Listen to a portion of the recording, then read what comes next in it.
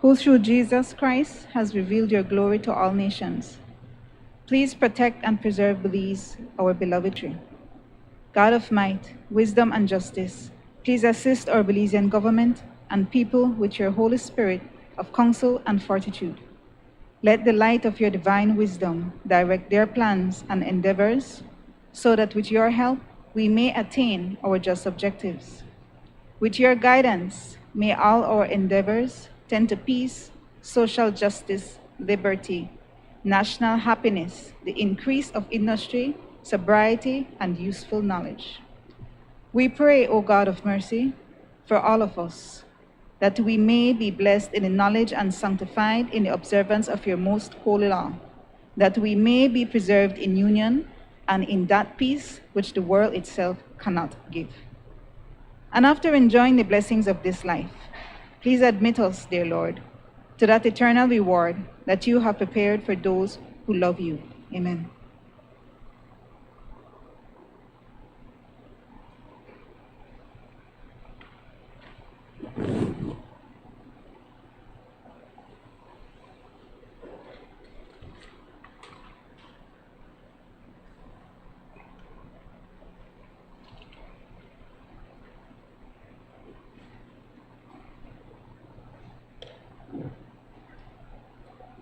Announcement by the Speaker.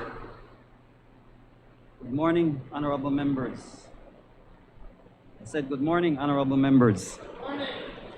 Good morning, Belize and beyond. For those of you who don't know, the Honorable Valerie Woods, Madam Speaker, along with the Deputy Clerk, Ms. Clarita Petch, is currently attending an open Parliament forum in Taiwan. They will also get to do an official visit with the President of Taiwan. Madam Speaker, we miss you, and we wish you and Ms. Petch safe journey back to Belize. Before we begin our meeting today, please allow me to remind you, honorable members, that we are in the Honorable House to take care of the people's business. So let's comply with Standing Orders 38, 5, and 6, which states, 1, that we should not impute improper motives to another member of either side of the chamber. We must call each other by the name of the electoral area for which he or she has been elected. Honorable members, let's refrain from using offensive or insulting language about other members. Let's remain focused and have a peaceful, productive day. Let's get it on. Papers.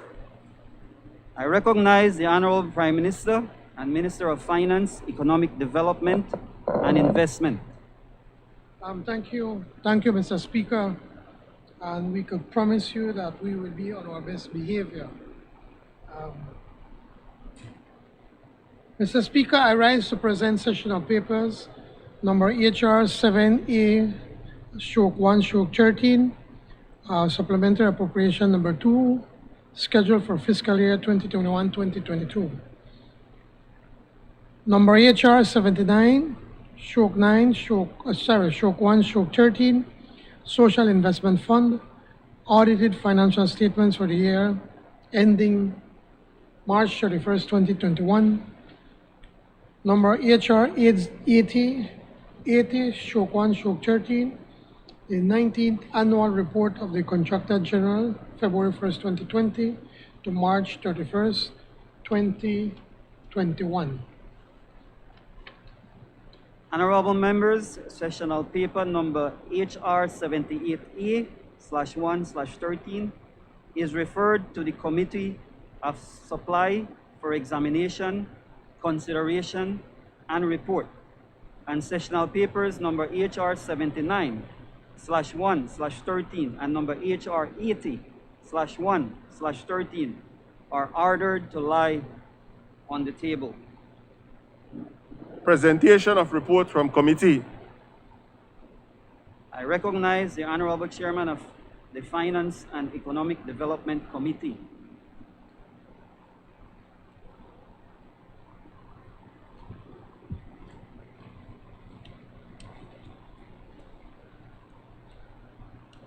Mr. Speaker, I rise to lay on the table sessional papers number HR 81/1/13, report from the Finance and Economic Development Committee on the Customs and Excise Duties Amendment Bill 2021.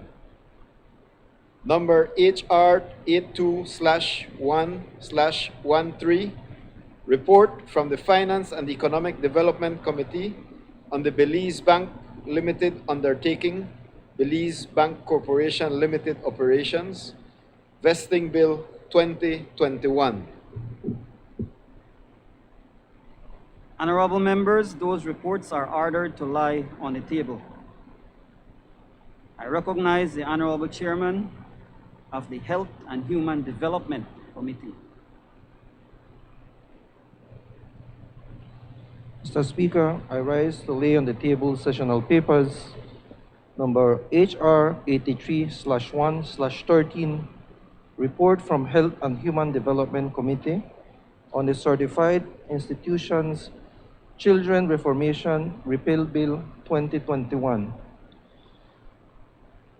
Number HR 84/1/13, report from the Health and Human Development Committee on the Families and Children's Amendment Bill 2021. Number HR 85/1/13, report from the Health and Human Development Committee on the Juvenile Offenders Amendment Bill 2021. Thank you. Honorable members, those reports are ordered to lie on the table. To Minister. I recognize the Honorable Honorable Member for Mesopotamia.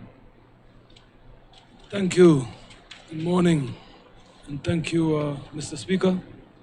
I'd like to take this opportunity to wish you and your family and the wonderful people from Belize Rural Central happy holidays.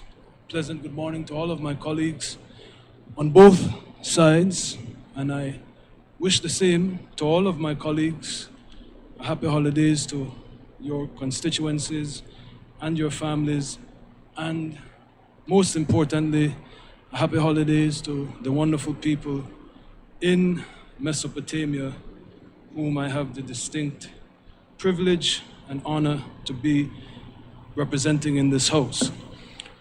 Will the Minister of Health and Wellness please tell this honorable House why a nationwide curfew is still being enforced despite the almost 50% of the population being vaccinated, despite vaccination cards and negative rapid tests being required for public officers to work and for private citizens to enter public buildings, despite the damaging impact to our economy, our financial and mental health.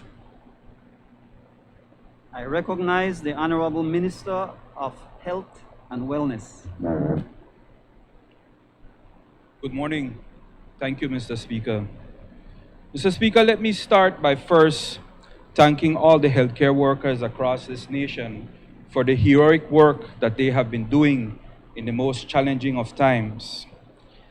As of today, Mr. Speaker, we have 578 reasons why we still have this very mild curfew in place. Mr. Speaker, we cannot continue saying that our fatality rate is too high, yet we want to do away with safety measures. When we took office, Mr. Speaker, we were dealing with the Alpha variant. At that time, the targeted population to be vaccinated was 70%. When the Delta variant came along, herd immunity and that 70% went through the door.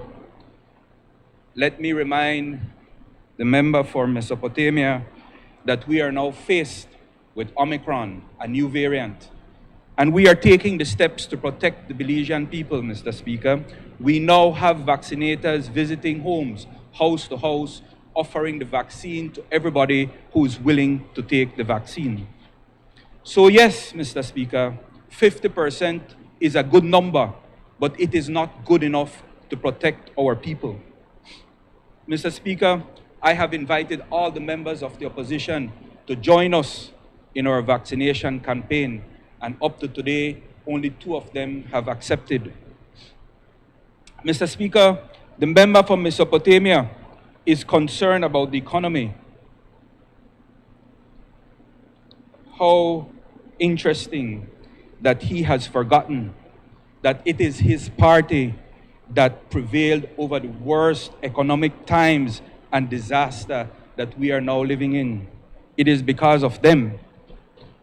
But not to worry, Mr. Speaker, this administration will fix it, and we have started.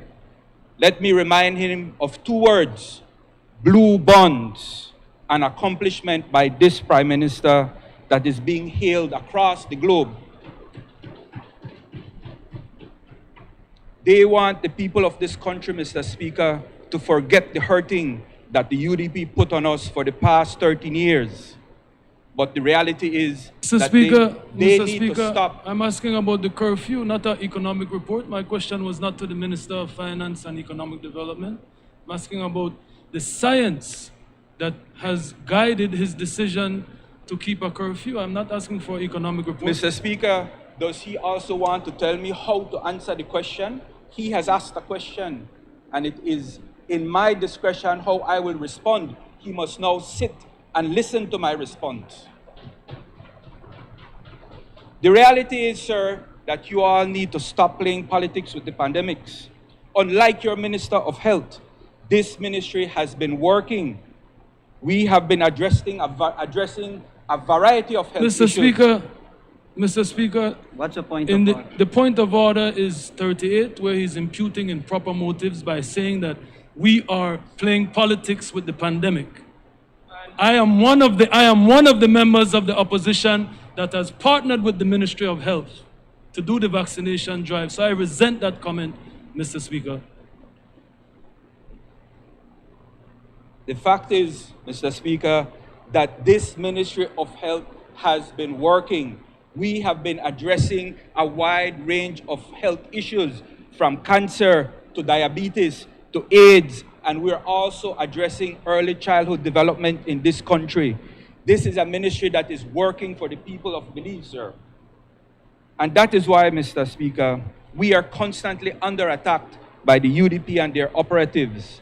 But no matter what, we will not be deterred to do the work that we were voted in to do. But I get it, Mr. Speaker. I get that their ranting and their raving is to try to have some relevancy, to try to become relevant to the people of this country. You see, Mr. Speaker, after 13 years of a disastrous administration, they have finally found Jesus, and now they have all the answers and are struggling for some relevancy. Well, good luck with that. You have another 20 years across the floor. Let me remind them, Mr. Speaker, that under their Ministry of Health, they were picking and choosing who would be tested. This government opened up testing across this country, and we have done hundreds of thousands of tests. This Ministry of Health is working despite all the undermining and despite, Mr. Speaker, all of the attacks. We have managed to control the Alpha variant, and because of the commitment and hard work of our healthcare workers, the commitment and the cooperation of the majority of the Belizean public, and the healthcare measures, the public health measures that we have put in place, Mr. Speaker, we are now bringing the Delta variant under control. Look at the numbers, look at our reports. We are heading in the correct direction. Mr. Speaker, if they want to say something to the Belizean people, I invite them to tell the Belizean people about the 5 containers of expired medication that accumulated under their watch. Let them tell the Belizean people about that. Let them tell the Belizean people about the broken down hospitals that they left behind. But not to worry, sir. This government is committed to fixing it. Mr. Speaker, it is easy when you are traveling in first world countries to get complacent and forget the seriousness of the COVID tsunami that has engulfed us along with the rest of the world. But we cannot allow pandemic fatigue to cloud our judgment and ignore the public health measures that have proven to work. In closing, Mr. Speaker, let me invite all those Belizeans who have not yet gotten vaccinated to do so now. We have a new variant at our doors, and the vaccine continues to be our best defense, and that, along with our public health measures, is the way to confront this new variant. Thank you, Mr. Speaker. Mr. Speaker, I have a follow-up question, if you would permit me. I recognize the honorable member from... My follow-up question is, Honorable Minister of Health, besides that hyperbole political speech, could you please tell me the science that guides all that you just said right there? What science are you relying on, Honorable Minister? Member of Mesopotamia, I think you forget, sir, that the science that guides our decision has an input from one of your representatives on the COVID team. So I don't know what you're talking about, sir.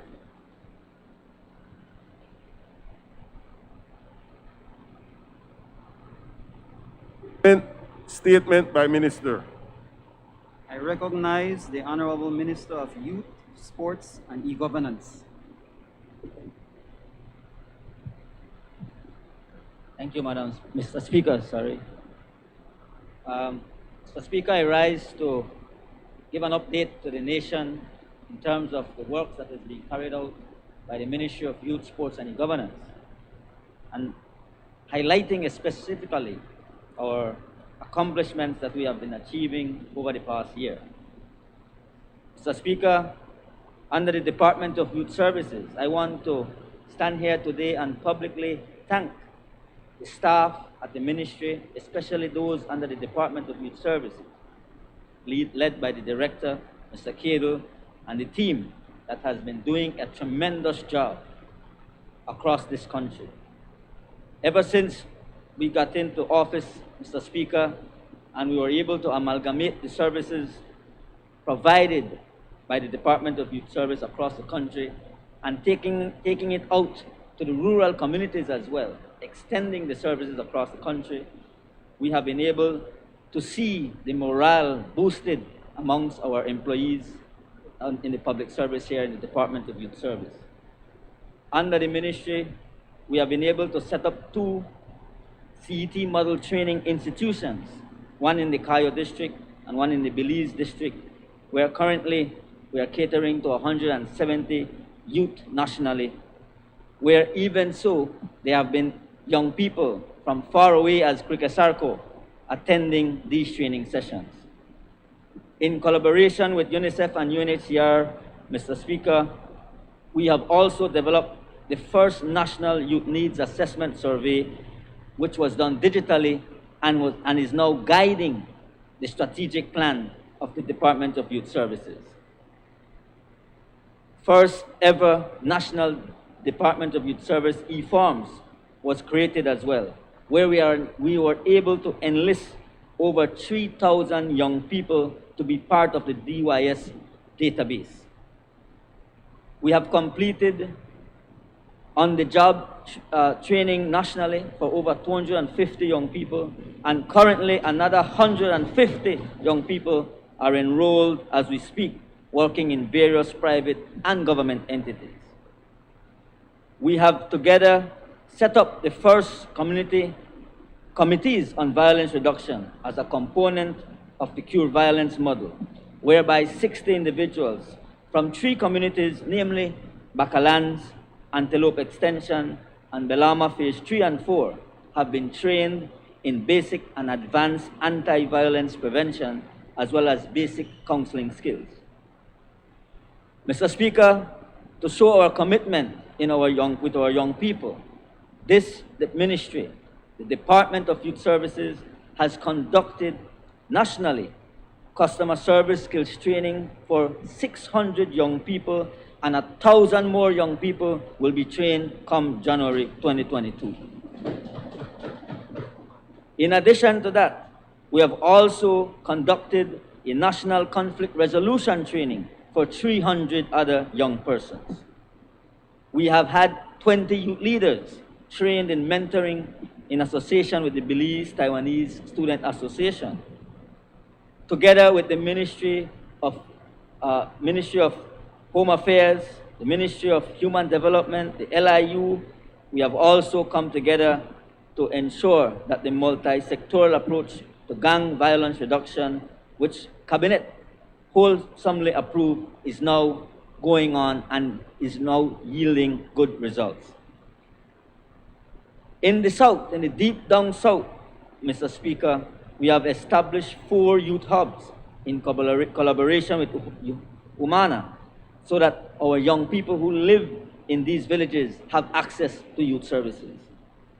We have been the first country in the Caribbean and the second in the Commonwealth to establish a youth mainstreaming, who I also want to thank our Prime Minister and my Cabinet colleagues for endorsing this achievement. Mr. Speaker, over this past year, we have assisted through the Department of Youth Services 150 youth to be enrolled at the tertiary level, both associate's and bachelor's degree. I want to as well single out the Minister of Education, who has been there supporting our ministry day in and day out. So I want to thank you publicly again, Minister Fonseca. Earlier this year, we established a MOU to allow over 5,000 young people to access online trading skills, which that program will be rolling out come January 2022. We have also established the training of 1,000 youth in graphic designs, which will also commence in January 2022. And we provided the training for 35 youth providers in gang prevention training. And as I mentioned, we have now developed the first youth mentoring training manual for youth service providers in Belize. Mr. Speaker, as you're aware, our ministry also has the responsibility for e-governance. And I want to raise today to inform the public that the ministry, through its e-governance and digitalization unit, has successfully completed the development of Belize's first National Digital Agenda 2022-2025. This journey, Mr. Speaker, began 6 months ago with the full establishment of the e-governance and digitalization unit, with the mandate to charter a new path for the adoption of technology at all levels of society. For far too long, our citizens have faced challenges in accessing efficient services from government. Today, we can safely say that with the completion of the National Digital Agenda, our government is committed to meet those needs. With the support of the Inter-American Development Bank, the unit has collaborated a plan of action for the next 4 years that will address key areas from digital infrastructure and connectivity to innovation, open government, and cybersecurity. This plan, Mr. Speaker, represents a successful partnership among government actors, development professionals, policymakers, and private sector stakeholders in clearly identifying the challenges we face and chartering a new era for a digital government. The pace of technological change in the digital economy continues to challenge governments. More connected and informed citizens and businesses have rising expectations about public service quality and convenience, and demand more inclusive and transparent decision-making. The government of Belize, Mr. Speaker, through the Governance and Digitalization Unit, is building the strategic capacities to plan, steer, and implement the use of digital technologies. Innovative and more collaborative ways are being identified to meet these expectations in the context of scarce budgetary resources. Hence, the public launch of the National Digital Agenda on December 6th signifies the start of a new journey of our country towards a digital nation. The National Digital Agenda is the strategic plan and framework for the Belizean government to achieve complete inclusion and digitalization to transform the public administration and the society itself. This plan, Mr. Speaker, will entail the digitalization of public service and utilization of ICT as a core element in public administration to create public value. Furthermore, it highlights the need to strengthen the enabling environment and public governance to achieve a more open, efficient, and effective government. With the successful implementation of the plan, we will be able to respond to ever-changing challenges as one government. Digital transformation is part of this government's process to increase our productivity, competitiveness, and economic resilience by reducing bureaucracy, improving the ease of doing business, and becoming closer to our citizens. Therefore, the Ministry, the Department of E-Governance, invite all Belizeans and development partners to join us on Monday, December 6th at 10 a.m. on the Ministry's Facebook to celebrate the unveiling of the National Digital Agenda. Let's together achieve our vision. I thank you, Mr. Speaker.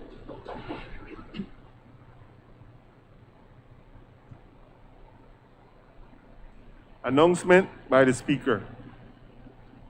Honorable members, with the consent of the House, I propose to vary the order of the sitting today to allow the introduction of bills at item 12 on the order paper to be taken after the Committee of Supply at item 14.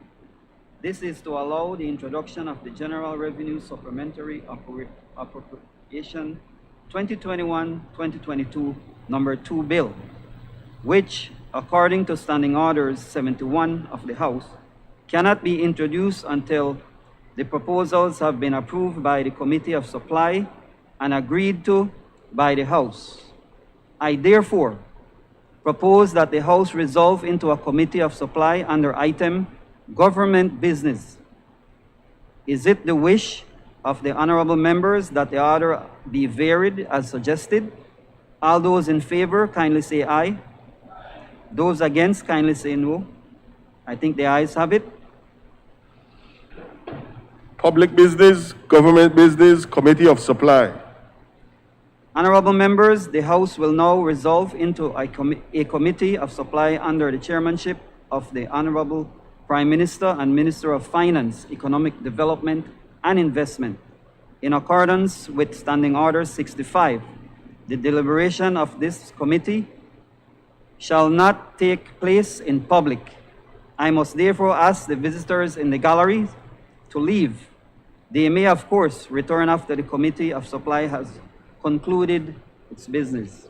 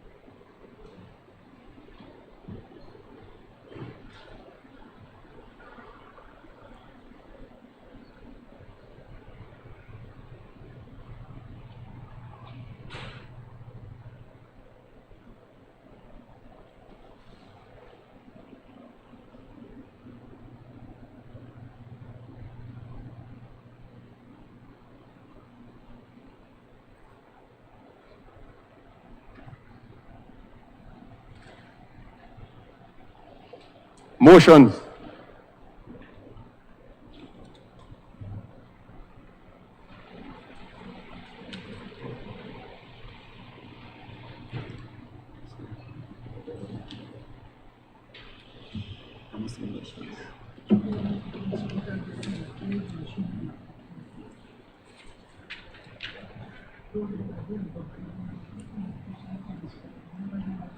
I recognize the Honorable Prime Minister and Minister of Finance, Economic Development and Investment.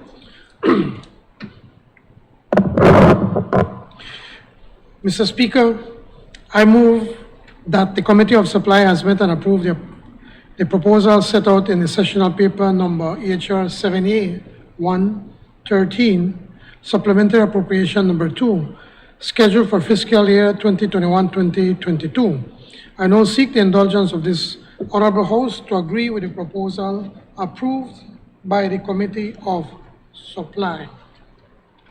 Honorable members, the question is, be it resolved that the Honorable House agrees with the proposal approved by the Committee of Supplies for supplementary appropriation number 2, scheduled for fiscal year 2021-2022 motions. All those in favor kindly say aye. Those against kindly say no. I think the ayes have it. I recognize the Honorable Prime Minister and Minister of Finance, Economic Development and Investment.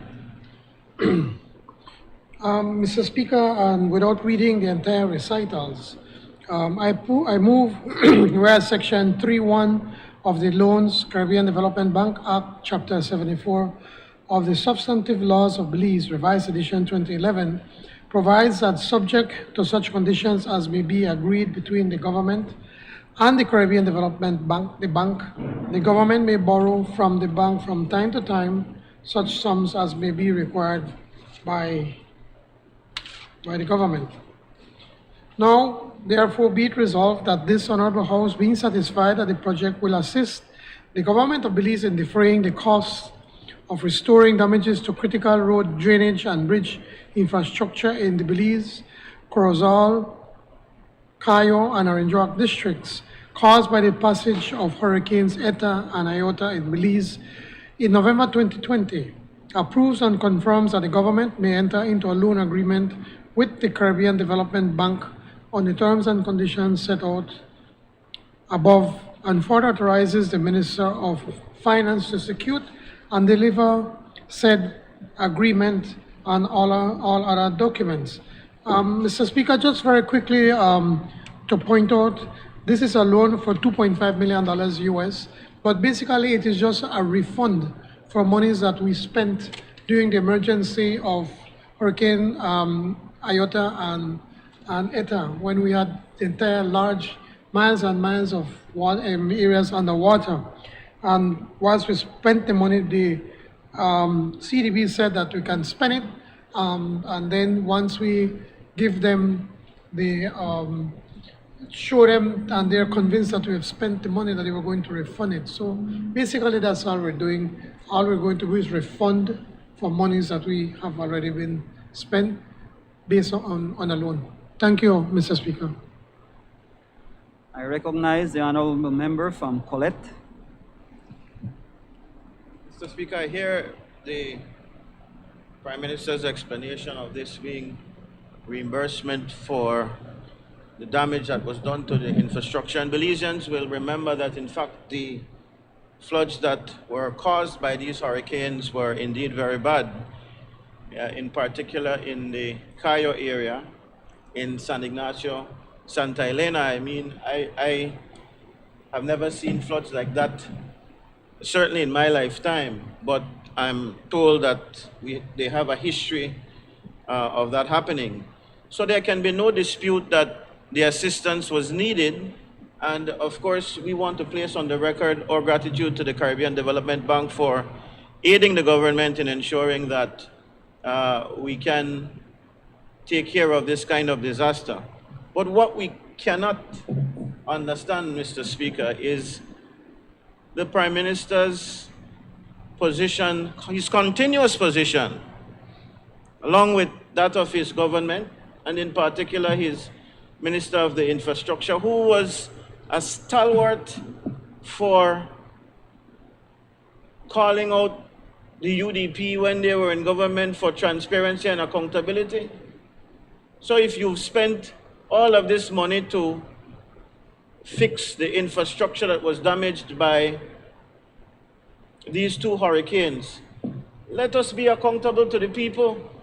You know, I was reminded by Jules Vasquez's Uncut that he had once visited the shore and promised that he would give all the contracts, all who received what contracts under these assignments. This is one of them, certainly. They spent far more than the 5 million Belize dollars that we have gotten from, or we are getting now to replenish the money from the Caribbean Development Bank. But the Belizean people want full transparency. And before you get up and pontificate and talk about what the UDP did, this is why they voted you in, you know. Because you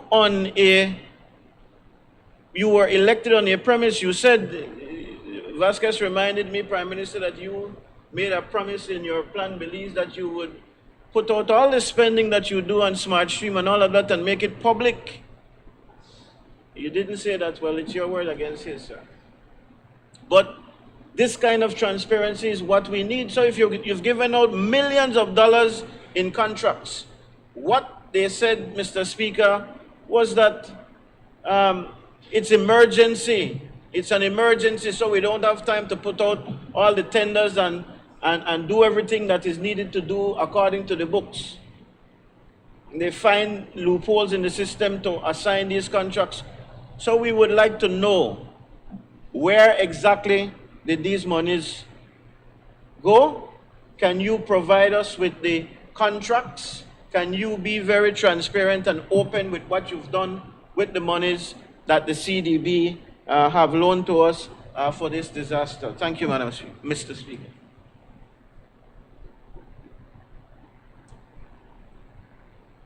Mr. Speaker. I recognize the honorable member from Cayenne. I had promised Mr. Speaker, the Prime Minister, that I wouldn't speak today. My apologies, Prime Minister, I will break my promise.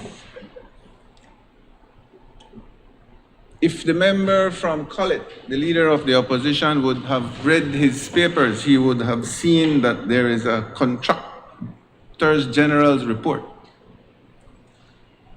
I am assuming, leader of the opposition, that you have not read that report. Because in that report, the Contractor General speaks highly of the Ministry of Infrastructure Development. The Contractor General signals us out that we were one of the ministries that provided him with every detail upon his request.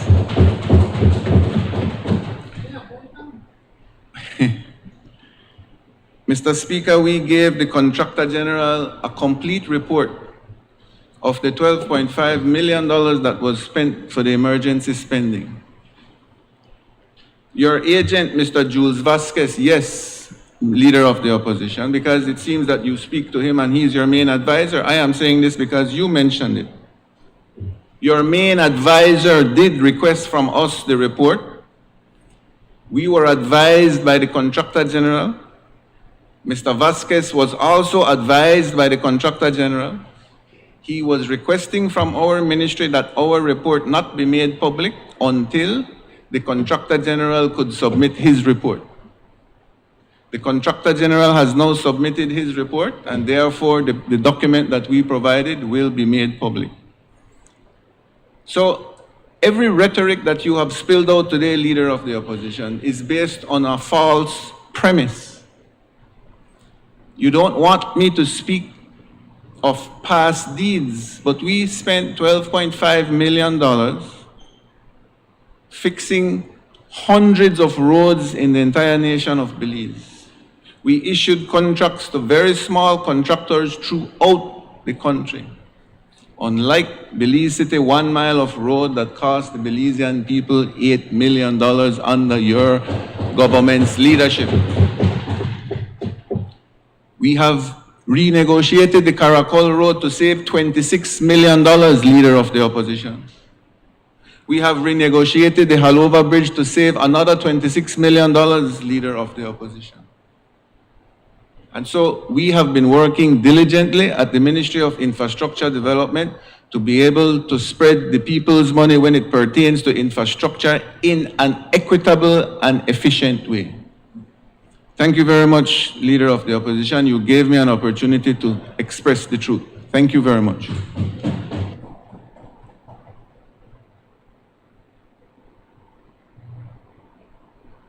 I recognize the honorable member from Orange Walk Central, Prime Minister. Mr. Speaker, let just me remind one name, Emer Hernandez, about $250 million worth of work, of substandard work. And then you want to talk about policemen. Mr. Speaker, I seek the indulgence of the Honorable House to have this motion taken through all its stages this day. Honorable members, that motion is referred to the Finance and Economic Development Committee for examination, consideration, and report.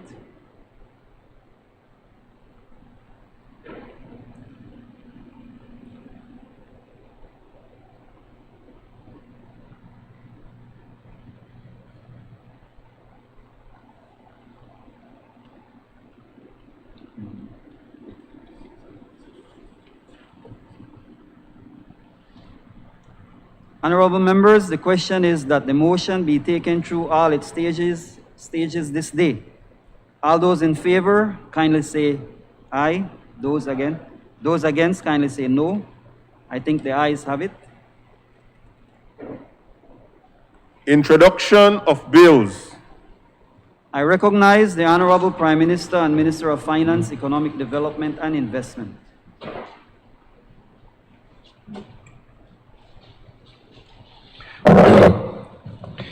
Mr. Speaker, I rise to introduce and move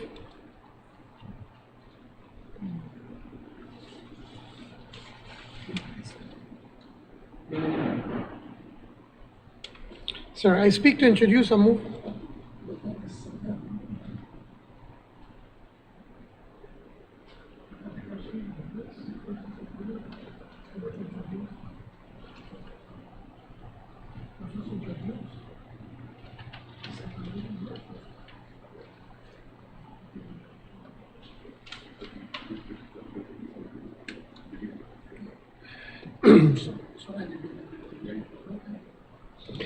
Yes, Mr. Speaker, I rise to introduce and move the second reading of a bill for an act to appropriate further sums of money for the use of the public service of Belize and for the financial year on the 31st of March 2022.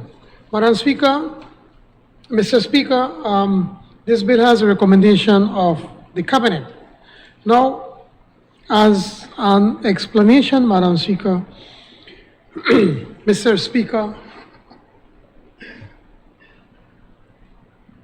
over the past year, this administration has been faced with monumental challenges never before placed by any other administration before or after independence. Perhaps those on the other side may not want to hear yet again, but it bears repeating. Our country was burdened by $4.2 billion in loans. We were borrowing at a pace of $1 million a day. 70 cents of every dollar were being spent on wages and pensions.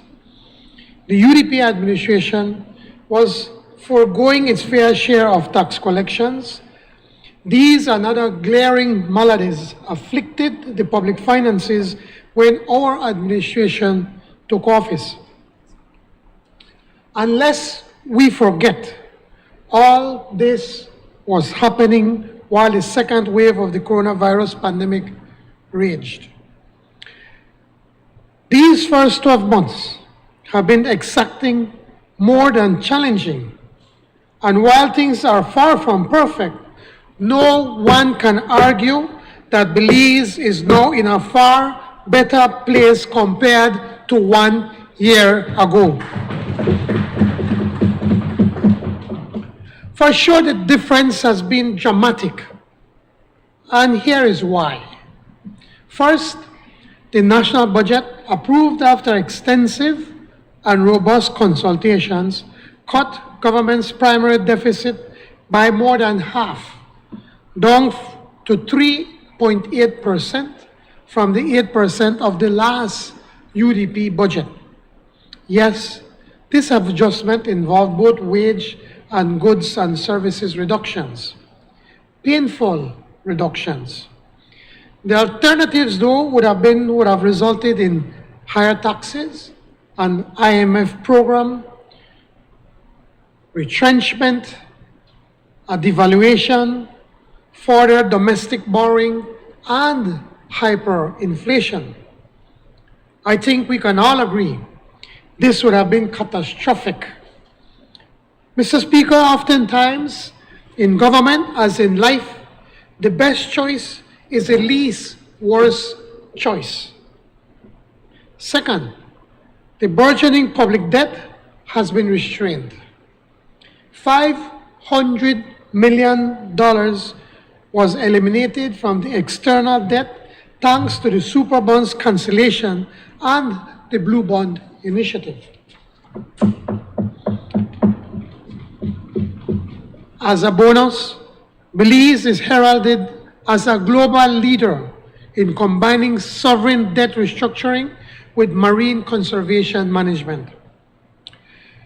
We also secured a principal repayment moratorium from Taiwan for immediate and substantial cash flow relief. Third, our budget did not disseminate capital spending.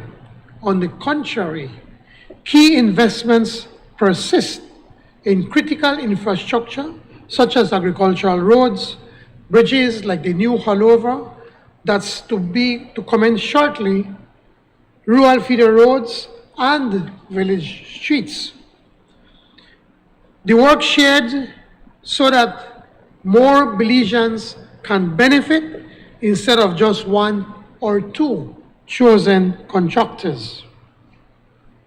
Fourth, economic confidence has come back. US dollar holdings in the banking system are at their highest in over 6 years. The CBB, or the Central Bank of Belize, reserves have climbed to over 5 months of imports, and investment opportunities are generating domestic and international excitement. Following from a roaring second quarter with over 22% economic growth, the economy grew by over 15% in the third quarter this year. And we all recognize that the third quarter is usually the slowest quarter of the year when tourism is down, agriculture is down. But despite all of that, because of the work that the People's United Party government has been doing, even on the third quarter, we had 15% growth, Mr. Speaker. This has generated over 23,000 jobs in September 2020 and bringing down the unemployment rate to single digits at 9.2%. Checks the stats, Mr. Leader of the Opposition, and you will see that this is the lowest levels in almost 5 years. Exports also grew by 29% in this third quarter. Optimism may not yet have permeated in every corner of our economy, but it surely is mainstream and with evident results. These results, engineered through difficult decisions, would have not been possible without the support of the people of Belize, hesitant as perhaps some support was lent. Of course, Mr. Speaker, the next chapter will not be breezy. It won't be that easy. Belize is not out of the woods. And I must be frank, more tough decisions lay ahead. Yes, the media figures are encouraging, but they are not truly representative of a permanent trend. Revenues have bounced back from their COVID lows, but among other things, when the borders are eventually opened, these revenues may not be as good.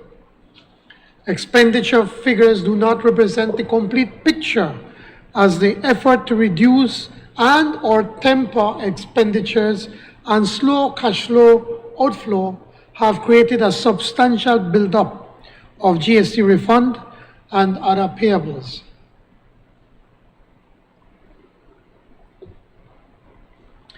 These payables will need to be paid up over the remainder of the fiscal year. Pre-existing commitments also remain. Interest payments have been kept to a minimum, as no interest was paid on the super bond this year, nor on CDB loans for the first half of this year. This will not be the case in the second half of this fiscal year, as payments under the blue bond and the CDB loans will have to be made. Capital spending has been depressed due to budget execution delays, but will pick up pace. And our people, rural and urban alike, are clamoring for educational opportunities as they deserve it. They are clamoring for safer neighborhoods, and they deserve it. They are clamoring for clinics and medicines and continuing efforts in connection with COVID, and they deserve it. Clamoring lighting and water supplies, and most urgently, a reconstructed social safety net that softens the rough edges of the market economy, and they deserve it. They are clamoring for all this because they watched as the UDP wasted $600 million in oil reserves and $500 million in Petrocaribe dollars, while they got poorer, and so they are tired of waiting. So targeted capital spending, incrementally increasing as our recovery allows, will continue to be critical. It is through these lenses that we seek authorization for additional supplementary appropriations in connection with this fiscal year 2021-2022, prudently targeted to these needs and demands. From recurrent and domestically sourced capital to expenditures, we ramped up our social safety net efforts through almost $6 million in supplementary appropriations as follows. One, an additional $1 million to double up direct food assistance from the Ministry of Human Development. Two, $300,000 towards a small grants program conducted by the Ministry of Tourism to support small tourism businesses. Three,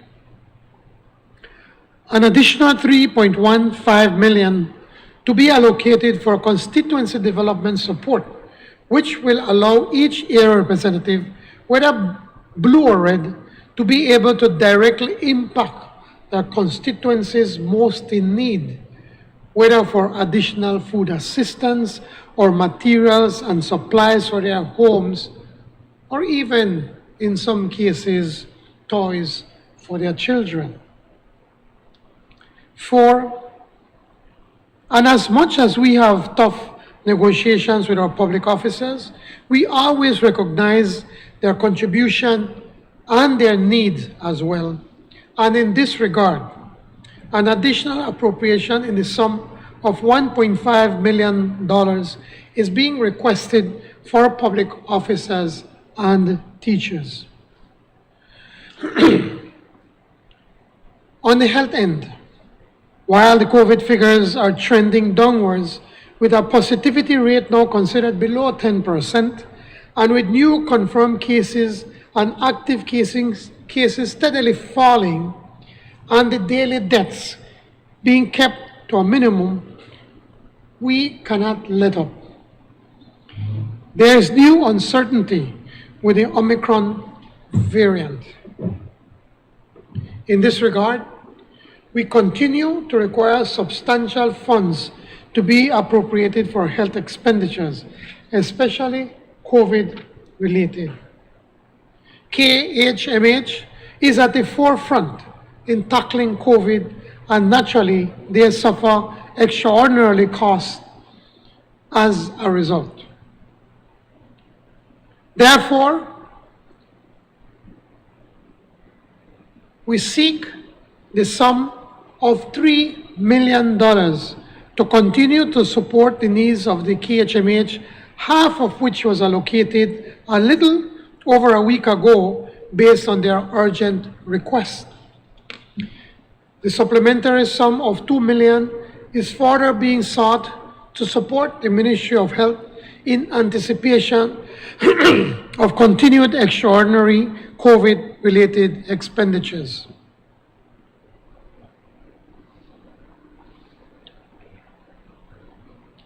On citizen security, apart from new crime reduction efforts being undertaken through employment based on the last supplementary appropriation of $1 million for Ministry of Home Affairs, $1.5 million will be additional required by the ministry to support the Colby Foundation's operation of the Hattieville prison, the contract for which has been renegotiated to ensure the prison would be well managed.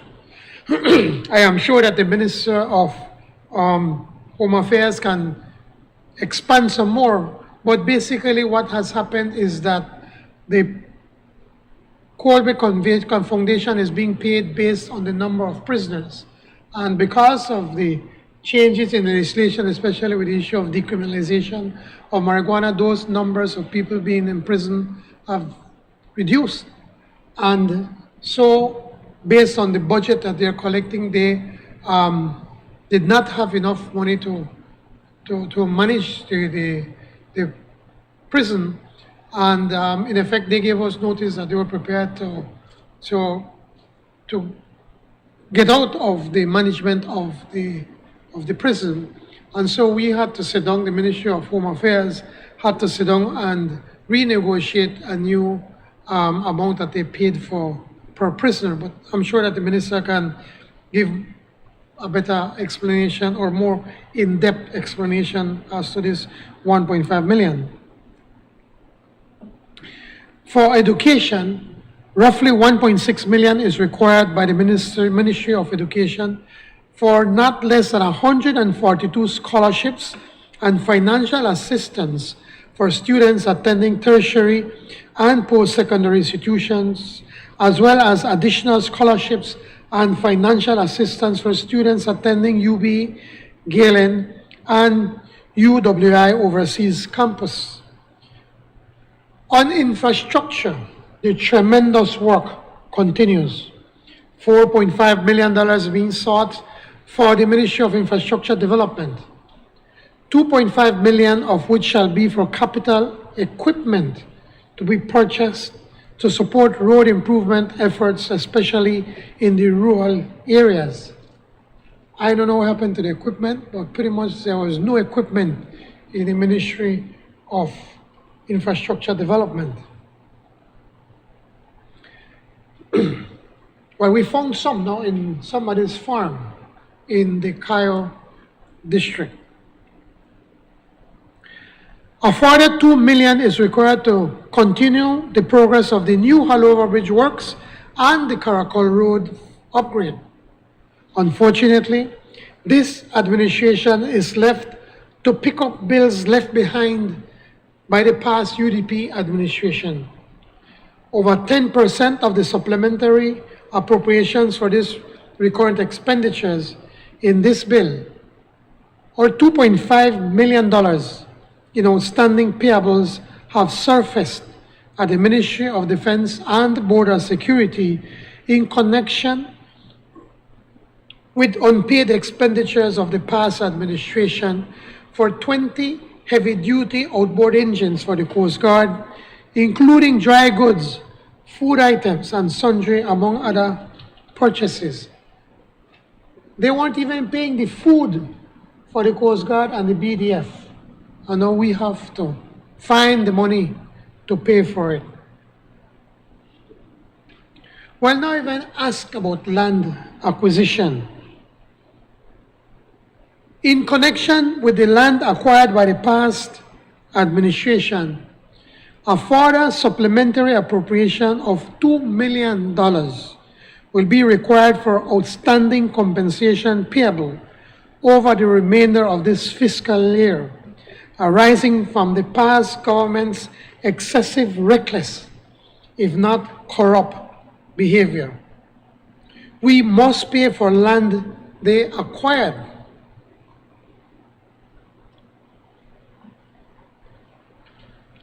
How much did they pay for the land in Belama 5, phase 5, phase what, 5, phase 5?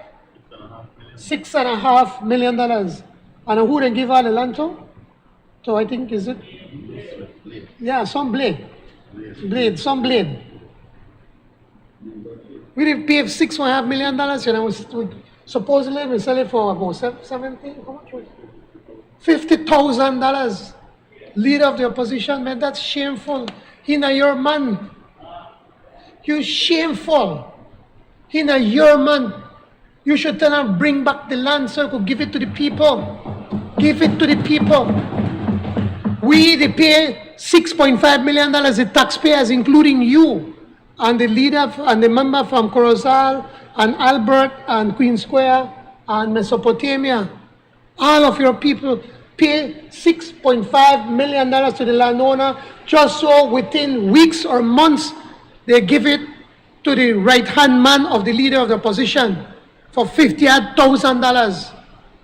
They are supposed to bring back that land so that we can give it to the rightful owner, which are the people of Belize, Mr. Speaker. First of all, Mr. Speaker, What is your point of order? You are completely. What is your point of order? You are completely wrong. What is your point of order? completely wrong. When you get up to Mr. debate, Speaker, then you could clear it up. Mr. Speaker, I am not yielding, Mr. Speaker, Mr. Speaker, unless on a if he point of makes a order. point of order, I It am is a not point of yielding. order. He can speak when his turn Mr. comes. Speaker, Honorable Leader of the Mr. Speaker, Opposition. on a point of order. My point of order is that the Prime Minister has gone off the topic. He's speaking about acquisitions. The supplementary speaks about acquisition. The portion of land which the Prime Minister speaks about is not acquisition, you know. It is acquisition. It is Mr. not. Speaker. First of all, that's not a point of order. Madam, It's not Mr. point of order Speaker, because here we if are you're- now if- having if- to if come the to this line item house. on the- If you were to sit for me to If the explain, line item is acquisition and you're talking about acquisition, and you're using an example that has nothing to do with it obviously acquisition. does. Mr. Speaker, the problem we're having right now, that this government, for this year, how much you have to pay? 24 million? This year, we have to pay $24 million in acquisition. When I was a Minister of Natural Resources, in the 9 years that I was there, we paid during my time, less than $30 million in 9 years. Right here now, in this 1 year, we have to pay $24 million. Why? Because the previous government signed contracts with these people that they will be paid. And if we don't pay them, they have cheated us. And tell me they can with a court. And there's a contract, so I have to pay it. We don't want to pay, but we have to because they signed contracts with these people. And part of that acquisition was land in the Belama Phase 5, where we are paying the landowner $6.5 million. And most of that land, if not all of that land, went to Roosevelt's Blades. And he paid the government a little over $50,000. Why aren't you upset over that? It's the truth. Am I lying? It's the truth. And now the gentleman now, guess what? He want to make them compensate him $5 million. $5 million, that's what they asked. So now today, we have to come and ask the National Assembly, this honorable house, including the members of the opposition, to approve $2 more million so we could get to the $24 million that the UDP signed that we are going to pay this year. And he asked about Andre Vega. We still refuse to bring back the $400,000. But we can get back that $400,000. Trust me on that one. On CAP 3, the disbursement of $1.3 million is being recorded under a CDB loan for interest that was not paid but agreed to be borrowed to be paid back to CDB under the past administration. Basically, what was done back then, at CDB said, okay, I will lend you the money so you could pay me my interest. Help me, just lend me money so you could pay them. And that is this 1.3 million is all about. A further $375,000 or so is cumulatively required by both the Office of the Director of Public Prosecution and the Attorney General's Ministry to rectify a wrong done to Crown Counsels and other legal officers under the past administration. I wish that the President of the Public Service Union would leave his politics aside for once. We know he's a UDP. We know he was brought into government by no other than Gaspar Vega. And we know that he continues to do the work of the UDP, not the union. Because if he would have sat down with the Attorney General or with the Solicitor General or with anybody in that department, he would realize that all we are doing is to correct something that was overlooked by the Ministry of Finance under the former Prime Minister. All we're doing is to rectify a wrong, whilst at the same time accounting for and applying the 10% salary reduction. They still got their 10% reduction, but what happened is that over the years, Mr. Speaker, when the public officers were receiving salary increases in 2014, 2015, 2016, 2017, 2018, because of a misrepresentation from the Ministry of Finance, they were not getting these raises. And these councils brought it up to the attention of the Attorney General, and they're saying, they said, some of them, as an attorney, they're getting paid, I think, about $40,000. And they're saying, we could go to the private sector right now and earn a lot more. All they were asking is that if we can bring them up to get what they did not get when the rest of the public service were getting. They still got their 10% cut. And I wish that the President of the Public Service Union would set aside his politics. And if he really wants to work with us, then he could come and sit with us and we'd explain to him what is happening.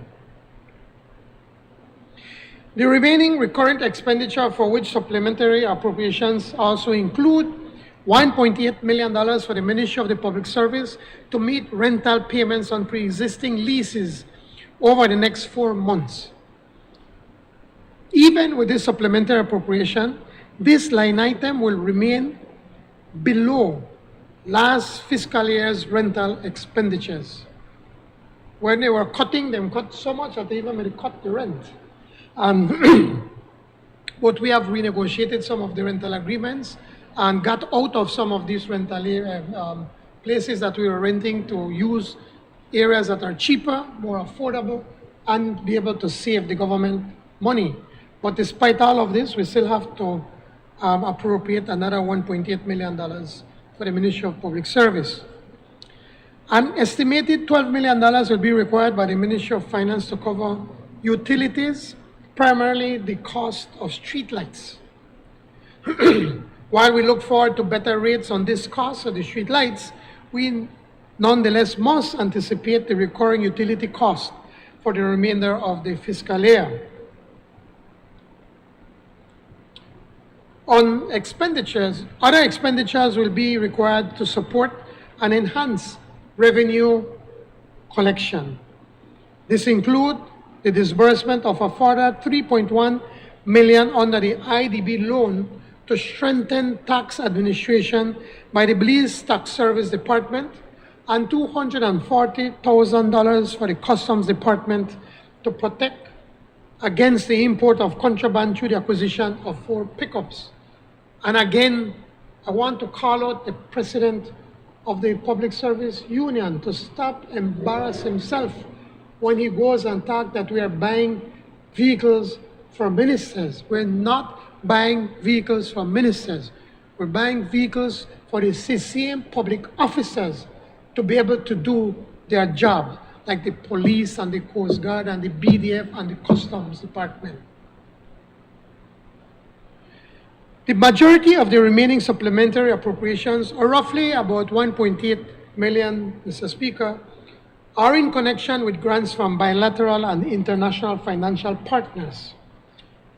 They include almost $700,000 from CABE to fight COVID, over $300,000 from the Republic of China, Taiwan, for the completion of the Belize motor vehicle registration and transfer system for the Transport Department, and other grants from UNDP, UNHCR, UNFPA, UNICEF, the Task Force for Global Health, International Organization for Migration, the World Bank, and the U.S. Embassy, among others, for various projects and initiatives. In total, recurrent expenditures add up to a little over $23 million.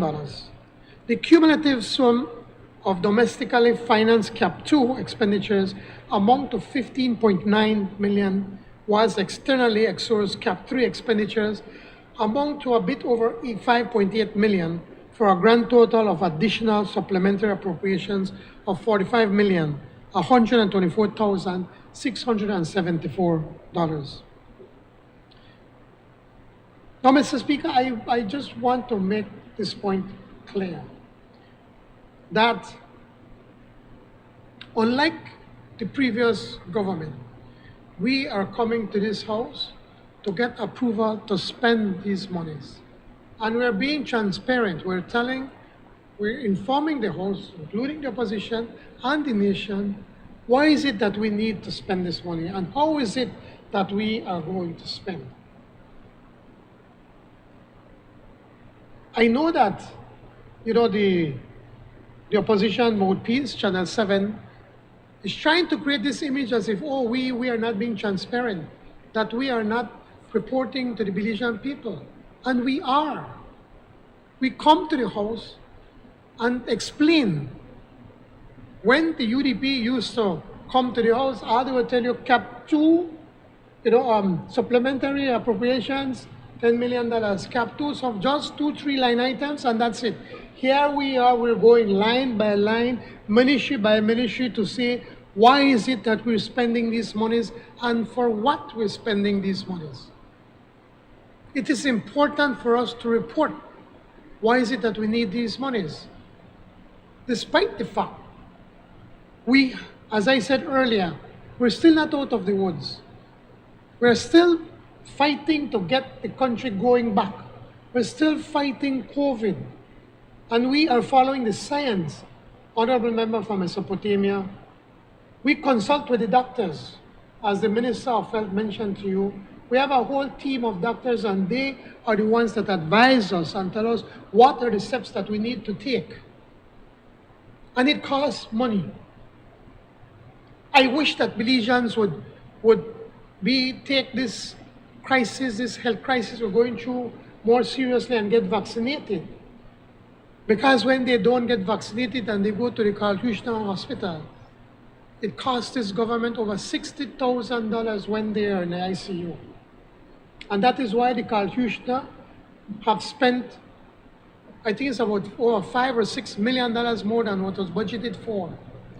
And today we had to come here under the recommendation and the guidance of the Minister of Health when he came to Cabinet and made the point that Carl Huchner has spent the monies that we're giving them every month, and that they're running out of money, and so that is a crisis situation, and that we had to approve another $3 million for them. It's still not enough, but it is something. The Minister of Health also for Carl Huchner had to come back for us to be able to pay overtime that the previous government did not pay to our frontline workers, to our health workers. And we're doing everything possible to be able to assist our frontline workers or to give them what they do deserve because they work very hard. But we also have to appeal to our people, go get vaccinated. By vaccinating, you not only protect yourself and your loved ones and your community, but you're also helping our frontline workers who are reaching to the point of exhaustion because they've been working night and day. Sundays, holidays, they don't have any breaks since March of 2020. Mr. Speaker, I take no pleasure in coming to the House and say that we have to spend another $45 million. But we have to get the work done. We promised this country that we are going to fix the economy and that we're going to make this country once again work for everyone. And that we're going to report to them how we are spending the money. And that is what we're doing today. That we come to the House, we put it to everyone, and that we could debate and hopefully approve. And I'm appealing to the opposition, if for once could leave their politics on one side and to join us in getting things right and to move this country together. Because when we move together, Mr. Speaker, everybody wins, Mr. Speaker. So I look forward to the support of this Honorable House for the due enactment of this bill, which has the recommendation of the Cabinet. Thank you, Mr. Speaker. I recognize the Honorable Leader of the Opposition, Member for Collect. Thank you very much, Mr. Speaker. Firstly, Mr. Speaker, let me place on record what seems to be now a usual complaint, and those on the other side of the House will, of course, say that it was the same when the UDP was in government.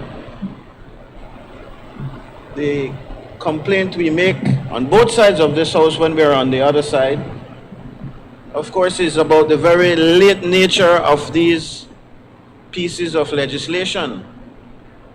I am certain that this appropriation bill, Mr. Speaker, has long been conceived by the Prime Minister and his team. And when the notice for the meeting for today came out, they knew well that this is something that they wanted to put on the agenda, but we did not receive it, Mr. Speaker, until late in the evening yesterday. And that spells to me the hope on the part of the government that we will miss certain things. In fact, the truth is that if we did not check emails after 5 yesterday, at the close of the day, after the close of the day yesterday, we would not have been cognizant of the fact of this new addition to the orders of the day. And I make the appeal again to the Prime Minister. You know, this kind of tactic was used very recently as well when we saw the blue bond and the blue loan come to this Honorable House, and the Prime Minister and his team was very cagey when they sent the documents to the National Assembly. Prime Minister tried to blame the staff of the National Assembly for omitting documents out of the package when he knew in fact that the package was not complete when they sent it. This, Mr. Speaker, spells that you're trying to hide something. And in the climate when we are seeking, as you know, Mr. Speaker, and the substantive Speaker, who is aware, is trying so desperately to try to fix the problems in this Parliament, Mr. Speaker, where we are transparent and we're open and everybody is given a fair chance so that we can make our arguments and let our voices be heard on behalf of our people, then this kind of practice, Mr. Speaker, ought not to continue, and I make the appeal to the Prime Minister, excuse me, to fix it. The Prime Minister boasts, Mr. Speaker, that, well, at least they are bringing these appropriations, these supplementary appropriations, before they actually spend them, or in some cases right after they actually spend them, and this was not done in the past. In fact, it was under the United Democratic Party administration that this correction started, and I remind them every chance that I get that there were meetings when we had to deal with supplemental spending that were from years back under the People's United Party that you never brought to this honorable house. It looks like you found religion now, and that is good. It is good that you have made changes that are positive.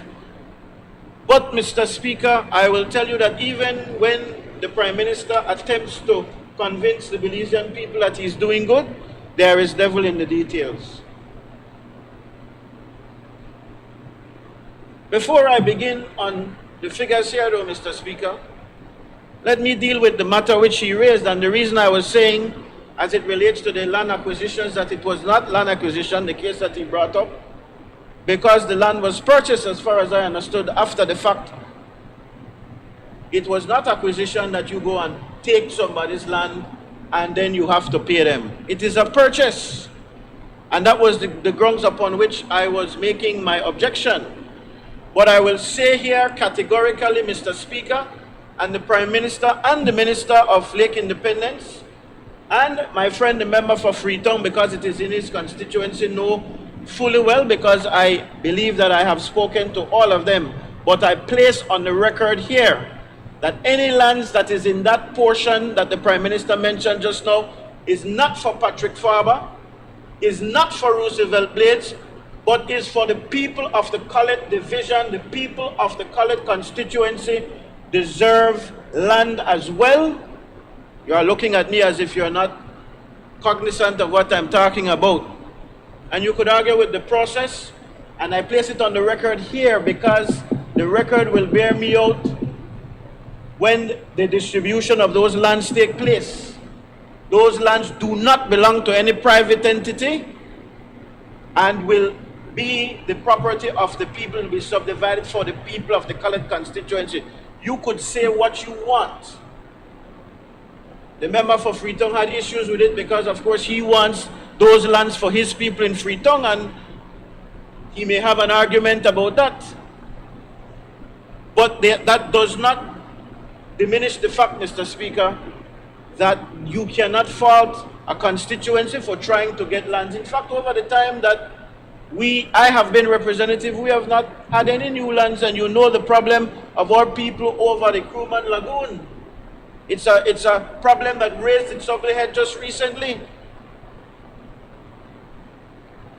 So you could get up in here and you could accuse me. You know, Mr. Speaker, one thing that I am very proud of in this honorable, they can't call my name in no land scandal and anything, you know. The Prime Minister ought to be careful because he has hundreds of acres given to him by the government.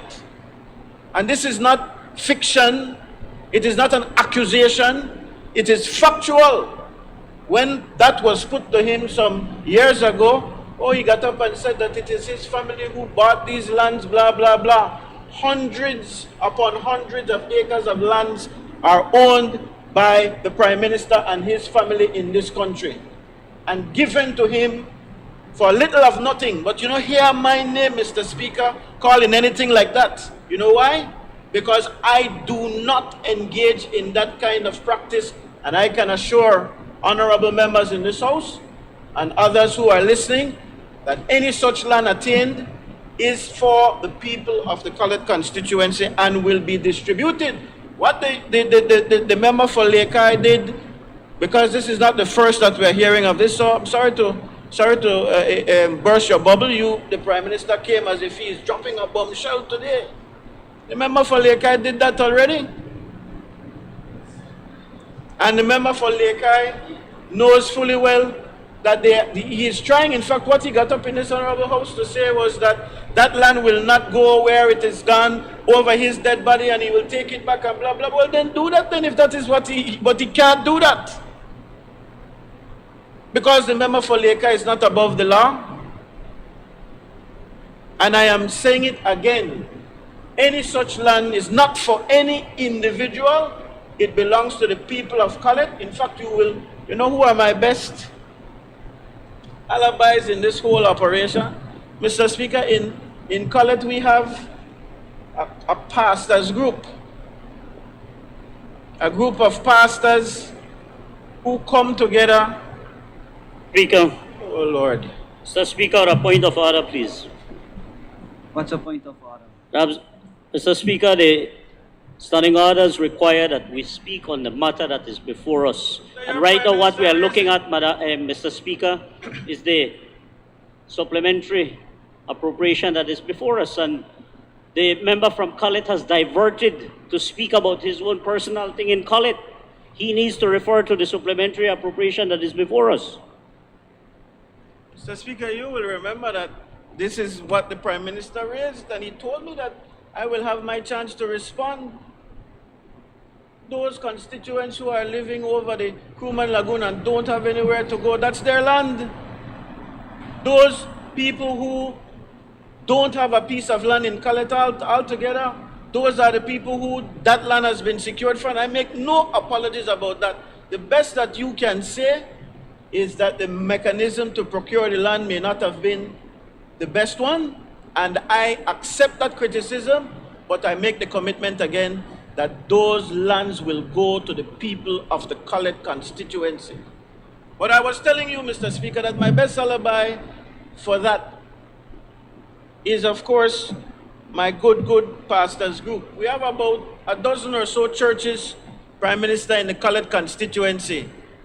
We have Hispanic churches, we have evangelical churches, we have the established churches, and we meet on a quarterly basis. And you will ask any of those 12 pastors, you can get the names from me, I'll be happy to give you. They meet with me on a quarterly basis, and in the meeting before the elections, I made full declaration of those lands and promised our church leaders in the constituency even lands to assist their churches. And in some cases, we had pastors who had not gotten a piece of land, and you know, that's a struggle for church leaders. You have to be comfortable to lead a flock. We made full declaration to our constituency. You can ask the constituents, because we had constituency meetings. So this is no secret deal.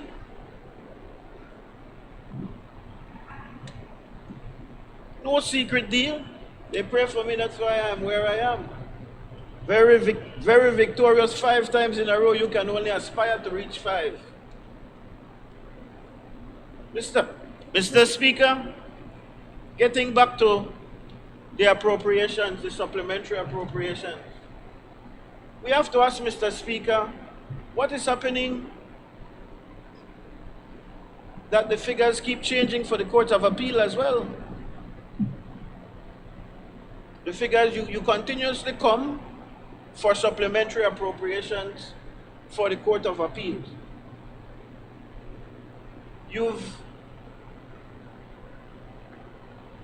You're asking for an additional 1.8 million for rent and leases for the Ministry of Public Service.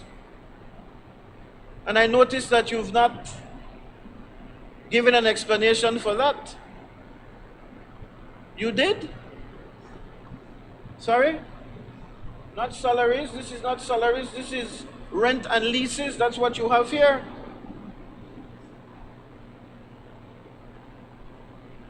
No, I'm talking about,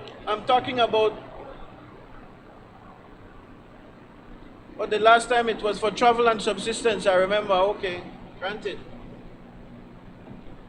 Rents and leases, $1.8 million for the public service. Mr. Prime Minister, so you are saying that you have increased rent of government offices. They are decreased. Well, you allocated $6.2 million, and here you are asking for an additional $1.8 million.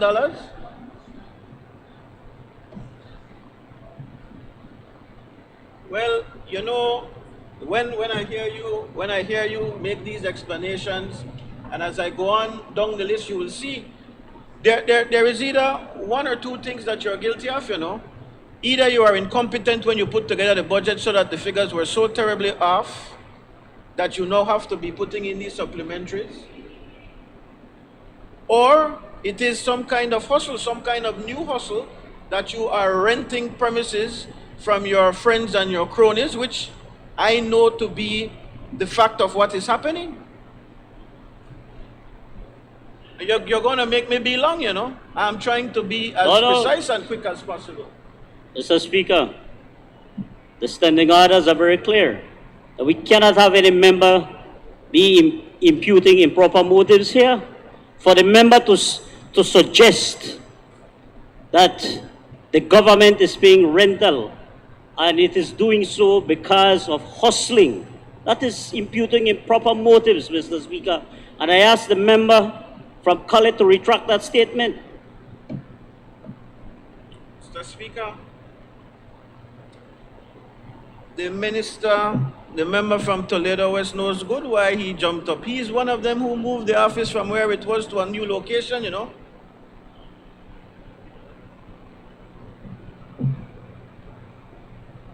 I am the only one who can deal with you.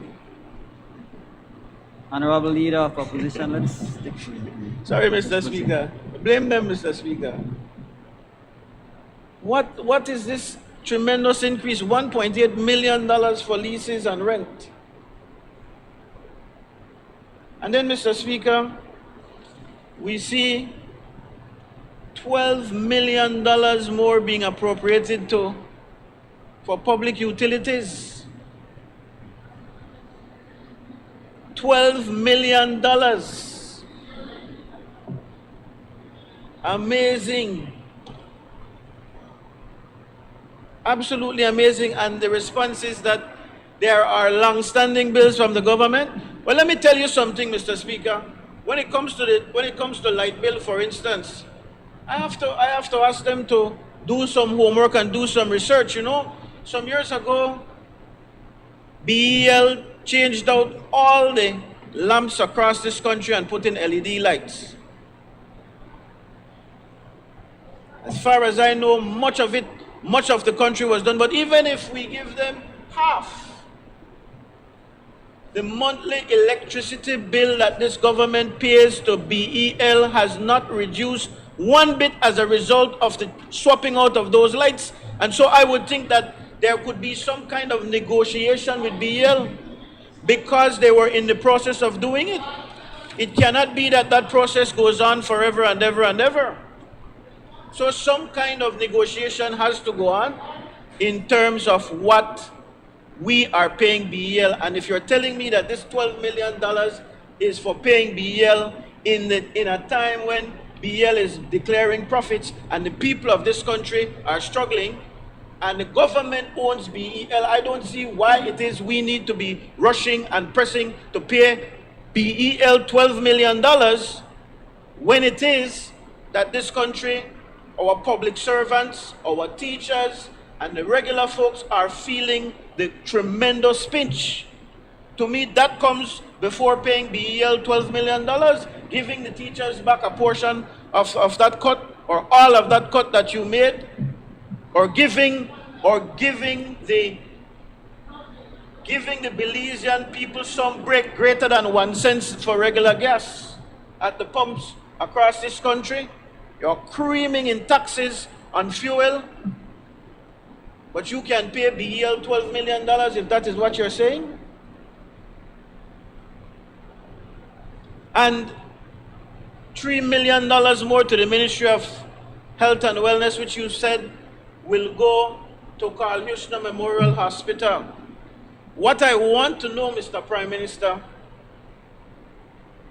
is if these monies are going to go to assisting those COVID patients with the right cocktails.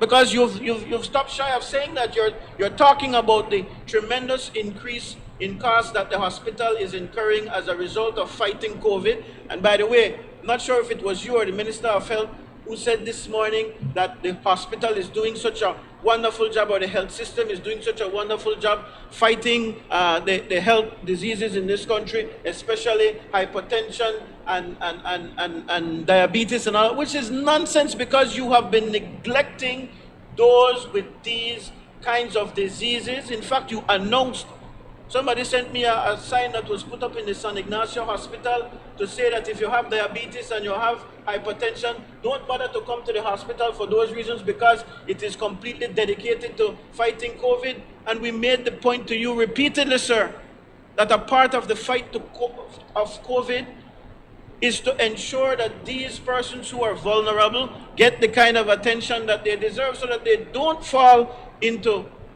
becoming COVID positive patients. And what you're not saying, well, let me leave that alone for now. Under the Ministry of Education, there is one heading here, training. And as Minister of Education, I know that's not where the scholarship monies are coming from. So this is an allocation of $1.584 million for training, according to your document here that you circulated. Yet your description is that it will be given to students who are studying at the universities and junior colleges, and also the University of the West Indies abroad. That is not where these monies come from, Minister. So what is it that you're allocating $1.58 million? So who is training? Scholarships and training are two different things, man.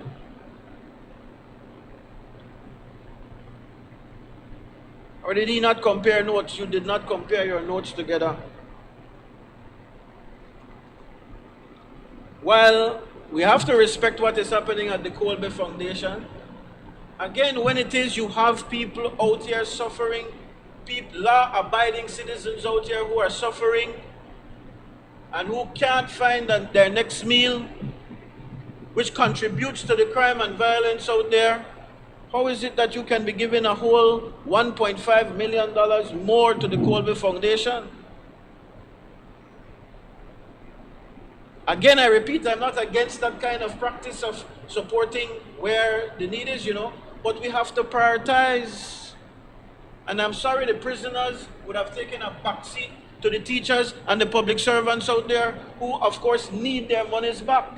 You pontificate, you talk how much the economy is rebounding and all of this, and yet you are squeezing and taxing the Belizean people, those law-abiding and those tax-paying citizens of this country.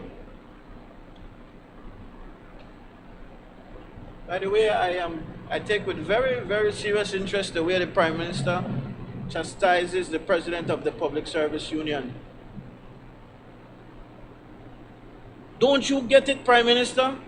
You cannot quarrel with these leaders. You have to work with them. And you might say, Faber, you want me to say that? Well, that is why we are on this side. You come in here and you attack. The President of the Public Service Union, when he made an appearance recently, spoke about increases to the Attorney General's ministry, and I see here that you have an increase of $147,000 for personal emoluments. My question is, Prime Minister, maybe it can, I don't know who represents the Attorney General here in this Honorable House, or maybe the member from Pickstock, who is the Minister of the Public Service, can give us a response.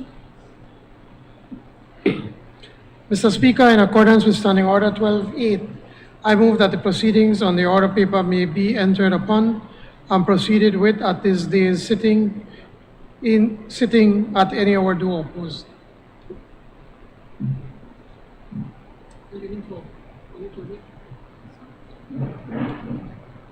The President of the PSU, Mr. Speaker. Honorable members, the question is that the proceedings on the order paper may be entered upon and proceeded with at the day's sitting at any hour through opposed. All those in favor, kindly say aye. All those against, kindly say no. I think the ayes have it.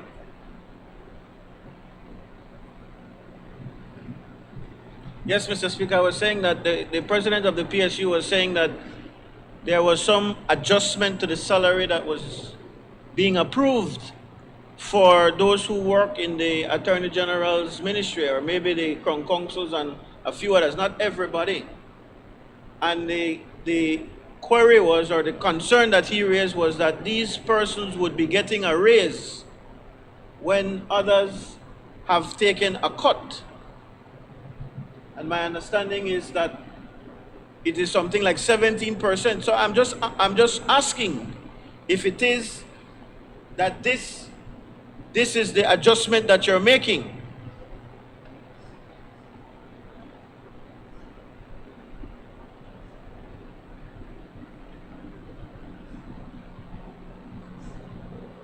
Okay. Okay.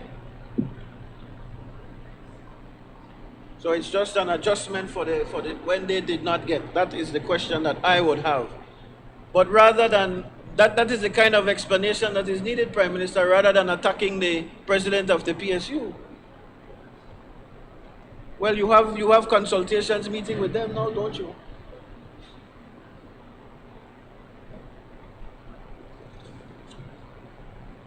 And then, Mr. Speaker, there is, of course, the supplementary constituency development monies. And I would have hoped that the Prime Minister would have given an explanation as to how this is to be done. Not to me, because I already got a bit of what he has said he intends to do with these monies. It's $3.1 million roughly. This is in addition to the $3.5 million that was asked for in the supplementary, I think in October, where the fund was developed. And so this 3.1 million is for December alone, for the Prime Minister's version of Christmas cheer.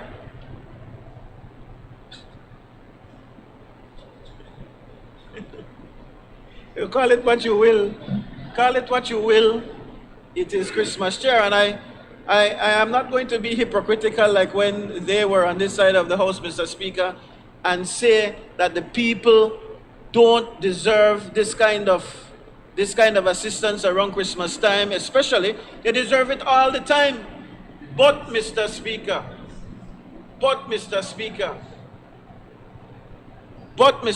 the truth of the matter is that these kinds of sweets to area representatives, and I say that because the power of these funds lie in the hands of area representatives, be they red or be they blue. They lie in the hands of the area representatives, and we know the politics that some area reps play. So that an area representative that receives this kind of sweet, if you will use it to reward his friends and punish his enemies. No, I am not in that category. You can ask anybody in the colored constituency, which is why I continue to win by the kinds of margins that I win by. We serve everybody. But we must, Mr. Speaker, point out that this is being done against the backdrop of saying to the teachers and the public servants that despite the hardships, despite the struggles, you are the ones, in fact, most of those teachers and public servants are those who are in vehicles as well and is paying the up to, what is it now, $12.50 almost in premium gasoline, and almost 11, close to $12 and regular gasoline. And you want the people to say thanks for the 1 cent reduction? But what is it that you're going to do for those people? And then this thing that you call a public officer and teachers recognition program that is 1.5 million.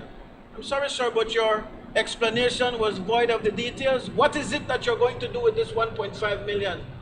How is it that you're going to stretch that? And who is it that you're going to give it to? Is this a reward for your friends in the public, who are public servants and teachers. You know, you have some who are supporters of the People's United Party. So why is it that you can't tell us the details of how this is going to work? Why? This is $1.5 million.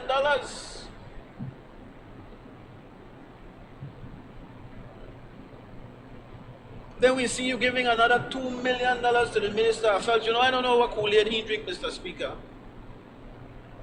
Really don't know. He got up this morning and spoke about the Ministry of Health and the fight against COVID as if it were blowing. Please. The Ministry of Health is in shambles. His own CEO and him, they can't see eye to eye at all. Things have to change. Everybody in the public service is telling you that he's the worst Minister of Health the country has ever seen. He butchers and tears apart the ministry. Look at what he did to poor Dr. Manzanero, sorry. Call on Dr. Manza. Easier. All kinds of things going on in that ministry, and he'll get another $2 million without any details. In fact, we are told that his ministry received $700,000 to distribute packages to COVID patients, and we don't know what went on with that. Where did that money go? Who do you send the COVID positive patients to collect those such packages? We would want to know. Or is it only for your friends and cronies and those families who are PUP? Because COVID doesn't look at color, you know, Mr. Speaker. COVID attacks red, it attacks blue, it attacks all the other colors we have. So these are very, very burning questions for us. The last time a supplementary was brought, it was in October, Mr. Speaker. And when the Prime Minister got up to explain that portion having to do with acquisitions, you know what he said? He said it was the UDP's acquisition of all of these lands and the contracts that they signed, and so it was not, in fact, what was allocated by his government was 12 million. He said that 12 million is not enough. We have to put another $10 million because the total figures that we have to pay out this year is $22 million. Goes back to what I was saying earlier. Either you did not know what you were doing when you put the budget together, which is a good likelihood, but with a man like Chris Coy, I would think he would be able to capture it. That you alone made it by yourself from here, you know, worry. But how is it that you are coming back now to say, and this has to be an issue, Mr. Speaker, these things that are not, they're not things that cannot be concealed beforehand. You know what you have to pay out, because according to him, these come from contracts that the UDP signed, and he criticizes, that's fine. So, should we expect before the next budget being read in this House, yet another supplementary talking about more money for acquisitions? And then the thing about these things, if you don't have the memory and you don't have the documents in front of you, Mr. Speaker, to remember what the Prime Minister's document should look like, the document that you send over, Prime Minister, to the Honorable House, it should show what the approved estimates are coming out of the budget, but it should also show those figures that have been approved by supplementary in this Honorable House. So when we look at this document, we see that, oh, the approved estimates was 12 million and now you're asking for an additional 2 million. But if you didn't have the memory of the fact that you came here in October and asked for $10 million too, then you would think that this is okay, but it is not okay. It shows either incompetence on your part or the fact that something else is going on there that you don't want to tell the Belizean people about. The same arguments can be made for the work in infrastructure. You came here a few weeks ago and you asked this Honorable House to approve more monies for the Halova Bridge project. You came here a few weeks ago and you asked this honorable house to approve more monies for the Caracol project, and then 8 or 9 weeks later you're back here again asking for more money for the same project? Is it that you did not understand what you were doing a few weeks ago when you came? Is it incompetence? Or is something else going on? You want to sneak these things. And then there is the issue of vehicles as well. I agree with the president of the PSU. You have monies to be buying vehicles left, right, and center. Every one of these supplementary appropriations bill come with a new request for an amount of vehicles. We made the case a few weeks ago in October when you came. And now we see at least 2 or 3 allocations for vehicles again, for the Ministry of Home Affairs, for the Ministry of, well, from the Finance Ministry, and for, I remember the last time there were allocations for health as well. This is a major problem. Mr. Speaker, one of the things that was in the last supplementary appropriation, if you remember, was airstrip destruction. They asked us for $77,000 for airstrip destruction. Well, that did not help us. I would have been glad to approve, to lend my voice to approve some new monies to destroy airfields in this country that are used for drug landing. We don't see any allocation for that now. So apparently, either those ones that exist, they're landing on the roads, they're landing all over the place. No monies are being asked to beef up the fight against those planes landing. The Prime Minister and the Minister have gone mum on these issues. They had a lot to say when they were in opposition. The Prime Minister even said, I went far as to say the government ministers at the time must have been involved. So who is involved now? Your party is in power. What is it that you're allocating to deal with these problems? Nothing is in this supplementary appropriation. Mr. Speaker, while there are things in here that we can absolutely support, there are those things which we cannot support. And I make the plea again for the Prime Minister to listen. You know, he went on to speak about the growing economy, about how many months imports are in the central bank, about how good the economy is doing. Has to be doing well when he's creaming the Belizean people in terms of the taxes on fuel, when in fact he's gotten all the reprieve from these payments of the loans and the super bond, the loans to Taiwan and the super bond and so on, and he's gotten all of these grant monies from the IFIs and loan monies from the IFIs at very concessionary rate. But nothing in this document, Mr. Speaker, nothing in this supplementary appropriation speaks to the Belizean people and would speak to the Belizean people as loudly as an adjustment to those salaries of the teachers and public servants. It is only a heartless government that would continue to cream the kind of profits if he says that they are making all of this surplus and not be considerate for the most dedicated and committed members of this society, the public service and the teachers and those frontline, even the frontline workers. You have not been honoring your commitment to them. You had a whole spiel when you became the government that you would take care of those people working in the hospitals and you would be paying for their rent and you'd be paying for their child care and you'd be paying their overtime and all of that. None of that is happening. None of that is happening. And you've gotten all the monies that the UDP requested to do all of these things. They have panned out for you, but you are not rewarding those who need rewarding. So I urge you, Mr. Prime Minister, if it is what you've said is true, that all is going well with the economy and things will continue to rebound, that you engage with our teachers and our public servants in a meaningful way to get them back to where they ought to be, because they do truly deserve it. Thank you, Mr. Speaker.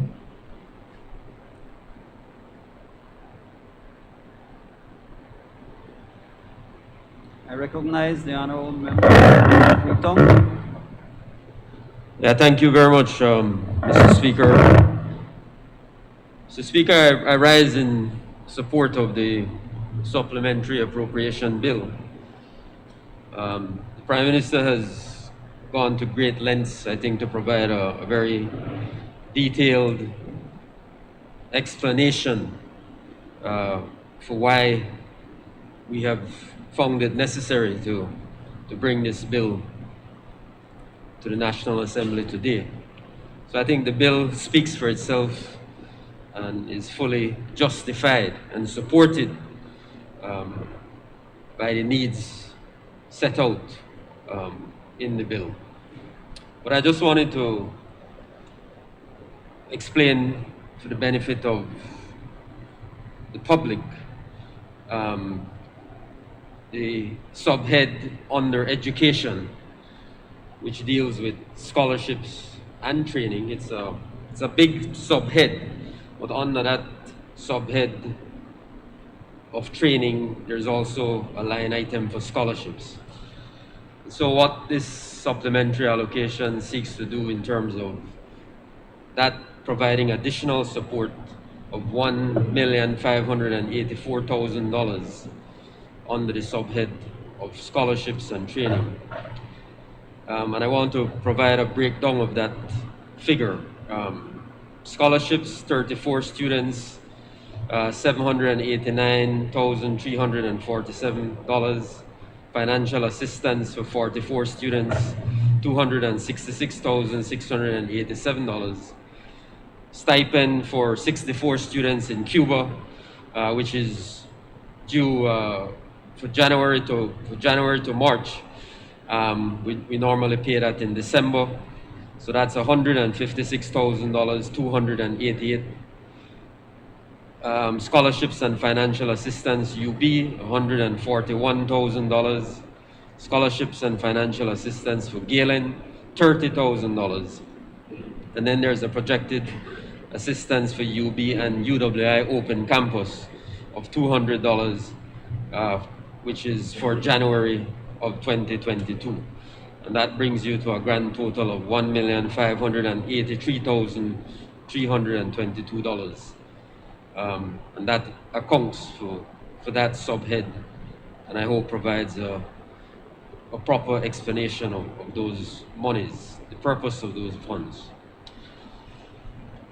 Mr. Speaker, you know, I don't want to get into the land issue raised by the member for Collet, except to say, to associate myself fully with the remarks of the Deputy Prime Minister when he spoke on the matter many months ago, and to put the member for Collet at ease that he can go back to his pastors and he can go back to his people and tell them that they will never get that land in Belama. That land in Belama is primarily for the people in Belama, but we share a boundary with the constituency of Lake Independence. So that land will be made available on a priority basis, certainly for the residents of Belama who have been without an opportunity to access land for the past dozen years under the UDP. So I don't want to get into too much of that, but I just want to place it on the record. He can rest assured that they will not get their greasy hands on that land.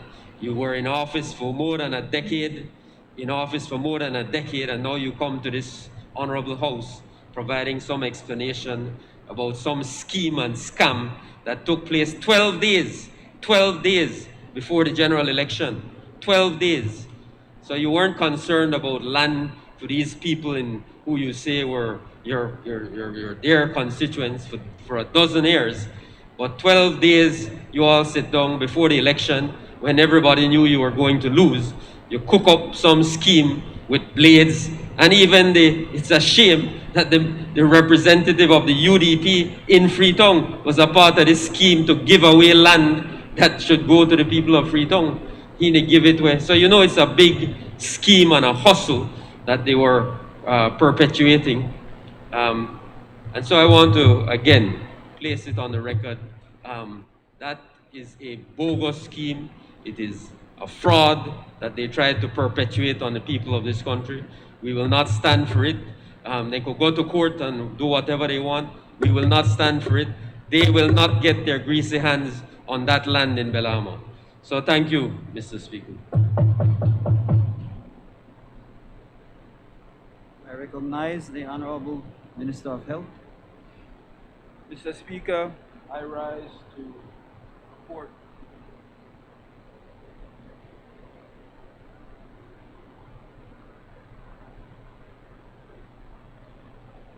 issues that arose in reference to the Ministry of Health and Wellness.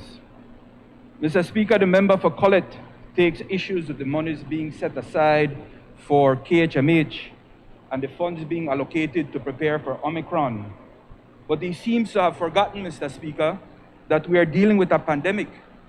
He seems to have forgotten that the KHMH is the tertiary referral hospital of this country. He has forgotten the cost, the high burdensome cost of treating COVID patients. Mr. Speaker, the truth of the matter is that if they had not abandoned our hospitals and our healthcare system for the past 13 years, the health system would not be suffering the crisis it finds itself in today. He has the nerve to come to this House and to speak about COVID packages. Mr. Speaker, under their administration, he forgot the hustling that was going on. He forgot that they were giving COVID packages to Mickey and Minnie Mouse. Mr. Speaker, under this administration, we have a dedicated team of people reaching out to everybody who has tested positive with COVID and making sure that they get their packages, Mr. Speaker, and we can account for every package that has been given out. He says, I'm the worst Minister of Health and Wellness, and I can tell you this, and for the record, Mr. Speaker, under my watch, we have expanded testing to everyone in this country. Under their administration, they were picking and choosing who would be tested. They were deciding who would live and die. Under this administration and under my watch, we have set up 15 testing sites throughout this country. Under my watch, Mr. Speaker, we have introduced remdesivir as a treatment for COVID patients, something that their administration and their DHS refused to do. Under my watch, Mr. Speaker, we have expanded the number of persons who we purchase from the ministry, who we purchase medicines and supplies, while saving over $3 million. Under my watch, Mr. Speaker, we have vaccinated over 200,000 people in Belize. Under my watch, Mr. Speaker, we have paid all of the overtime that their administration left owing to the nurses and doctors of this country. Under my watch, Mr. Speaker, we have given out 45 nursing scholarships in this country. Under my watch, Mr. Speaker, we have obtained and distributed equipment to all of our hospitals across this country. Under my watch, Mr. Speaker, the days of raccoons have come to an end. Under my watch, Mr. Speaker, we have brought the Alpha variant under control, and we are well on the way to controlling the Delta variant. And, Mr. Speaker, we are preparing for Omicron. Mr. Speaker, this is not a beauty contest, and I don't expect to be liked. But for as long as I am here, I will continue to work for the healthcare system of this country, regardless of what the UDP and their cronies have to say. Thank you, Mr. Speaker.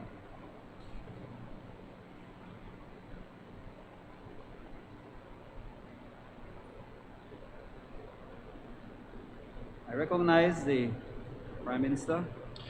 Mr. Speaker, I think it's important for me to clarify some of the mistruths that the leader of the opposition came here at the House with. When he is attempting to say, when he is accusing us that we're sending these things last minute to them. First of all, his government never used to send me nothing. We used to come here and we see these papers on in front of us. But with this supplementary budget, it went to cabinet on Tuesday. That's when we finished work, the last numbers. We approved it on Tuesday, so on Wednesday, it was sent to the National Assembly, and then the National Assembly sent it, I saw the email when it was sent on, I think it was on Thursday. So it's not as if we are deliberately trying to keep back anything from the honorable leader of the opposition. It's just that this is, as soon as we got it, as soon as we finished, we sent it over to them. He was alleging also that with the blue bonds that we did the same. But why would you want to hold that back for them? That was something that we were so very proud of. But there were continuous negotiations right up to the end. Then we brought it to cabinet, and as soon as we finished cabinet, we had to bring it to the House. And we sent it to them, and yes, it was an oversight here from the National Assembly, and they have admitted that it was a genuine mistake that they did not attach it. But it has nothing to do with us from the government. Now, he tries to say that we are being incompetent because we only asked for $12 million for land acquisition. The truth of the matter is that we attempted to hold it down to $12 million because we knew that we had to cut as hard as we could. But once we did that, the very same people that they signed contracts with started to come to the the Ministry of Natural Resources, met with the CEO, most of them met there with the CEO or with the minister, and they said they know why here nothing but no hard time. That if they are not paid their money, they are going to go to court. And that is why we were forced to go to court. I'm forced to come to the House to ask for extra monies now that we bring it up to the $24 million so that we can pay what the UDP last minute was signing contracts with some of their friends. And probably there are stories as to why is it that they paid last minute. Why they signed these contracts last minute when they knew they were going to come out from government. And as to the issue of Roosevelt Blades, now the leader of the opposition comes here to pontificate that this was going to be for land for the people in the Collet division. When you think through what these guys are doing, they know exactly what they're doing.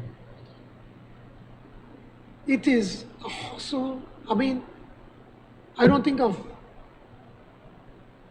a person that writes fiction could have come up with such a scheme that they did. 12 days before the election, they came up with a scheme, knowing that they're going to lose, knowing that they're not going to get the actual titles on their hands, so they hurry, send the money for $58,000. Knowing that once they lose, the Deputy Prime Minister, the Minister of Natural Resources, in his conscience, in good conscience, cannot issue these titles. The member from Freetown, who was punished for the past 13 years under the UDP, could not give a single person, family, voter in Freetown a single piece of land in the past 13 years. They knew that once we get into government, we were going to stop this hustle. Now, by them paying for the land quickly, some of the land is not even properly surveyed, and they hurry pay for the money. They know that if we ask back for it, they are not going to give it to us. We will have to acquire it, and they will go to court. They already have a lawyer. I think they have changed 2 lawyers by now. And you know how much money they're asking in compensation, Mr. Speaker? I can tell you because they sent somebody to talk to me. I'm not making this up. They are asking for $5 million in compensation for something that the leader of the opposition should be shamed about. $5 million, and then he dares to bring in the pastors. That the pastors are praying so you could get a piece of land. They knew, Mr. Speaker, that they are going to lose the elections. They knew that the DPM, the Minister of Lands, would have to tell them, I can't give you the titles because it was done 12 days before the elections. You did not follow the proper process. They knew that the representative of Freetown was going to say, hell no, we have to help the people of Freetown. They deserve the land. So they quickly pay $50,000 so that then they will go to court and they will attempt to get $5 million on the back of the Belizean people, Mr. Speaker. Well, I can tell you right now, we are going to take back that land. And we are going to give it to the people of Freetown that deserve that land. And I will put on record right now that our People's United Party will not pay a single dollar in compensation to these people because it's a scam. That's how they steal the money from the people. And we are going to ask for an audit of the Lands Department for compensation since 2008 to 2020, and we are going to see how they scam the people of this country. So I just want to make that very clear. So, Mr. Roosevelt Blade, please stop sending anybody for contact to me, because they are not going to get any compensation from our government. They like to talk about how my family get hundreds, thousands of it. That's what Dean Barrow said in the last, during a debate. Mr. Speaker, what they did not tell you, that my family, they bought hundreds of acres of land from BSI for cane operations. But what they don't want to say, that when I was Deputy Minister of Natural Resources, we were modernizing the land system in this country. There are approximately 4 different land titling systems. 3 of them are the old system that in many instances people can be cheated out of their lands. So we started to make a push to have all the lands being registered at the land registry. We started with the north in the Corozal district, the Arinjuak district, and we did approximately half of the Belize district. So every single person that owned land in those districts, including Gaspar Vega and his family, when those lands were declared under the land registry, everybody had to bring in their old titles, and new titles were issued by the government of Belize. So everybody, including my family, got back new titles for land that they owned before. It was not land that I gave during my tenure, Mr. Speaker. And if you were to look at the certificates, not a single certificate of the thousands of new titles that we issued back in Corozal and Arinjuak and Belize district has my signature. Because all we were doing was telling them, bring your old titles and we'll give you a new one. And that new title, under that new system, Mr. Speaker, the government guarantees the sanctity of that title. But UDP was not interested in continuing to modernize the entire system all the way to the Toledo district. Because once you do that, then the hustle stops. It becomes more difficult. They were interested in the hustle, not in trying to help the Belizean people. And the leader of the opposition continues to embarrass himself in this house. I mean, he can't learn. He comes and makes, yeah, no, the pastors right now, the most vexing right now when they find out that he has been using them. They still not reach heaven, no? But talking about the light bill and say, why is it that we are paying so much for light bill? Mr. Speaker, we pay the light bill that they never pay. Then I mean malapaga. Lots of bills that they left that we have to be paying. That's what we're doing. And then talk about not renegotiating the light bill with BEL. Well, they started it and never did do anything about it. We are in the process of negotiating with BEL. We are in the process of getting BEL to continue to change from the old lights to the new LED light that uses less energy. And we're sitting down with them and negotiating a lower bill for electricity. And then they come and always attack this nonsense that we're raising the tax on fuel. If we were to raise a tax on fuel, we have to come to the House to make that amendment to the legislation. We are charging the same tax that you, leader of the opposition, supported under your government. What has happened is that the acquisition costs continue to go up and up and up. And you know that, leader of the opposition. But let me teach you something.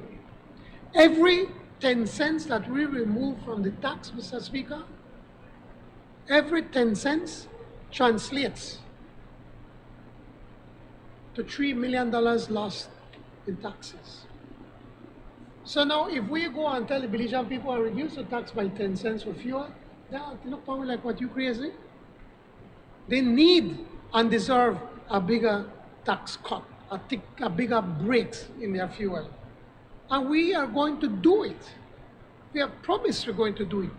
But they, over the other side, left the country bankrupt. So we have to fix it. We can't give what we don't have. But I could assure you, Mr. Speaker, that once we get to where we need to be there, we are going to reduce the tax in fuel. And then the Constituency Development Fund. If you see, he was very cagey in how he was trying to attack it, right? And say about transparency. Mr. Speaker, unlike the UDP, when we get $1, then you get $10. When then you get $100,000 for Christmas cheer, they used to give you what, 5,000? When you get you $100,000, we used to get 5,000. That's what they give we. Yes. When they give you for education, $5,000, then you get $100,000. Ask the leader of the opposition if that is not true. He looked at us sheepishly, said, boy, cabinet decide that. We don't behave like them. We are doing it equally. We promise the Belizean people that we are going to respect the right of the Belizean people. If they vote blue or red, we have to respect them. And that is why the Constituency Development Fund is shared equally for both sides. And I know that some people in our party are not happy about it. Sorry? Yeah, I will not call them. There are some members that were very upset with me, or supporters. They say, why did you get a UDP? I said, we have to move away from that kind of politics. We have to learn to respect the right of the people, respect their judgment. And for some reason, I'm still at a loss that they still vote for the leader of the opposition, because when you look at Colette after 13 years, how it's been so neglected and abandoned, I'm at a loss why they vote for you, boy. I must tell you, we decided that we're going to be different than you. And that is why whatever we get, the other side they get.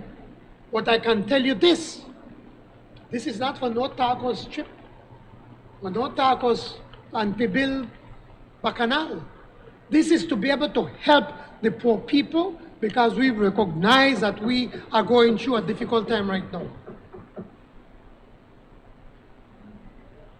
And then you're talking now about the $1.5 billion for the public service, as if we are uncertain or get. Well, let me tell you something. The president of the Public Service Union will get what every other public service member will get. We are not going to criticize. We are going to find a way how we're going to share this so that everybody can get something. So you will hear shortly how we're going to be able to see how we can give something to our public officers for the Christmas. Mr. Leader of the opposition, we take no pleasure in trying to come to bring more supplementary budgets, but we have to act responsibly. Unlike them, that we're going to spend the money and years later come and say, oops, $100 million and we slip past them. We are coming ahead of time to say, you know what, we're seeing that we have this shortage, we were short in the projections that were given to us. And it's not me, John Briseno, that came these numbers, it's the public officers. It is the professionals. They are the ones that give this to us. And then they come to us and say, you know what, we're coming short on these areas and we need this money. Or we, as the leaders of this country, feel that we have to do more to help with social programs. We're not borrowing money to give it away. We're using our own money to help, to strengthen our social programs. Unlike the UDP, they made it borrow like there was no tomorrow. In 2020, all of the monies that were borrowed for different projects, they moved it away so that they could give it away to people, hoping that they were going to get another term. And they got a historic defeat because the people saw through them. We know we have to be more responsible, Mr. Speaker. So, Mr. Speaker, based on all of this that we've said, I am asking all the members of this House, including the members from the opposition, to support this appropriation, this supplementary appropriation bill. Thank you, Mr. Speaker.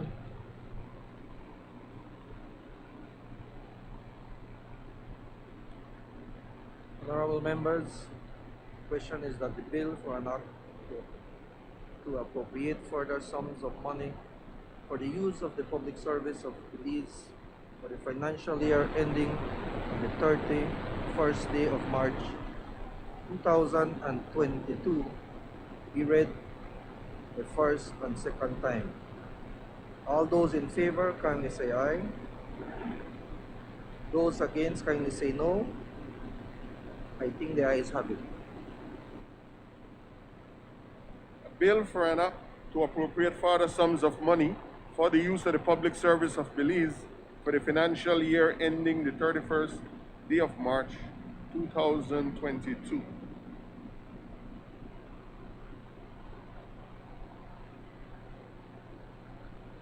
I recognize the Honorable Minister of Education, Culture, Science and Technology. Thank you, Mr. Speaker.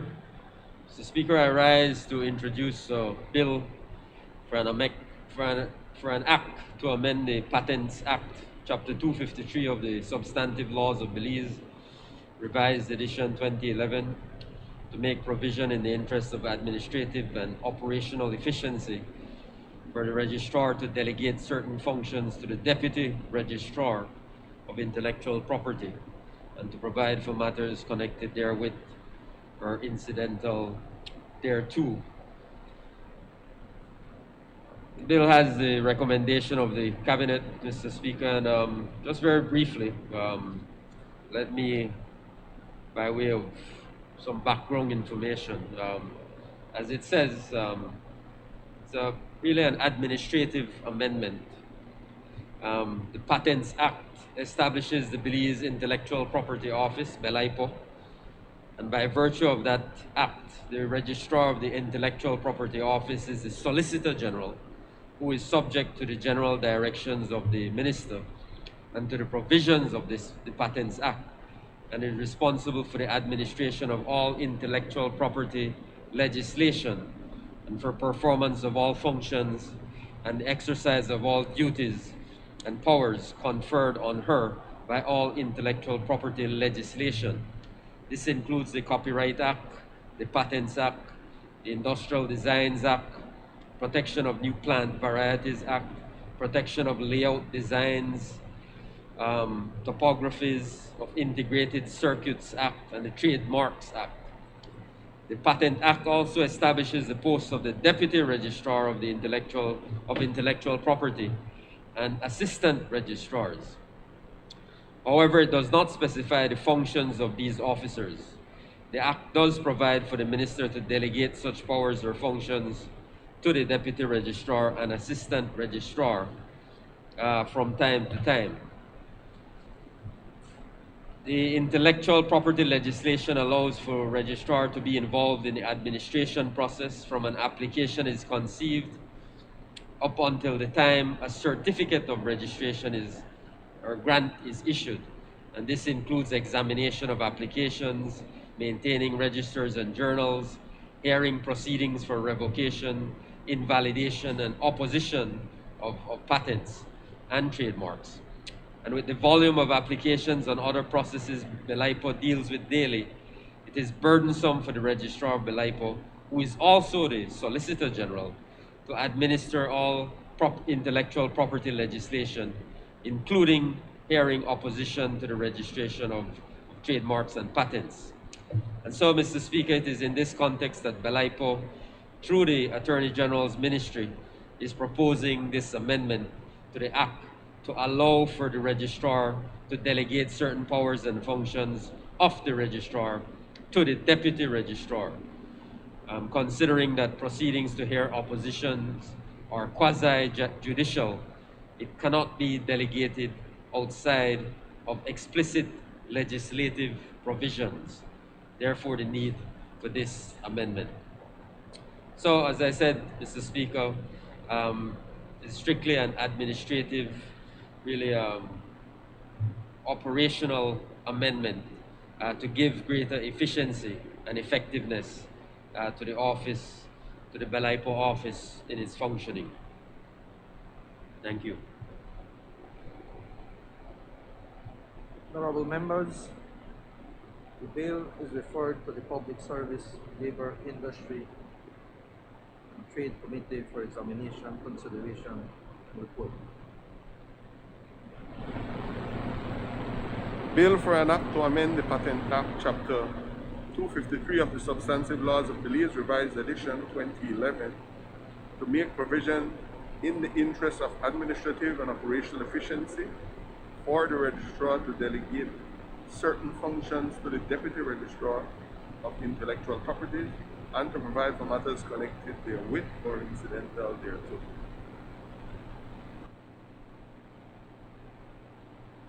I recognize the Honorable Minister of Education, Culture, Science, and Technology.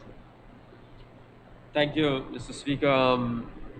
Given the strictly administrative nature of the amendment, we seek the indulgence of this Honorable House to, in accordance with Standing Order number 49-1, I move that the bill be taken through all its stages forthwith.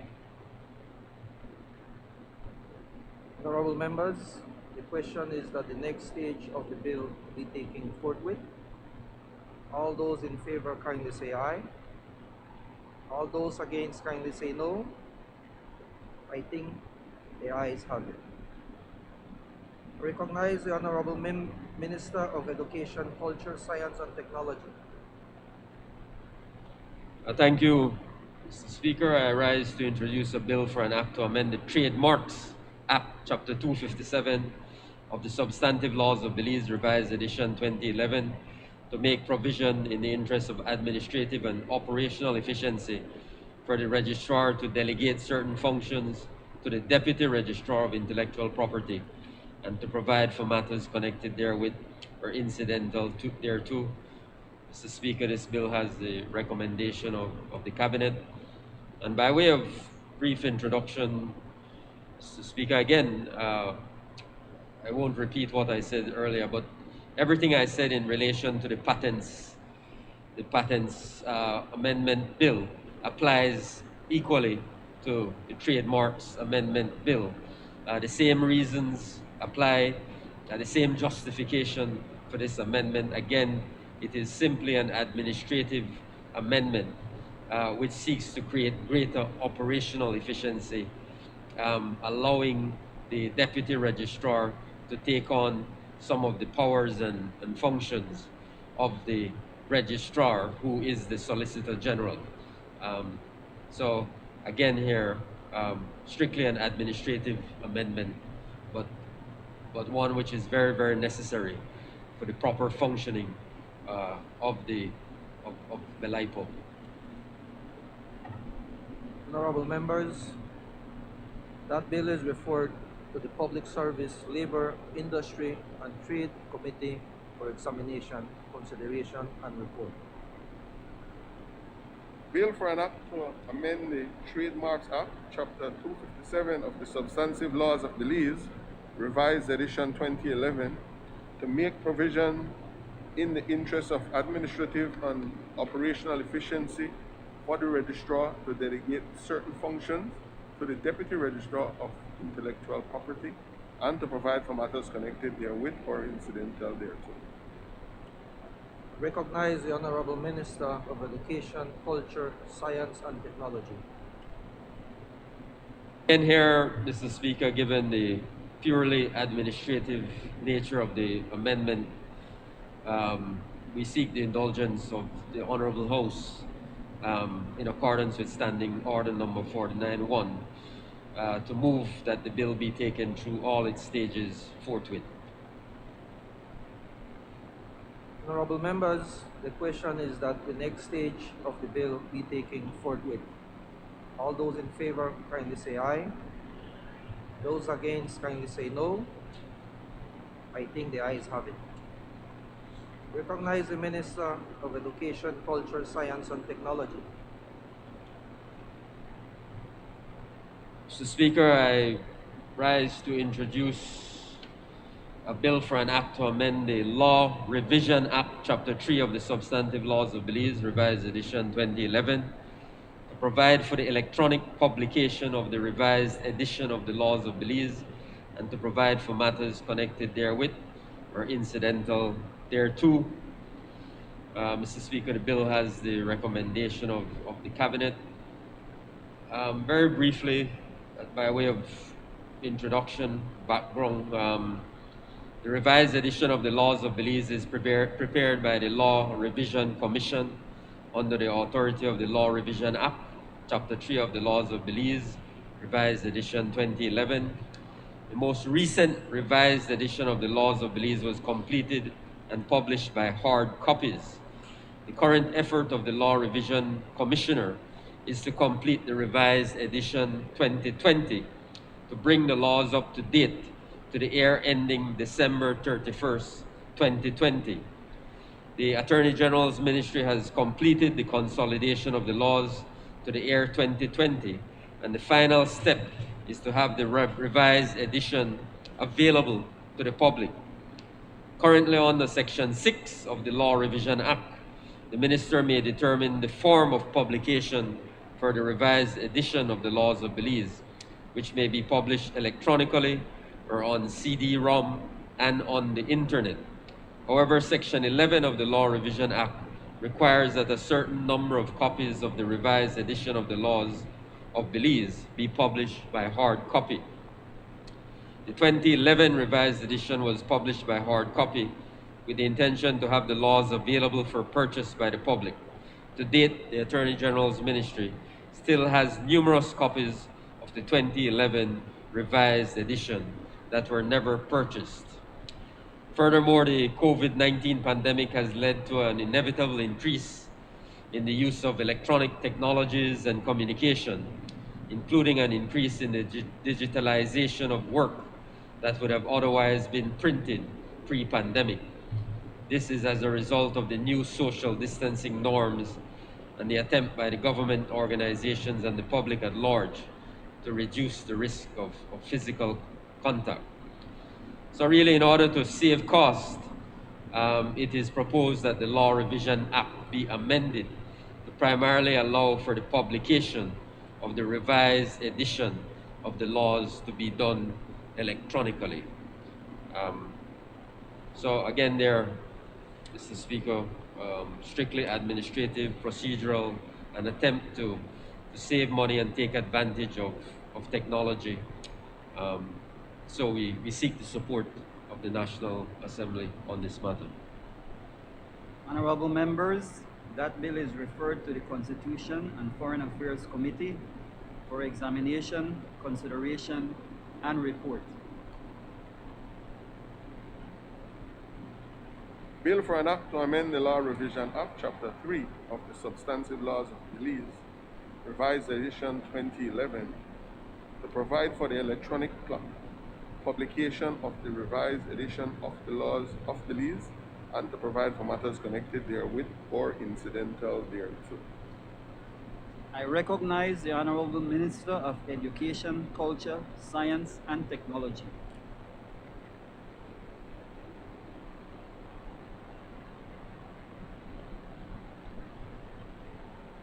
Mr. Speaker, again, there, as I said, it's a strictly administrative amendment. So again, there we would seek the indulgence of the Honorable House in accordance with Standing Order 49-1 to have this bill be taken through all its stages forthwith today. Honorable members, the question is that the next stages of the bill be taken forthwith. All those in favor, kindly say aye. Aye. Those against, kindly say no. I think the ayes have it.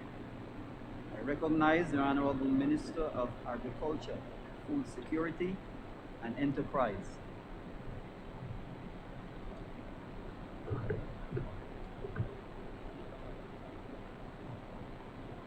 Mr. Speaker, I rise to introduce a bill for an act to amend the Sugar Industry Act, Chapter 283 of the Substantive Laws of Belize, Revised Edition 2011, to clarify provisions in relation to elections of officers of the association, to empower the minister to receive and deal with disputes and complaints, and to provide for matters connected therewith or incidental thereto.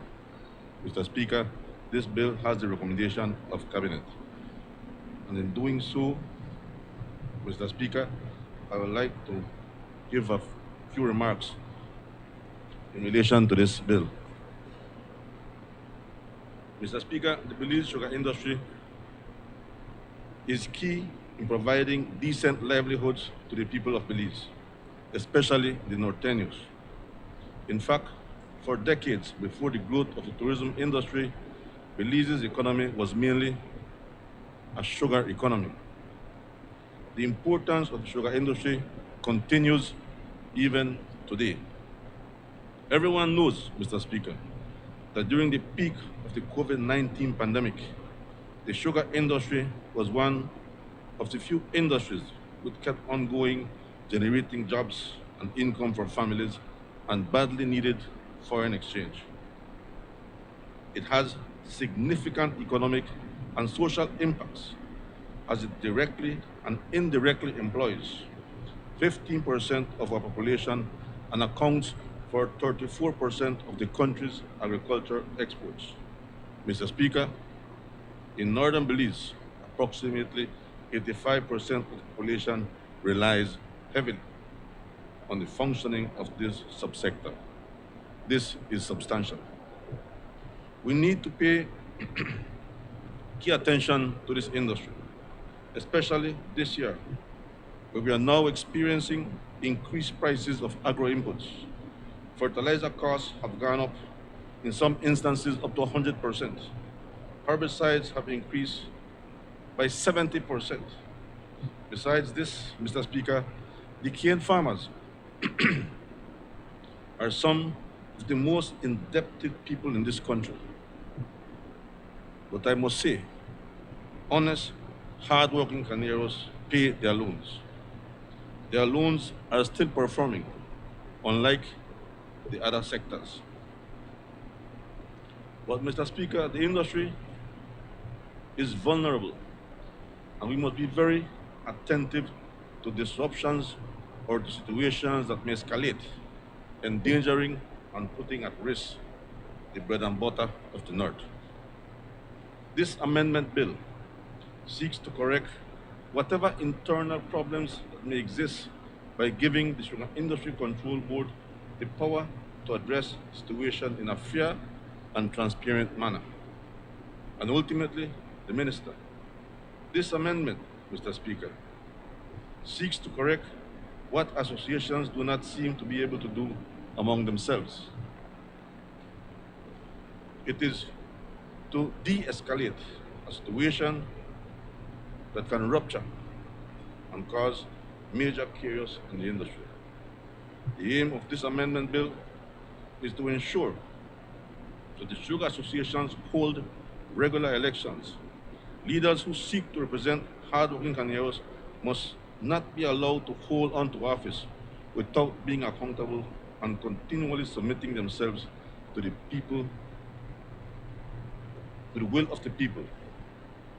The aim of the bill is to empower the SICB so that it can, without internal interference, ensure that elections are held according to the constitutions of all sugar associations.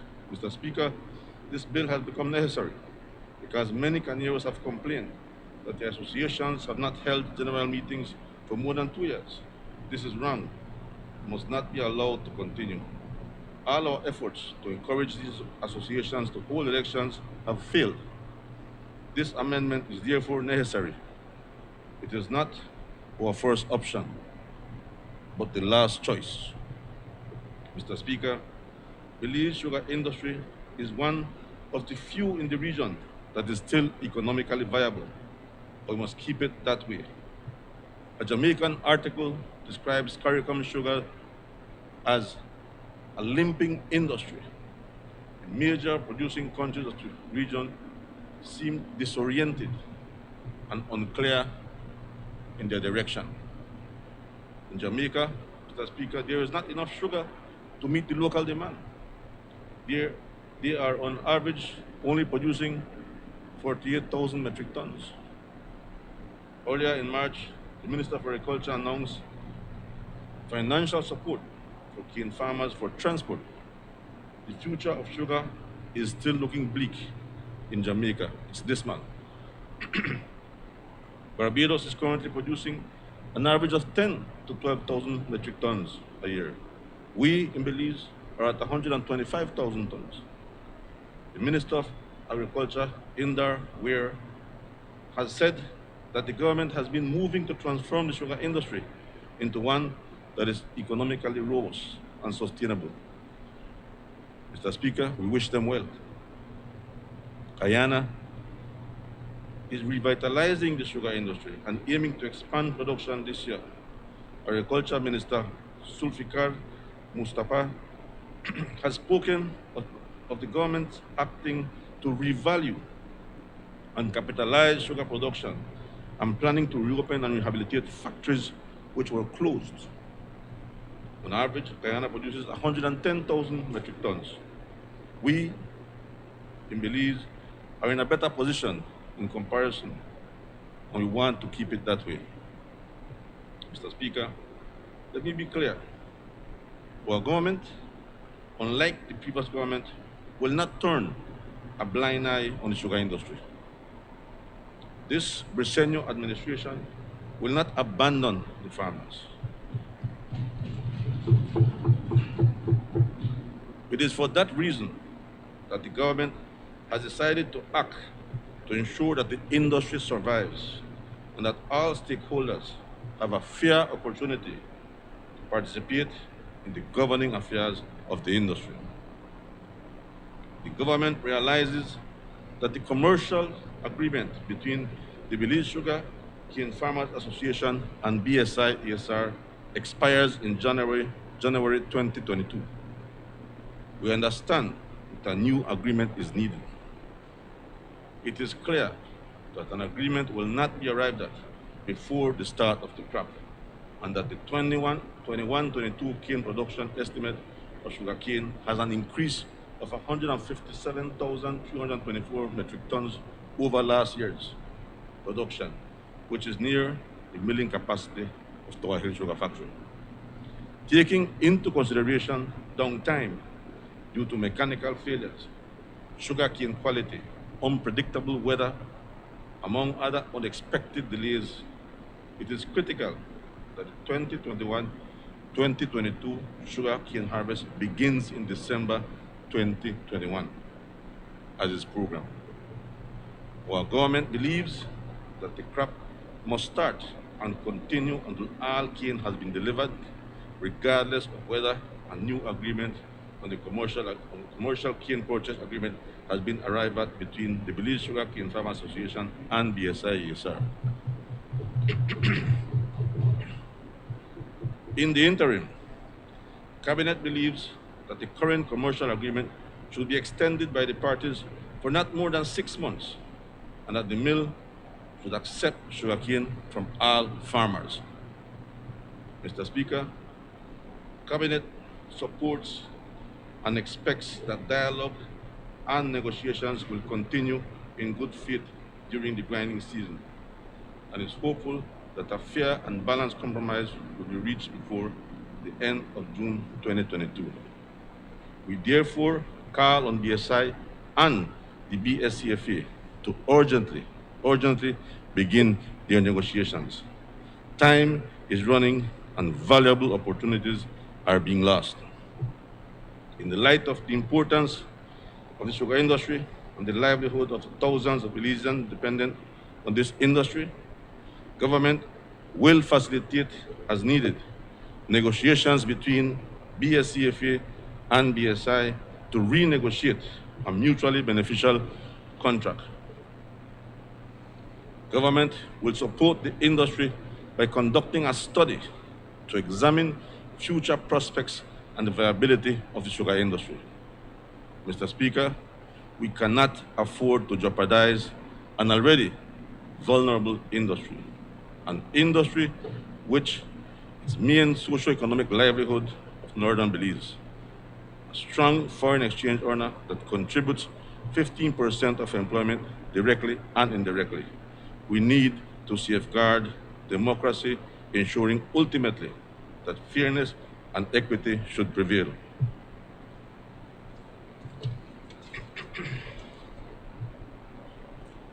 Thank you.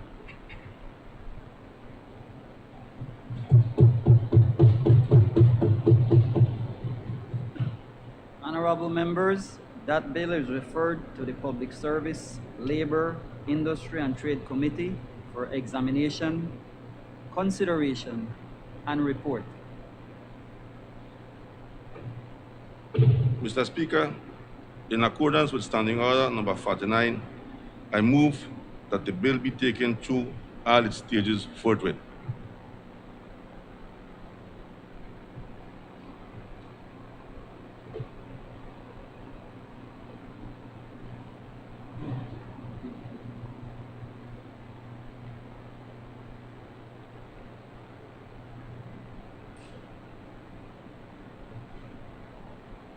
Honorable members, the question is that the next stages of the bill be taken forthwith. All those in favor kindly say aye. Aye. Those against kindly say no. I think the ayes have it. Question relating to the business or sittings of the House.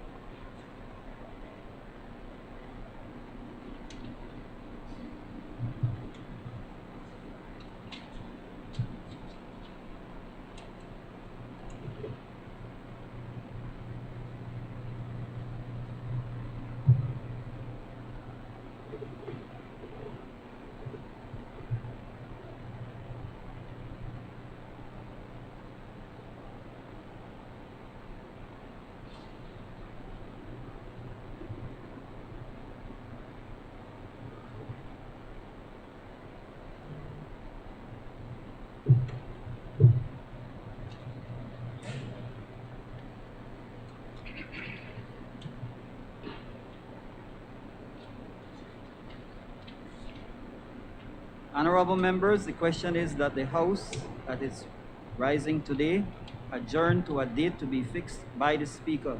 All those in favor kindly say aye. Those against kindly say no. I think the ayes have it.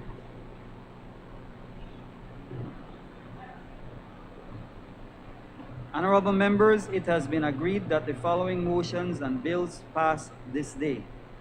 1. Caribbean Development Bank, National Disaster Management, Immediate Response Loan, Hurricane Eta and Iota, US 2.5 million loan motion 2021. 2. Patent Amendment Bill 2021. 3. Trademarks Amendment Bill 2021. 4. Law Revision Amendment Bill 2021. And 5. Sugar Industry Amendment Bill 2021. As you are all aware, under Standing Orders number 74, all proposed legislation, messages, petitions, motion, and other matters relating to the subject mentioned under the title of each standing committee shall be referred by the House to such committee for examination, consideration, and report to the House. The only logical way for this to be done, other than by suspension of standing orders, is for me to suspend the sitting to enable the Finance and Economic Development Committee to constitute and Foreign Affairs Committee and the Public Service, Labor, Industry, and Trade Committee to examine, consider, and report to the House on the bills and motion. All those in favor kindly say aye. Those against kindly say no. I think the ayes have it. The sitting is therefore suspended until the Finance and Economic Development Committee, the Constitution and Foreign Affairs Committee, and Public Service, Labor, Industry, and Trade Committee have concluded their business.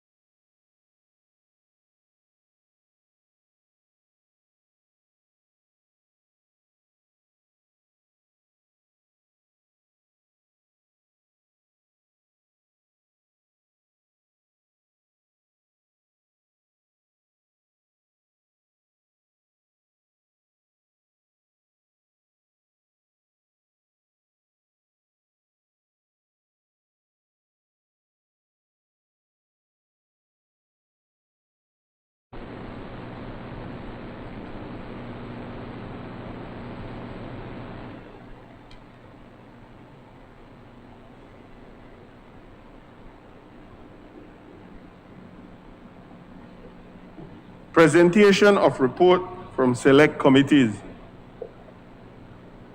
I recognize the Honorable Chairman of the Finance and Economic Development Committee.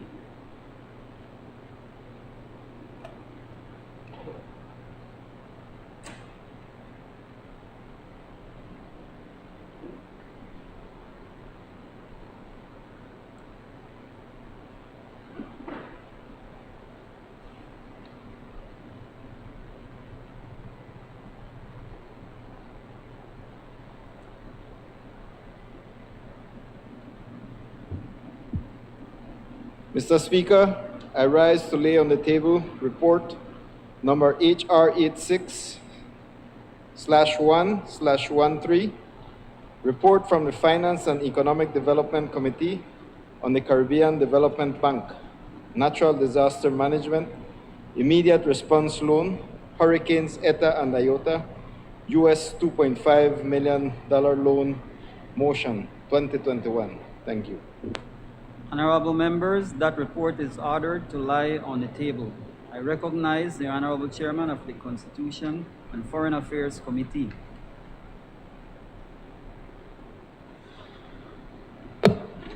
Mr. Speaker, I rise to lay on the table report number HR 87/1/13, report from the Constitution and Foreign Affairs Committee on the Loan Law Revision Amendment Bill 2021.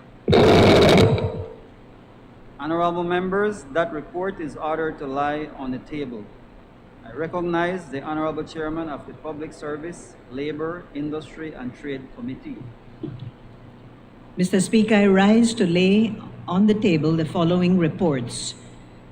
HR 88/1/13, report from the Public Service, Labor, Industry, and Trade Committee on the Patents Amendment Bill 2021. Secondly, HR 89/1/13, report from the Public Service, Labor, Industry, and Trade Commerce and Trade Committee on the Trademarks Amendment Bill 2021. And third, HR 90/1/13, report from the Public Service, Labor, Industry, and Trade Committee on the Sugar Industry Amendment Bill 2021. Honorable members, those reports are ordered to lie on the table. Public business, government business, motion. I recognize the Honorable Prime Minister and Minister of Finance, Economic Development, and Investment. Mr. Speaker, with your permission not to repeat the recitals, I move now therefore be it resolved that this Honorable House, being satisfied that the project will assist the government of Belize in defraying the cost of restoring damages to critical road, drainage, and bridge infrastructure in the Belize, Corozal, Cayo, and Orange Walk districts caused by the passage of Hurricanes Eta and Iota in Belize in November 2020, approves and confirms that the government may enter into a loan agreement with the Caribbean Development Bank on the terms and conditions set out above, and further authorizes the Minister of Finance to execute and deliver the said agreement and all other documents associated therewith. Honorable members, the question is now, therefore, be it resolved that this Honorable House, being satisfied that the project will assist the government of Belize in defraying the cost of restoring damages to critical roads, drainage, and bridge infrastructure in the Belize, Corozal, Cayo, and Orange Walk districts caused by the passage of Hurricane Eta and Iota in Belize in November 2020, proves and confirms that the government may enter into a loan agreement with the Caribbean Development Bank on the terms and conditions set out above, and further authorizes the Minister of Finance to execute and deliver the said agreement, and all other documents associated therewith. All those in favor kindly say aye. Those against kindly say no. I think the ayes have it. Bills for second reading. I recognize the Honorable Prime Minister and Minister of Finance, Economic Development, and Investment. Mr. Speaker, I move the second reading of Bill for an Act to amend the Customs and Excise Duties Act, Chapter 48 of the Laws of Belize, Revised Edition 2011, to rename the tariff column headed EPA with EPA/UK to implement the eighth phase of the reduction of duties in accordance with the CARIFORUM UK/EPA and to provide for matters connected therewith and incidental thereto. When I introduced the bill, Mr. Speaker, all we're doing is just enacting an agreement that was signed years ago. I think it was signed under the previous government based on agreeing with the European Union of reduction of certain products coming in from the European Union. But now that Brexit has been put in place, the EU, the UK is no longer a part of the UK. So we have to amend the bill to also reflect that the EU is also covered in these reductions. And this is as the bill pointed out, the eighth phase of the reduction of duties worked out under CARIFORUM and the UK EPA. Mr. Speaker, thank you very much. I recognize the Honorable Just- Leader of the Opposition. I thank the Prime Minister for his explanation, Mr. Speaker, and we place on record our support for this bill. Honorable members, the question is that the bill for an act to amend the Customs and Excise Duty Act, Chapter 48 of the Laws of Belize, Revised Edition 2011, to rename the tariff column headed EPA with EPA/UK to implement the eighth phase of reduction of duties in accordance with the CARIFORUM UK/EPA and to provide for matters connected therewith or incidental thereto be read a second time. All those in favor kindly say aye. Those against kindly say no. I think the ayes have it. The bill for an act to amend the Customs and Excise Duty Act, Chapter 48 of the Substantive Laws of Belize, Revised Edition 2011, to rename the tariff column headed EPA with EPA/UK to implement the eighth phase of reduction of duties in accordance with the CARIFORUM-UK/EPA and to provide for matters connected therewith or incidental thereto. I recognize the Honorable Prime Minister and Minister of Finance, Economic Development and Investment. Mr. Speaker, I move the second reading of Bill for an Act to provide for the vesting in the Belize Bank Limited of certain business in Belize of Belize Bank Corporation Limited and to provide for matters connected therewith or incidental to.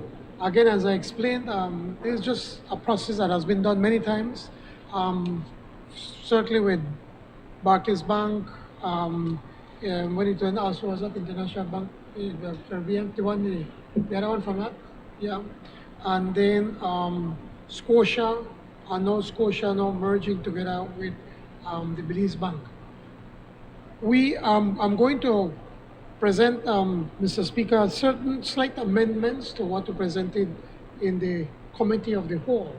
And simply what we're doing there is to tighten the language to ensure that whatever taxes need to be paid, that it has to be paid. No, I'm not in any way suggesting that they will not want to pay their taxes, but we want to err on the side of being more cautious. So we just want to tighten the language. That's all we're doing. Okay, Mr. Speaker, thank you. I recognize the Leader of the Opposition. Mr. Speaker, we do support the bill as well. Our concerns were very much the same concerns that the Prime Minister has now said he will address by suggesting an amendment, a further amendment in the Committee of the Whole. And so we want to ensure that all taxes due to the government are paid indeed. And so we support the bill with that kind of amendment forthcoming. Honorable members, the question is that the bill for an act to provide for the vesting in the Belize Bank Limited of certain business in Belize of Belize Bank Corporation Limited and to provide for matters connected therewith or incidental thereto be read a second time. All those in favor kindly say aye. Aye. All those against kindly say no. I think the ayes have it. Bill for an act to provide for the vesting in the Belize Bank Limited of certain business in Belize of the Belize Bank Corporation Limited and to provide for matters connected therewith or incidental thereto. I recognize the Honorable Minister of Education, Culture, Science, and Technology. Mr. Speaker, I move the second reading of a bill for an act to provide for the best.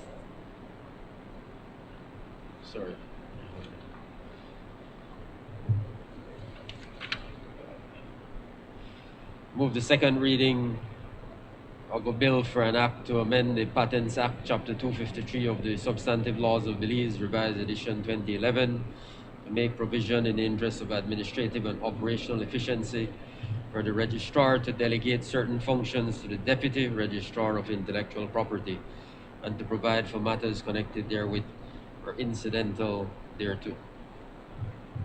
Honorable members, the question is that the bill for an act to amend the Patent Act, Chapter 253 of the Substantive Laws of Belize, Revised Edition 2011, to make provisions in the interest of administration and operational efficiency for the registrar to delegate certain functions to the Deputy Registrar of Intellectual Property and to provide for matters connected therewith or incidental thereto be read a second time. All those in favor kindly say aye. Those against kindly say no. I think the ayes have it. Bill for an act to amend the Patented Act, Chapter 253 of the Substantive Laws of Belize, Revised Edition 2011, to make provision in the interest of administrative and operational efficiency for the registrar to delegate certain functions to the Deputy Registrar of Intellectual Property and to provide for matters connected therewith or incidental thereto. I recognize the Honorable Minister of Education, Culture, Science, and Technology. Mr. Speaker, I move the second reading of a bill for an act to amend the Trademarks Act, Chapter 257 of the Substantive Laws of Belize, Revised Edition 2011, to make provision in the interest of administrative and operational efficiency for the registrar to delegate certain functions to the Deputy Registrar of Intellectual Property and to provide for matters connected therewith or incidental thereto. I recognize the member from Collet. Mr. Speaker, sorry, we didn't get a chance just now to comment on the previous bill, but it's in the same vein that we support. These matters don't seem to be controversial, and under normal circumstances, the pushing for it to be read all 3 times in one sitting would be something that we complain about, but they're very straightforward, and so we do give our support. Honorable members, the question is that the bill for an act to amend the Trademarks Act, Chapter 257 of the Substantive Laws of Belize, Revised Edition 2011, to make provisions in the interest of administrative and operational efficiency for the registrar to delegate certain functions to the Deputy Registrar of Intellectual Property and to provide for matters connected therewith or incidental thereto be read a second time. All those in favor kindly say aye. Aye. Those against kindly say no. I think the ayes have it. Bill for an act to amend the Trademark Act, Chapter 257 of the Substantive Laws of Belize, Revised Edition 2011, to make provision in the interest of administrative and operational efficiency for the registrar to delegate certain functions to the Deputy Registrar of Intellectual Property and to provide for matters connected therewith or incidental thereto. I recognize the Honorable Minister of Education, Culture, Science, and Technology.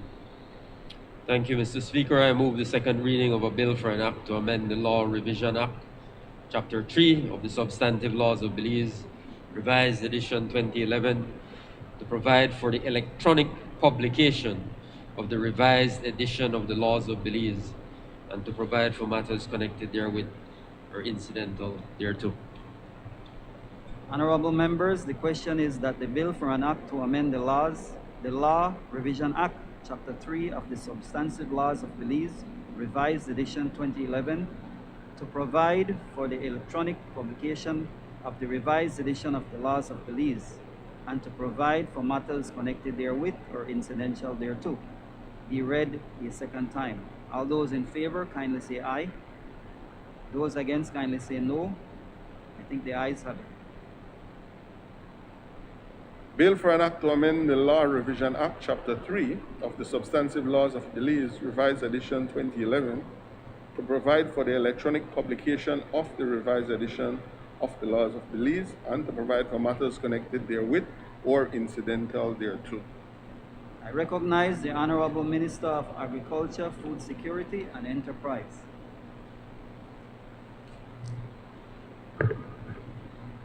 Mr. Speaker, I move the second reading of a bill for an act to amend the Sugar Industry Act, Chapter 283 of the Substantive Laws of Belize, Revised Edition 2011, to clarify provisions in relation to elections of officers of the association, to empower the minister to receive and deal with disputes and complaints, and to provide for matters connected therewith or incidental thereto.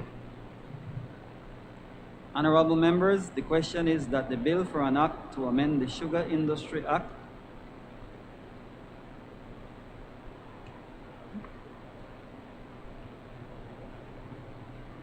I recognize the member from Corozal North. Thank you, Mr. Speaker. Mr. Speaker, there are a number of issues that we would want that we have with regards to this particular piece of legislation. And while I understand the motive or the primary drive behind this, the passage of this bill,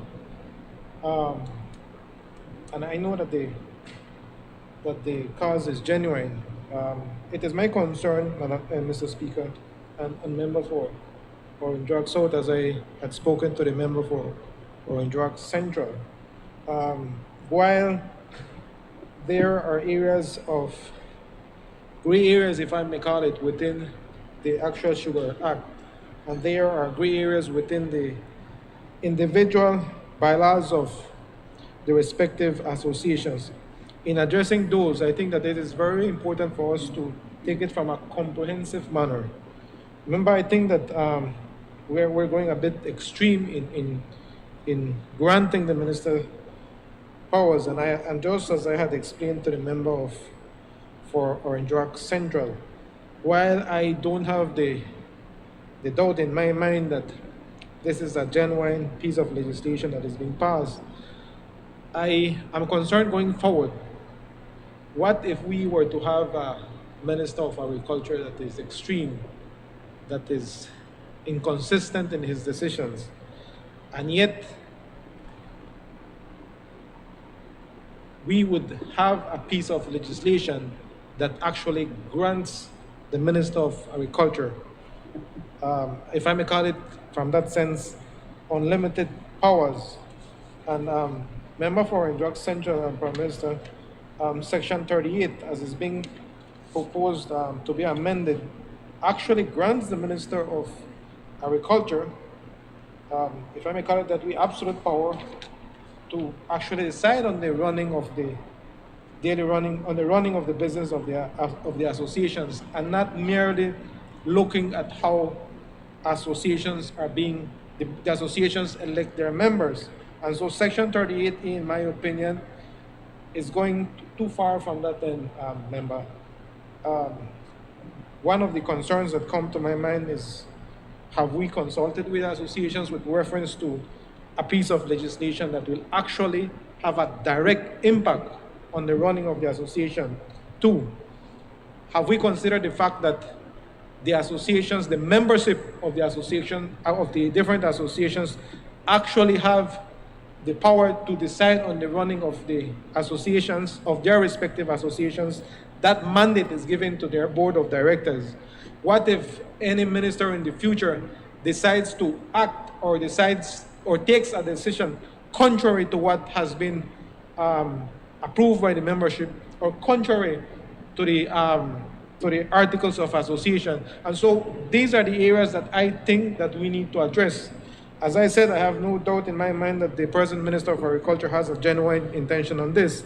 And I agree that going forward, there are a number of issues that need to be addressed in terms of having the different associations to be more open, more transparent, more accountable to their membership. But at the same time, you want to make sure that there is a route or there is a path to how things are reported. I gather that in Section 38, whenever there is a dispute or there is a complaint, one of the questions that come to mind is, what if Ugopat is a member of the Northern Sugar Association in Corozal? What if the membership of my association decides to say, look, for monies that we get, we're going to give everything towards assistance in the cane fields. And Ugopat is not satisfied with that decision. I can go to the minister and tell the minister, boss, I don't agree with this. I want you to take a decision. If the minister agrees to that, the minister has the power to actually take a decision contrary to what has been mandated by the membership. And so those are the areas that I think that we need to address. The last thing that we want for us to do in trying to solve a problem, we're creating more problems for us. I understand, member, what it is that you are doing. Perfect. I have I have no problem in how we approach the way by which we govern our associations. And I agree that associations have to be first accountable to their membership. And I agree that there will be times or many times upon which members will not agree. I have not seen any. I have attended so many meetings of associations back in the days when I was part of the BSAFA, and now that I am a member of another association, and there has not been a time in the history of my attendance in these meetings that I have seen 100% concordance in any particular decision. There has to be one single item where farmers, for one reason or the other, fail to agree. No.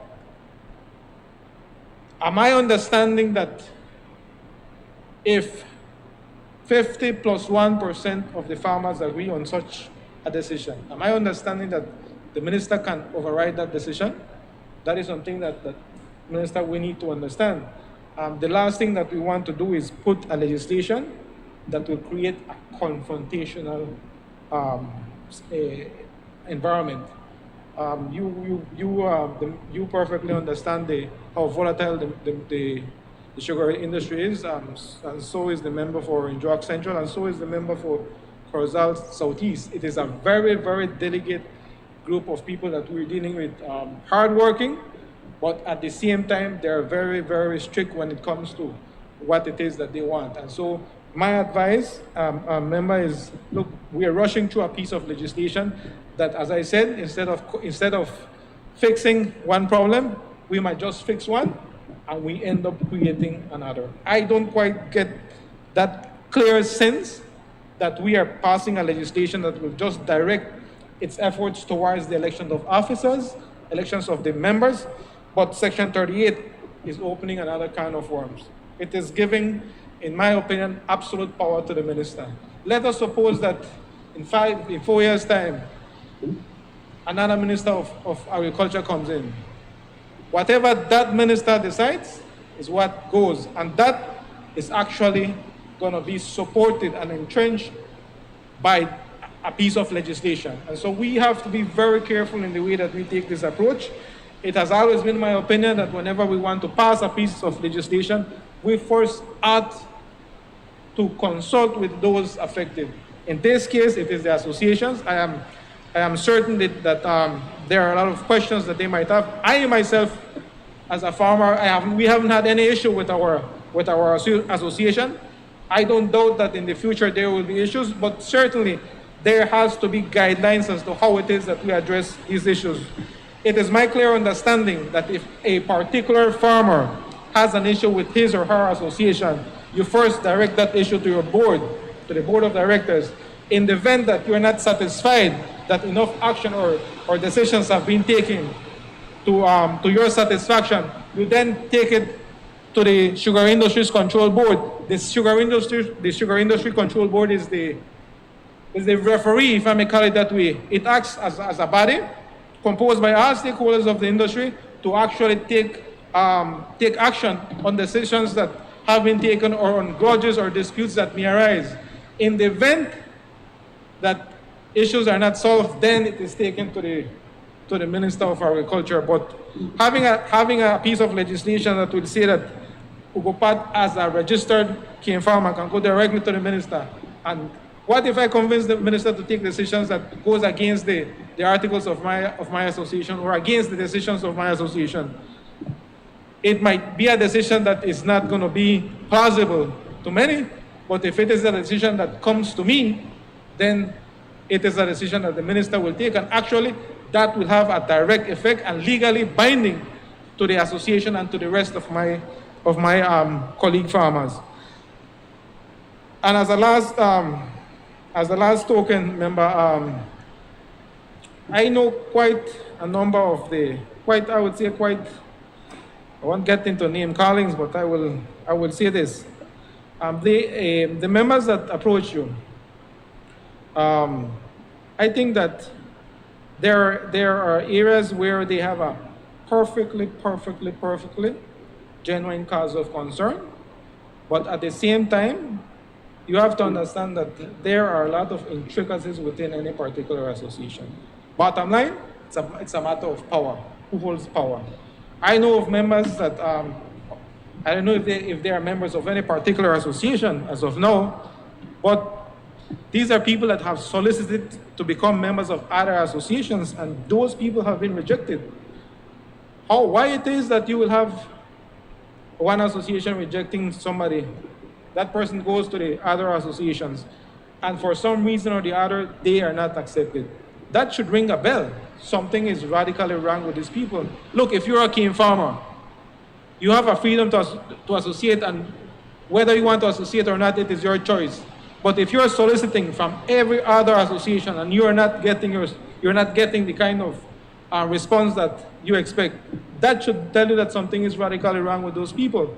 But that's beside the point. And secondly, when we're looking at how elections are administered in different areas, we have to respect the culture of each association. Corozal has a very, very unique way of how they decide on their elections, and such is Orange Rock. I'm the member for Orange Rock South is very intimately involved in sugarcane. Actually, I got to know him as a consequence of my involvement with the sugarcane. And so those are things that we have to understand. He perfectly understands, what my concern is going forward, what will happen. And so those are concerns that we want to tie now. As I said, we do not want to pass a piece of legislation that, one, does not have the buy-in from stakeholders, and secondly, it gives the minister way too much power. I quite disagree that we want to pass that piece of legislation that actually gives a minister who might just say out of the blue, say, look, I want to take a decision contrary to what has been established. Those are the kinds of issues that we want to address. And so, member, while I understand that while there is every intention to have this legislation pass through all the stages in this house, just give it some thought. It is a dangerous thing that we're doing.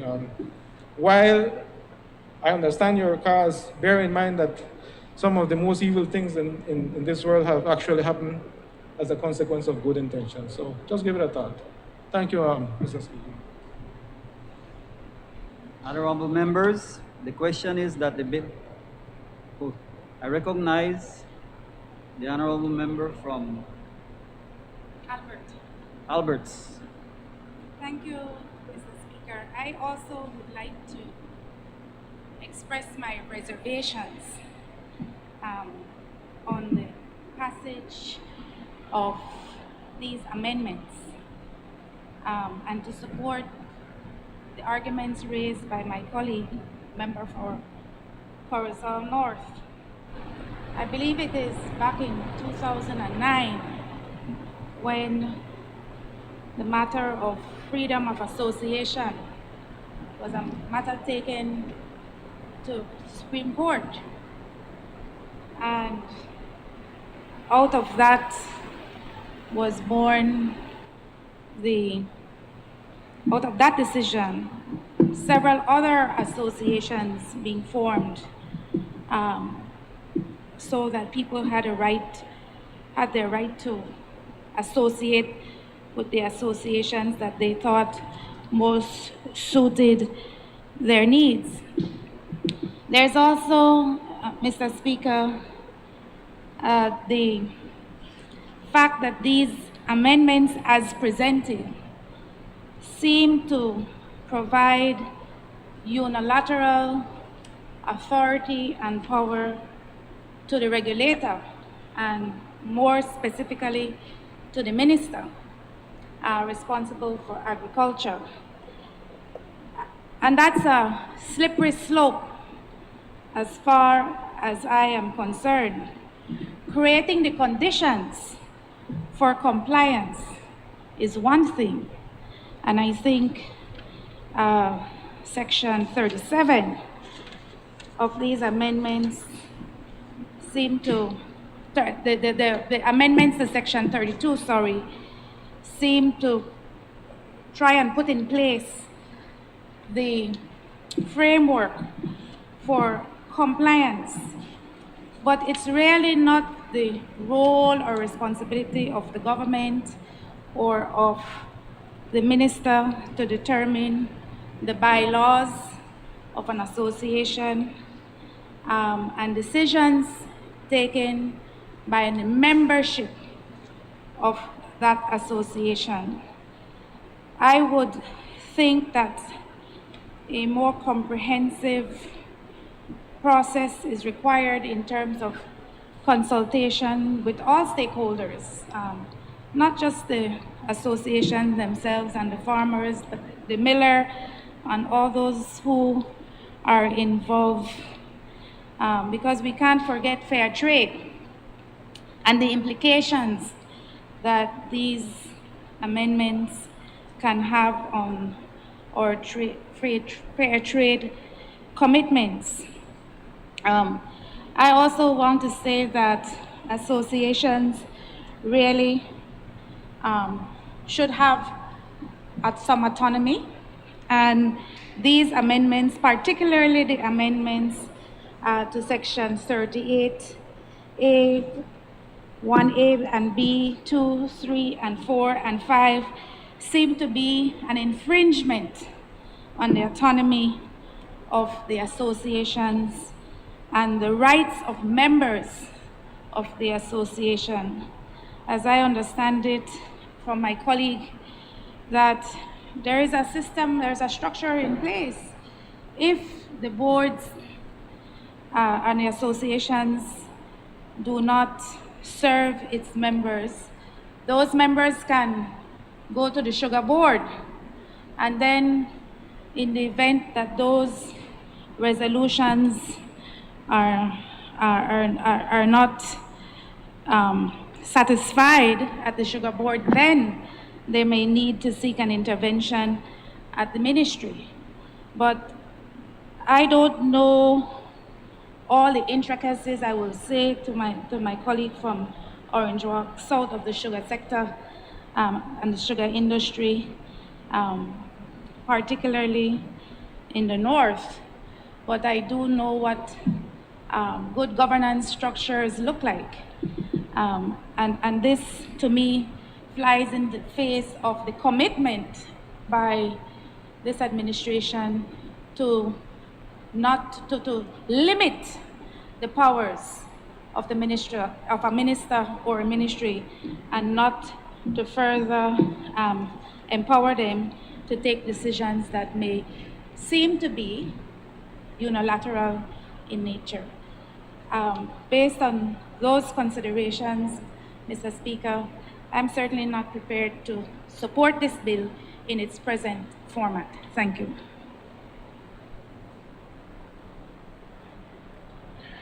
Mr. Speaker, also I rise to lend my support to this amendment.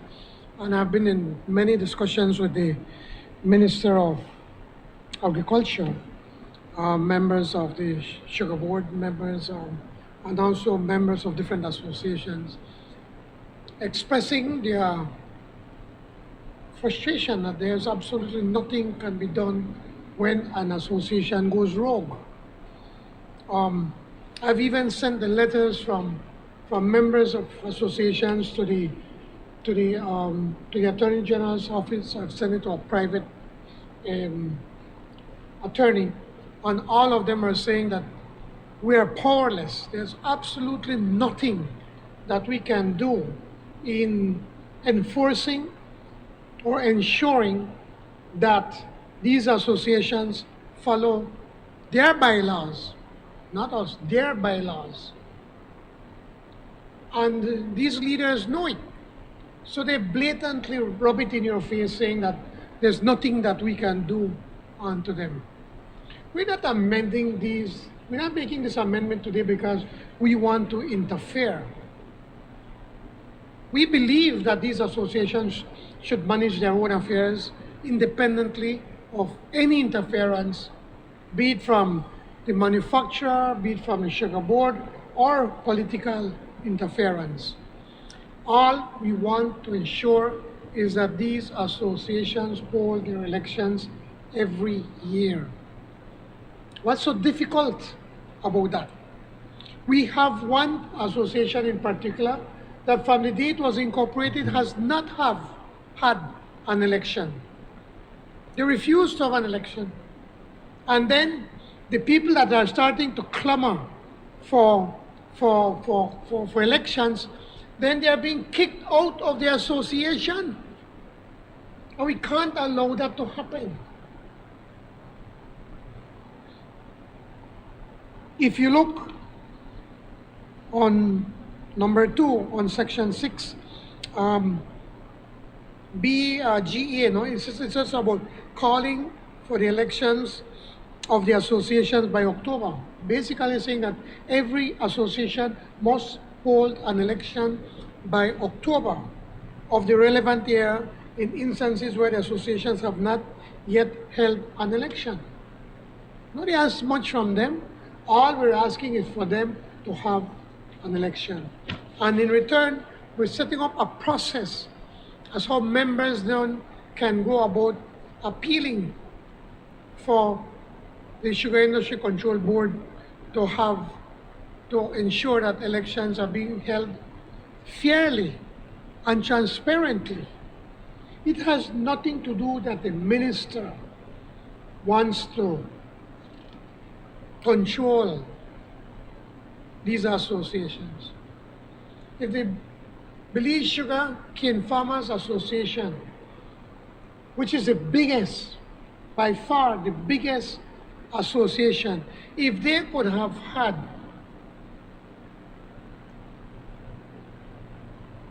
their elections safely, why is it that the other smaller associations can't have their election? Why not? There are protocols that they can follow to have the elections, but some of them are hiding under the umbrella of COVID, that because of COVID they don't want or they can't have elections. And if the membership can come together to say, don't hold elections, so why you can't have elections? How many people got together for say to any association, okay, the majority of us, more than 50+1, we have said not to hold elections. If you could do that, then that means you could hold an election. And with the other one, if they can, why is it that they cannot hold an election since they came into being, I think it was 2016, no, Abe? Or 2016. But 2021, and they can't have an election yet, and have no accountability to their membership as to the monies they get from fair trade and how that money is being spent. We also have to protect the monies that are coming in from fair trade, because if fair trade start to think that that these monies are not being shared out fairly and transparently and equally as per the agreement. They could very well stop giving the farmers fair trade money, not only to that association, but to all the 5,000 plus farmers, which also include, by the way, BSI, ESR. They get fair trade money also on their delivery.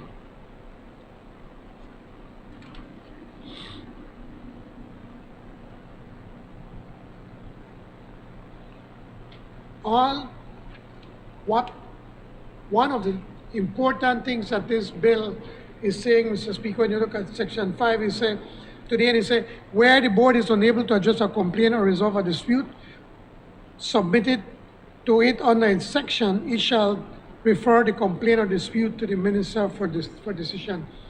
The person can't go straight directly to the minister. They have to go to the board. And then if the board refuses to act, that's when the minister would step in. But it's not giving any kind of power to the minister to decide today, I don't like the members of the leadership of this association, so I'm going to call an election. Because even if he were to call, so say, even if the sugar board, not him, but the sugar control board were to call for an election, we can't decide who the members are going to vote for. We're not touching the process, the voting process. All we want to ensure is that all associations hold elections fairly and transparently every year. There's no nefarious plot right here trying to control the association or trying to overthrow somebody. It's nothing to do with that. Simply to ensure that every association reports to their membership and to put themselves to election every year. Just imagine if we were to come here 5 years or 4 years from now, and we come and say to the house, well, the people don't want me to have election right now, so we don't have an election. I'm sure that the leader of the opposition or the member of Ankorozal North would not accept that. And the same, I'm not in any way suggesting that, by the way, but using it as an extreme example to bring it to bring home the point that we're trying to make. All we're saying is that the associations must hold the election. They can't, we should not allow them to say, oh, the members are making the whole election. No.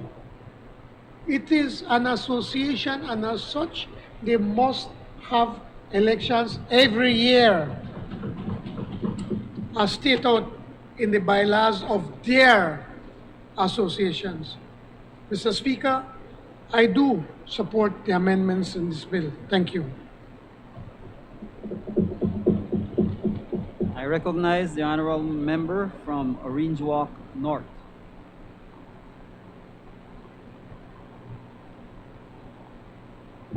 Thank you, Mr. Speaker. I hereby rise to support this bill for an act to amend the Sugar Industry Act. Mr. Speaker, this bill is being tabled to correct what has been going wrong in the sugarcane industry. The sugarcane industry comprises of over 5,500 stakeholders, individual stakeholders, and the mill. And they are separated into different associations. But there have been at least 2 associations that have never held have not held elections, and their executives have been behaving like dictators. And their membership, as the Prime Minister had said, have been clamoring for elections, because the associations should be based on fundamental democratic principles. And those associations have been violating those principles of democracy. And so laws must be enacted to ensure that they give their members that right to participate periodically every year and have a say in the running of their associations.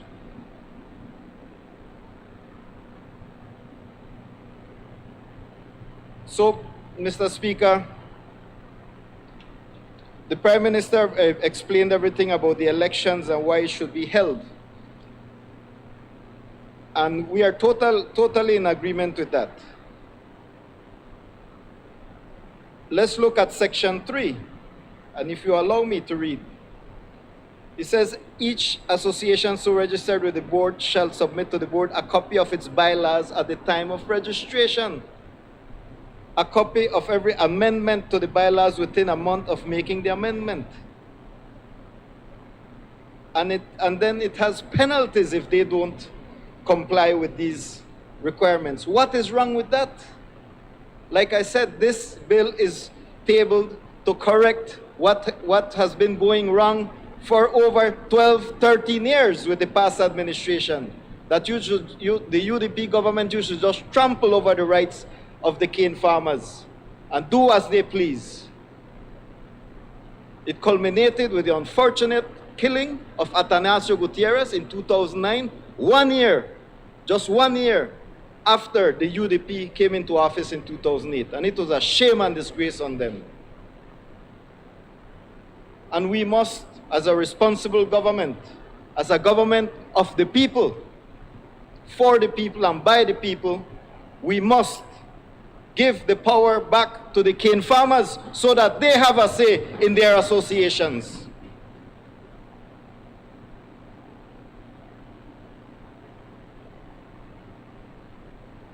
Mr. Speaker, the other side complained about the Minister of Agriculture giving the minister, whoever it is, too much power. But all this is doing is giving a process to resolve the issues in a timely manner as the industry demands, so that the industry can continue and the operations can flow smoothly, so that people at the end of the day can deliver their cane in time and also collect their revenues so that they can improve their lives. There is a system. It says where a person is aggrieved by a decision of the board, that person shall refer the complaint to the minister for a decision. What does this mean? It means that the grievances go to a board. It doesn't go directly to the minister. But then if the board is unable to come to a decision, if there's an impasse, it goes to the minister so as to speed things up, so that the industry runs in an effective and efficient way. Then it says, other than a decision of the board, that person shall refer the complaint to the board for a decision, but where the board is unable to resolve the matter, it shall forward the complaint to the minister for a decision. Again, it has a process. It is giving the cane farmers avenues to solve their problems.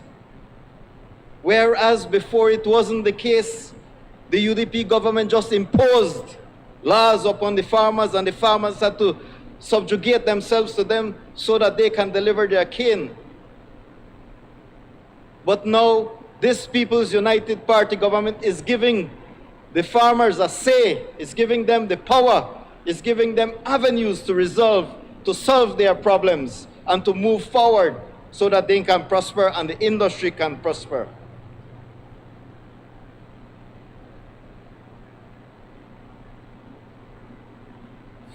You know, 38A2 refers where there is a complaint by a member of an association, or where dispute arises between a member of the association and that association, or between members of an association, the complaint or dispute shall be reduced to writing and submitted to the board for a decision.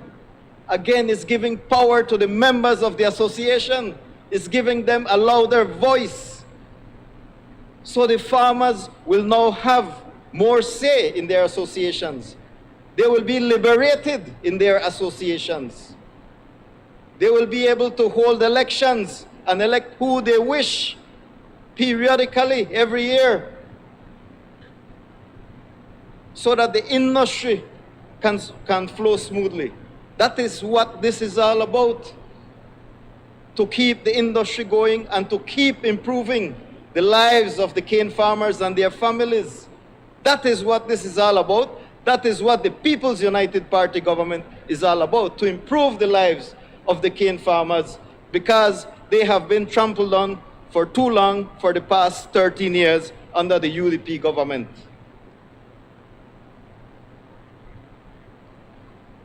A decision of the board under this section, the law goes on to say, shall be given within 4 weeks of having received all documentation requested or having met with the relevant parties to the complaint or dispute. Is giving time frames, timelines.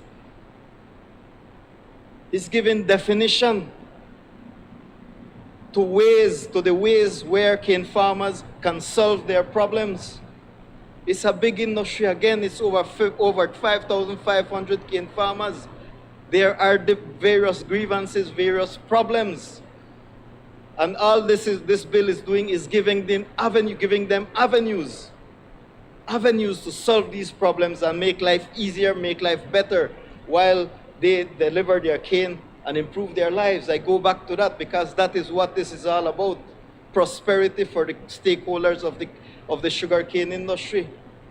It's the people, the farmers. That is what this People's United Government is all about. And so, Mr. Speaker,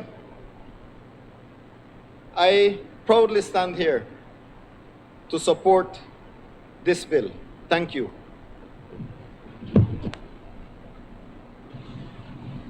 I recognize the honorable member from Corozal Southeast.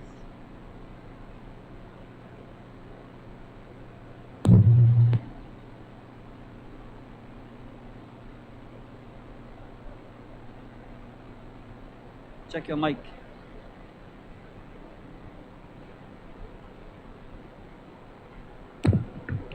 Hello.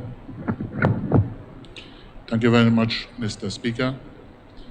I want to align myself with the comments of the Prime Minister and my colleague from Orange Walk North.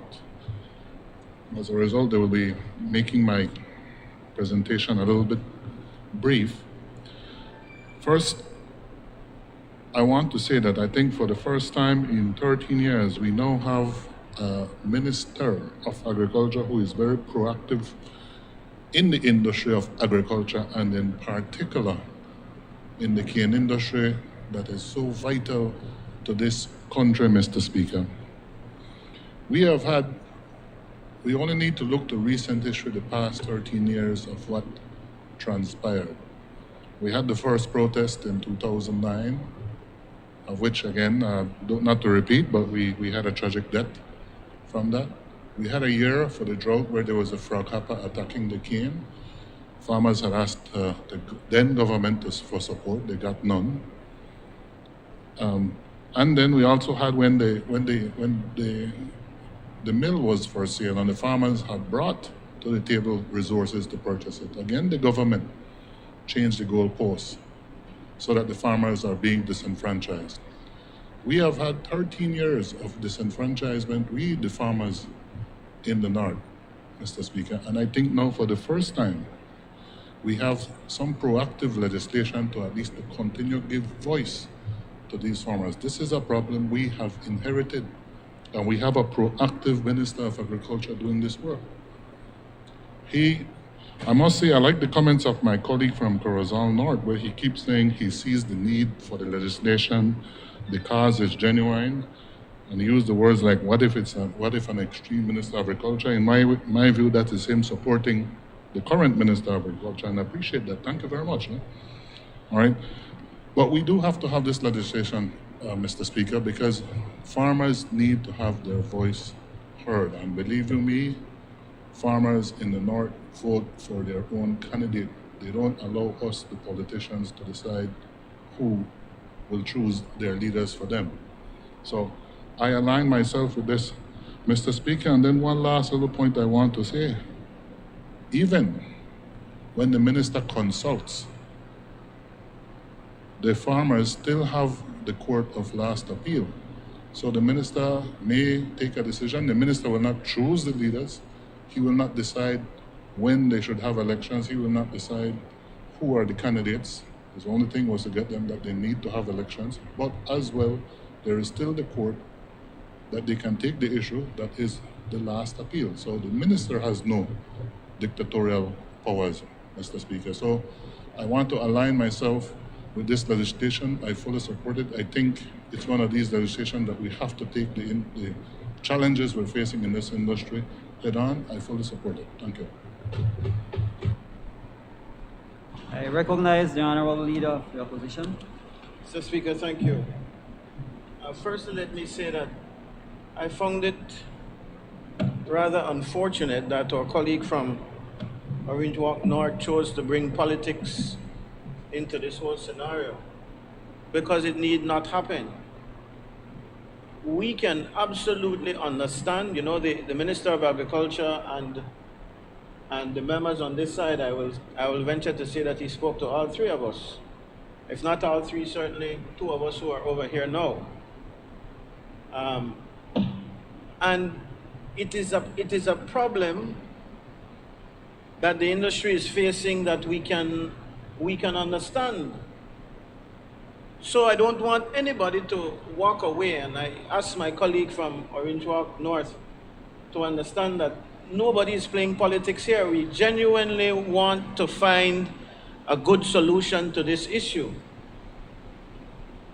But, Mr. Speaker, you cannot say that you are empowering the farmers and you're looking out for the farmers and you're not trying to take away any rights from the farmers, when in fact the bill seeks to put regulations. The member from Corozal Southeast got up and said just now that it's not that the minister can dictate to the associations when to hold the election. Well, that is exactly what this is doing. Not the minister, but the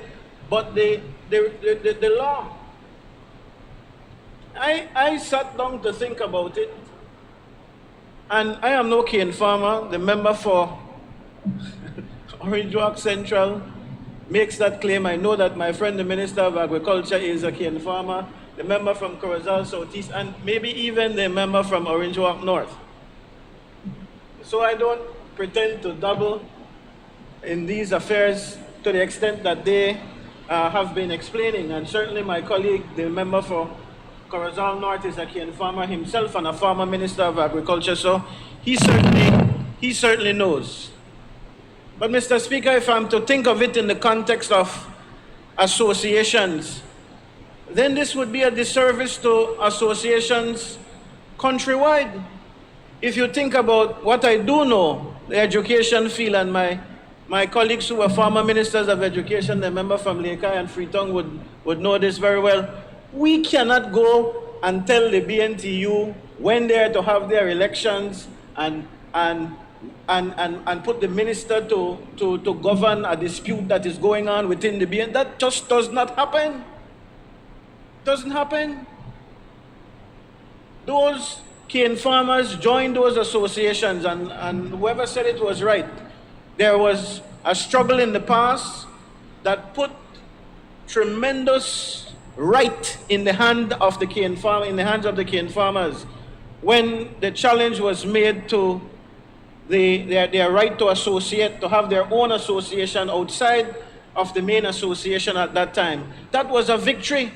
But what is being done here today by this legislation, although I am not casting aspersions on the intention of the minister, I join with my colleague from Corozal North to say that I believe the minister has good intentions and I can understand the frustration.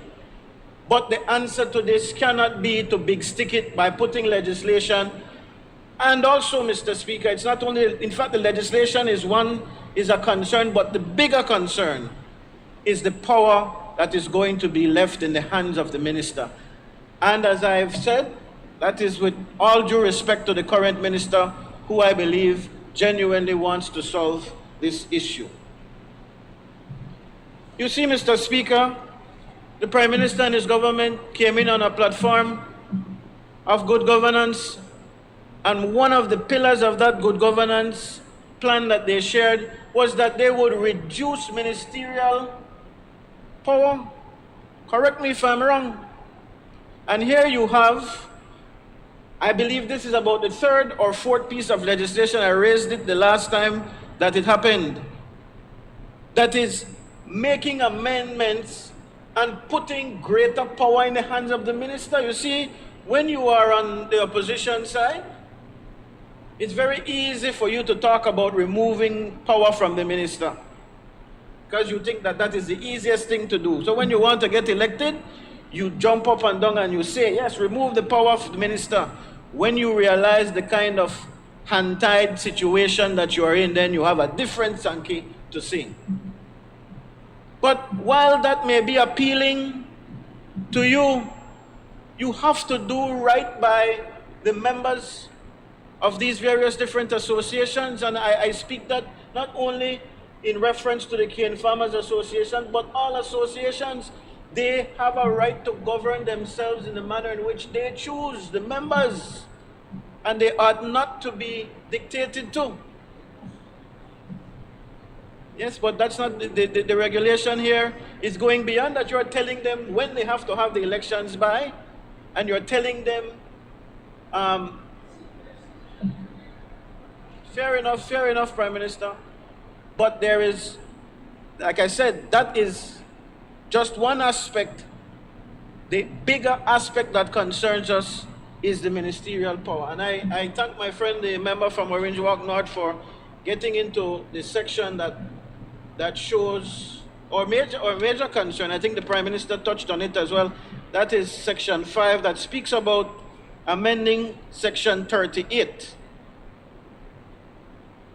Now, the member from Orange Walk North went to great pains to say, listen, what the member from Kayo North is saying is not necessarily the case. You cannot make, and I think the Prime Minister said it too, you cannot make an appeal directly to the minister, that you have to go to the board. And section 38 tells you of that process indeed. Where the Prime Minister, I think, is erring is that he is saying that this section 38 only relates to the proper constituting of a board. And that's not the case. Section 38 is wild-wheeling. This is talking about grievances against decisions made on a whole, or decisions not made. If it is your grievance is something is not moving fast enough for you, or something is considered to be an injustice. So that's the first thing we want to point out. If it is you wanted to address a grievance having to do with the election of the board members, then that should have been a specific amendment being made. But this is giving a lot of power to the minister. This section 38, it is about all decisions that might be a grievance against an individual member of that association. And my friend from Orange Walk North was right. He said, a decision of the board under this section shall be given within 4 weeks. And I agree, it gives a time period, but there's a lot of gray areas in this, you know. Okay, so when a decision is sought from the board, if you look at this same section 38.4, that is under section 5 of the amendment bill, but section 38.4 of the, or what is being proposed to be section 38.4. It speaks of the board, when it makes that decision, having those 4 weeks, but it is only after the thing has been triggered by them receiving all the documentation requested and having all the relevant parties to the complaint or dispute being met with. That's what this says. And the gray area comes in is in this. Okay, so when the board makes a decision, is that decision final? Section 4 says the board can make a decision when it gets all of the documentation, when it meets with all of the parties that are concerned, then fine, they can make a decision. Is that decision final? All you want is for the board to make a decision, correct? Because if that's not the case, then section 5, if they make a decision at section 4, then section 5 is not needed. And that's what I want to ensure you're thinking, and this legislation aims to do. You want the board to make a decision in a timely manner, but once that decision is made, that's it. The minister should not be able to interfere any longer. Correct? That's your intention, Minister? I am hoping so. The other question that comes to my mind, and that I will implore you, because again, we want to be helpful to the process. It's not that we want to oppose your solving this issue. You are correct in that the industry needs to boom and needs to work. But as a better offer, as a better solution to this problem, should you not then try to have a different kind of final arbitrator in all of this? Could you not, and from what my colleague from Corozal North shared, he said the Sugar Controls Board already exists to solve these kinds of problems. Then why are we bypassing them? Or why can't the suggestion be that after Section 4, where the board is given the relevant information and consults the various different parties that are a part of whatever decision needs to be made, and the decision cannot be reached, why can't it then be sent to some kind of tribunal? If not the Sugar Controls Board, why can't you say, we'll set up a three-member panel who will look at this and come up with a decision? Why the minister? Why the minister? Why the minister when it is your own plan, your own commitment to this nation that you will remove the power from the minister?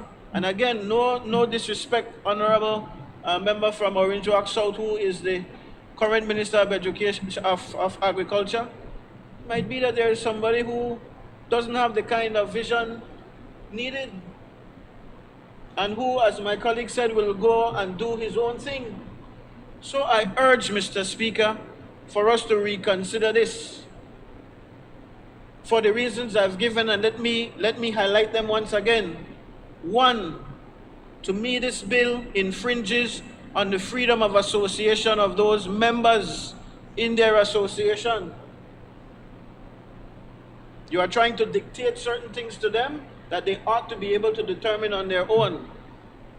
And secondly, it gives tremendous power to the minister, something that can be done via some alternate form of arbitration, some other entity, some tribunal, maybe even the Sugar Controls Board, as my colleague from Corozal North has said.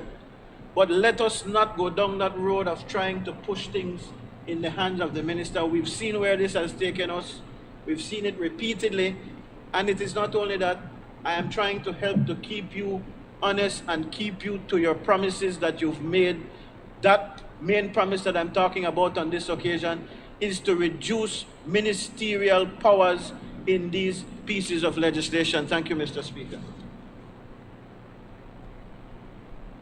Honorable members, the question is that the bill, I recognize the honorable member from Orange Walk South. Thank you, Mr. Speaker. Mr. Speaker, the member for Corozal North, member for Colette and member for Alberta. All right. We didn't arrive at this decision overnight. This has been in discussion for a very long time. Those of you who know me, in fact, the member for Corozal North, maybe you know me too, member of the leader of the opposition. I don't crave power. Absolutely not. My power comes from above. I don't crave power. But when we have irresponsible people failing to follow their own bylaws, when we repeatedly speak to them to do the right things and they refuse, when they seek to expel their own fellow cane farmers because they don't support them and are asking for accountability, when the four of them sit down in a room and say, guess what, we don't have elections, we could decide at 6 a week, and go around the villages finding signatures and say, sign, we don't have an election. This spells disaster. It is bad. But what is worse is for the government to be able to do nothing at all, or has the ability to do something and does nothing at all. Let's go back some years. Remember when they killed a kid farmer? When the security forces shot and killed a kid farmer? There was no reason for that to reach to that breaking point. Horrible, disastrous. But the regulators saw it coming, and did nothing. And doing nothing is what is going to lead this industry to chaos. We had spoken to these people, for these renegade leaders, and had asked them to please have elections. We had asked to meet with them, and they refused. Chairman of the board, and we all know who he is, Mr. Osorio, a very diligent, hardworking, well-focused chairman. And the member of Corozal knows that. Tried to reach out. He refused to come in and bring his bylaws so that we can review it.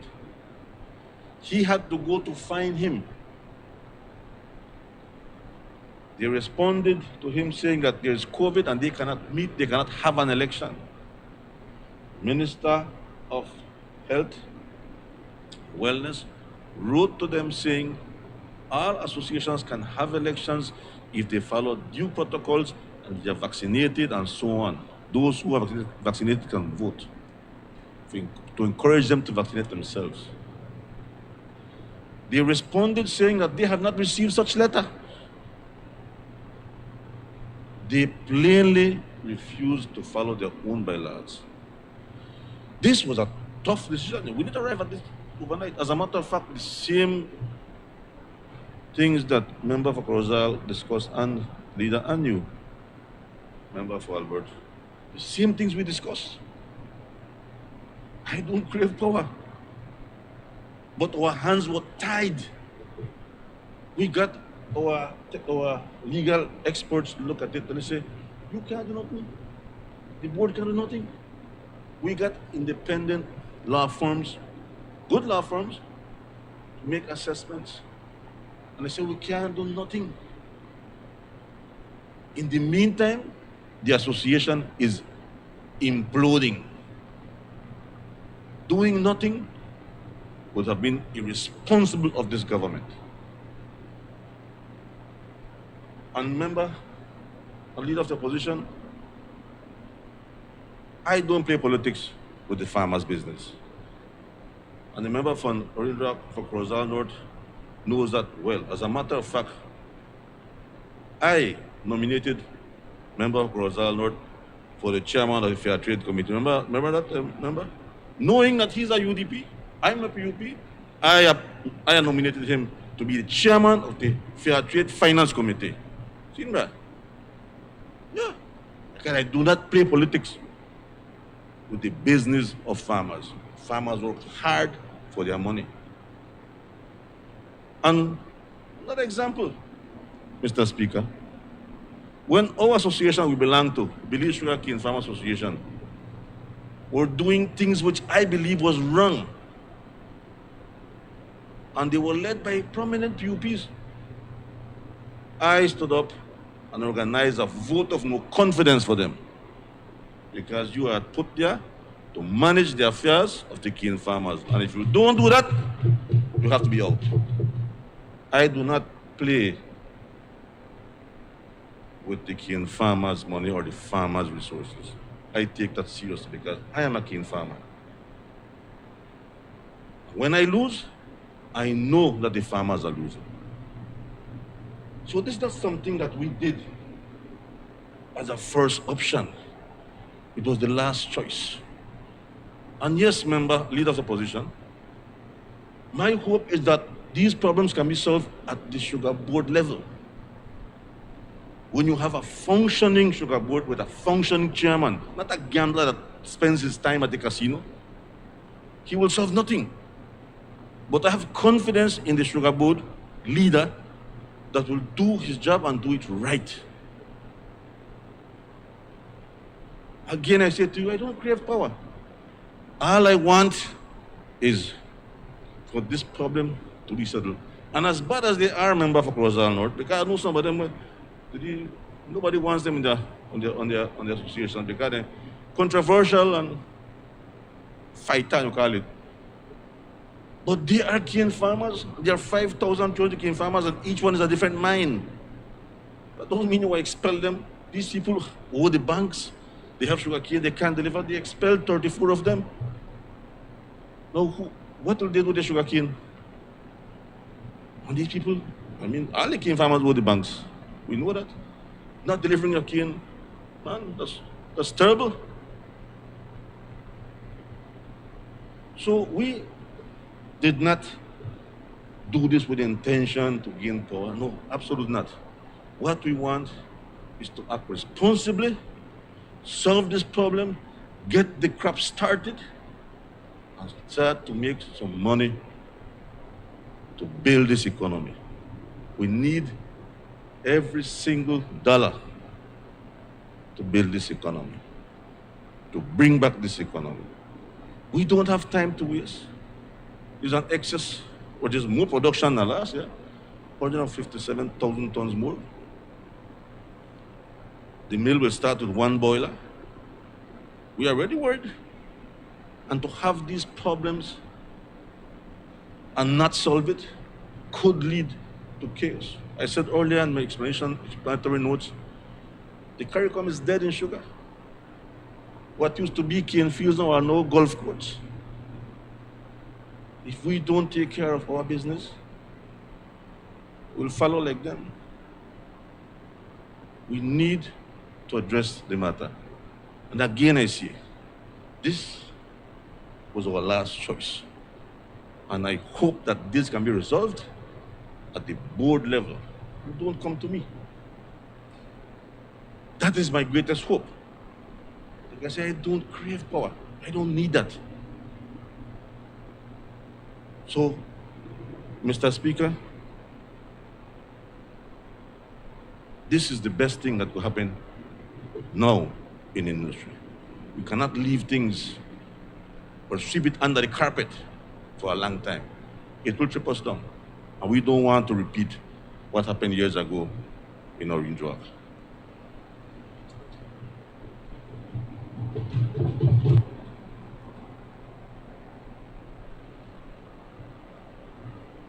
Mr. Speaker, I move that the question be put.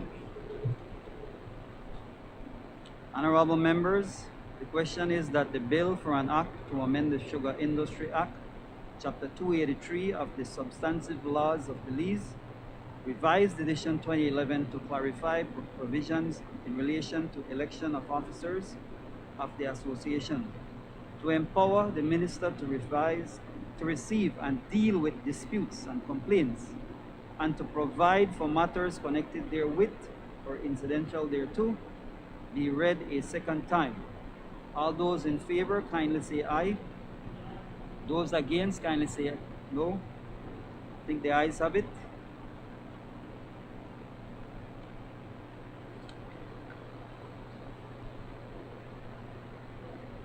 Bill for an act to amend the Sugar Industry Act, Chapter 283 of the Substantive Laws of Belize, Revised Edition 2011, to clarify provisions in relation to elections of officers of the association, to empower the minister to receive and deal with disputes and complaints, and to provide for matters connected therewith or incidental thereto.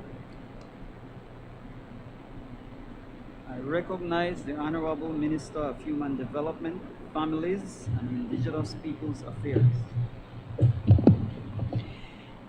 Good afternoon, Mr. Speaker. Mr. Speaker, I crave your indulgence before asking for the second reading of three bills. To note in this honorable House the very successful Children's Parliament that was held a week or two ago. Very successful. Yes. We were exceedingly proud of the young people, Mr. Speaker. And as a little tongue-in-cheek, I could say that perhaps they're much better behaved than we here in the real National Assembly and the real adults. But I believe, though, Mr. Speaker, fun aside and tongue-in-cheek aside, I believe that the future of our country will be in good hands because the level of preparation, the articulate nature of what they said, and the passion with which they discussed the issues of the day really indicates that our country will have a good future with them. Mr. Speaker, I want to ask your kind permission, sir, if I could move the readings of the three bills together, because it don't make any sense to go one by one, because the two bills, the one, the Juvenile Offenders Amendment and the Families and Children Amendment, those are consequential legislation to the main item of moving the second reading of the repeal of the Certified Institutions Act. So with your permission, please, Mr. Speaker, if we could take it all together.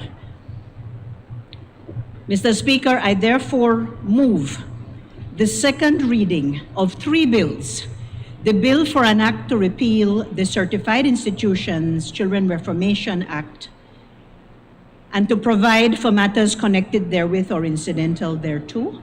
Secondly, moving the second reading of the bill for an act to amend the Juvenile Offenders Act, to repeal the provisions that relate to status offenses and to provide for matters connected therewith or incidental thereto. And thirdly, Mr. Speaker, the bill for an act to amend the Families and Children's Act to substitute the term approved children's home with the term residential care facility in order to ensure consistency with its use in those laws that refer to residential care facilities and to provide for matters connected therewith or incidental thereto. Mr. Speaker, I believe that today is a good day for the children of Belize. I think there will be a sea change after today with the passage of this legislation. Early this year, very early this year, I made no secret of it. I was almost in tears on visiting the youth hostel at Mile 21. So horrendous were the physical facilities and the breakdown of the infrastructure.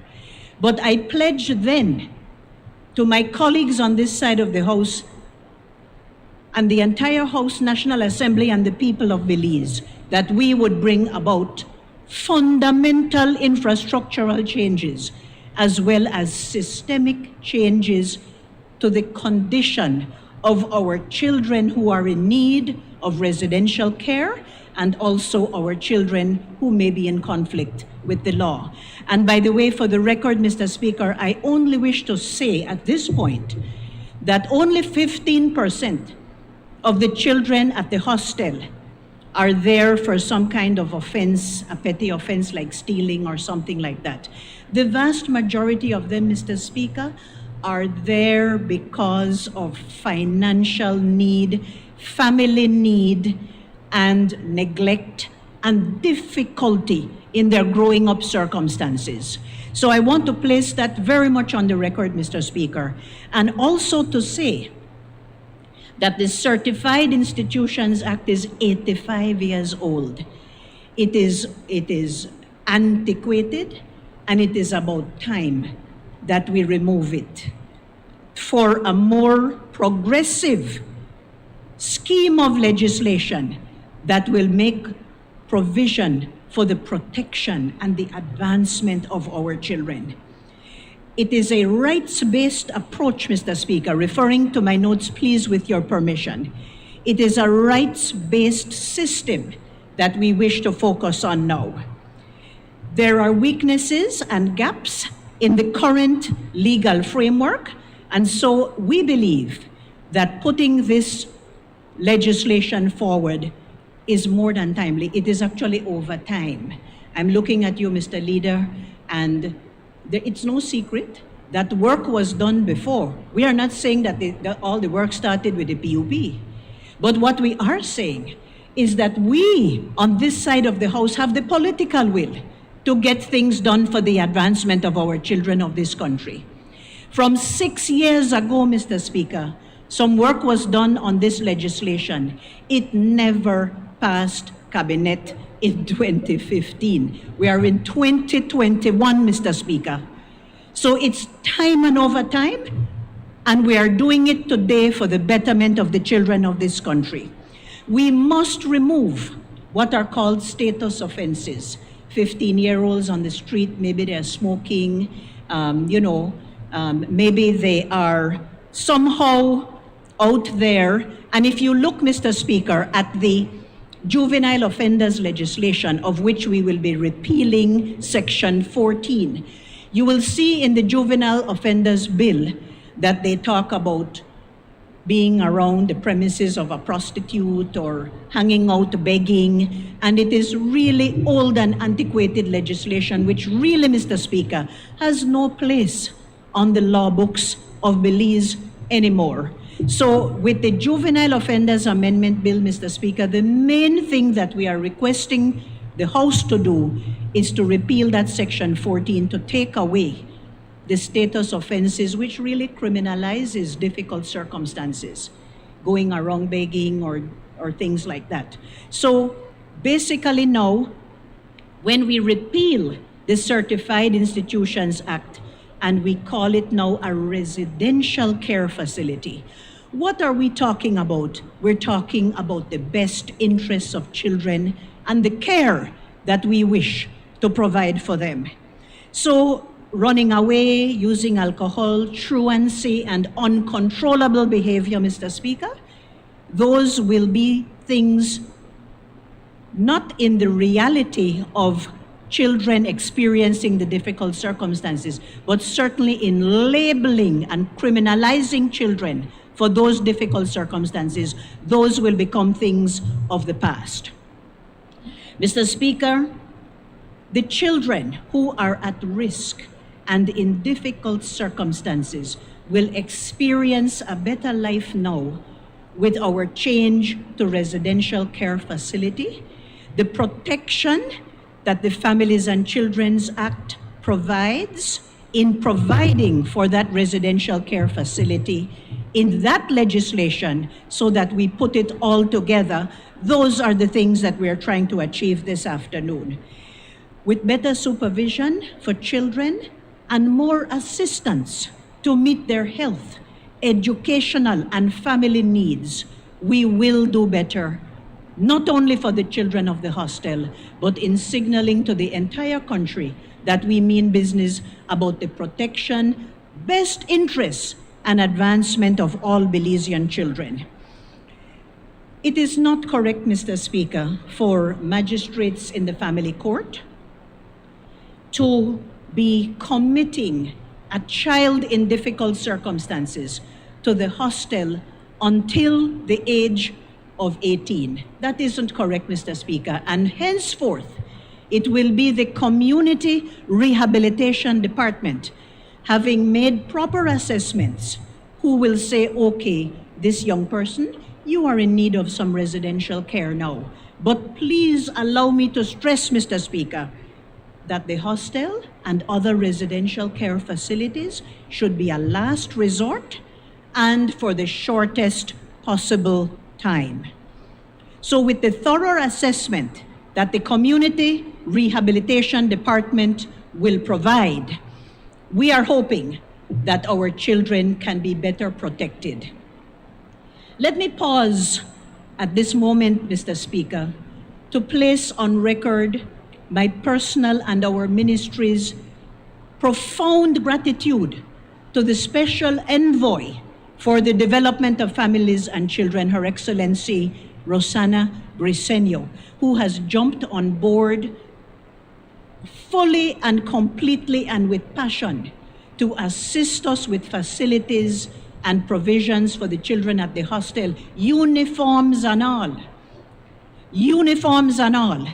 And she has pledged that when it comes to the children of this country, we are going to be seeing that change. So please let us take our hat off to Mrs. Briceño this afternoon, colleagues. And I ask you for a little applause. Parents, Mr. Speaker, must never be allowed to abdicate their responsibility. They may be in positions of dysfunction themselves, but I think we have to work with our parents, to encourage our parents to keep families together as opposed to breaking up the family and a child having to go to residential care. So we are pledging, Mr. Speaker, that we are going to work as hard as we possibly can to keep the numbers at the hostel and other care facilities low, but where it is needed, we will make sure that those children are not treated like prisoners or convicts or criminals. We are going to make sure that the care and the attention through this systemic change is going to be provided. So when you have children in need of help, it is a child protection issue. So let me say it once again. The repeal of the Certified Institutions Antiquated Act is a huge step towards compliance with the Convention on the Rights of the Child.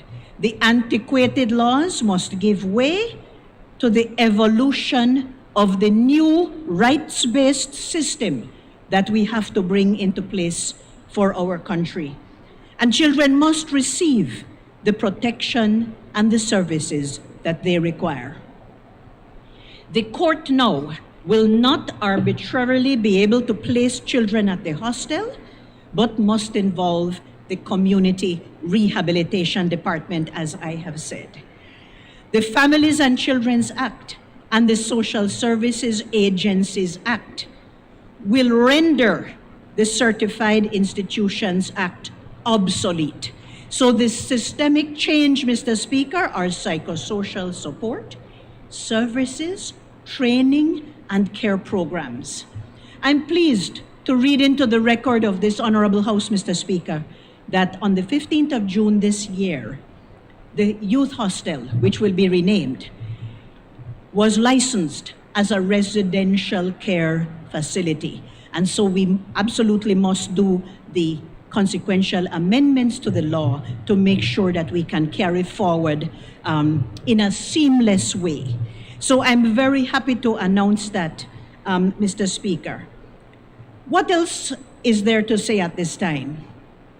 I think, Mr. Speaker, it would be incumbent on me to give thanks to everybody in the National Commission for Families and Children and all the related agencies who have put their shoulder to the wheel in coming up with what we call this first phase of the amendment of the juvenile offenders legislation. More to come, so keep looking out, because when we have our special envoy on board and we have our ministry people on board with making the changes that we need to make for our children, we will ensure that it will happen.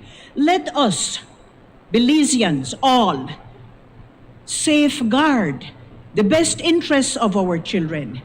And I want to say that I consider this to be a huge step in the right direction, and I definitely, I see the member for Albert is looking very attentive, and I know that I can count on your support, member for Albert in particular. This is a huge step forward, Mr. Speaker. I ask all members to support this legislation, and I say, let us move forward together for the betterment of our children. Thank you very much. So, honorable members, I therefore recommend Excuse me? that you all debate these three bills just addressed by honorable member. Yes, all three together, please. Yes, I recognize honorable member from Alberts. Thank you, Mr. Speaker. Like the member, my colleague from the Belize Rural Central, we too would like to place on record our approach to these bills, the Child Justice Bills of 2021, for lack of a better collective term, and to indicate our support for these bills. The member from Belize Rural Central is right in saying that these bills have been a while in the making. I can recall in 2015, when I sat in cabinet for the first time, that the Ministry of Human Development did bring forward these bills, or the justification, if I will, for doing these amendments that are now reflected in the various child justice bills before us. I can also recall that it was a very participatory approach. There was lots of consultations, which I was a part of, with many various stakeholders and interest groups, in really looking at what we could do collectively to safeguard the well-being and safety of our children. And so I would like to put on record that we are grateful that the Ministry for Human Development saw it fit to carry through on the work that started back then, to ensure that the process could be finalized and we could be here today, which is indeed a good day for our children. The upgrading of these laws and repealing of the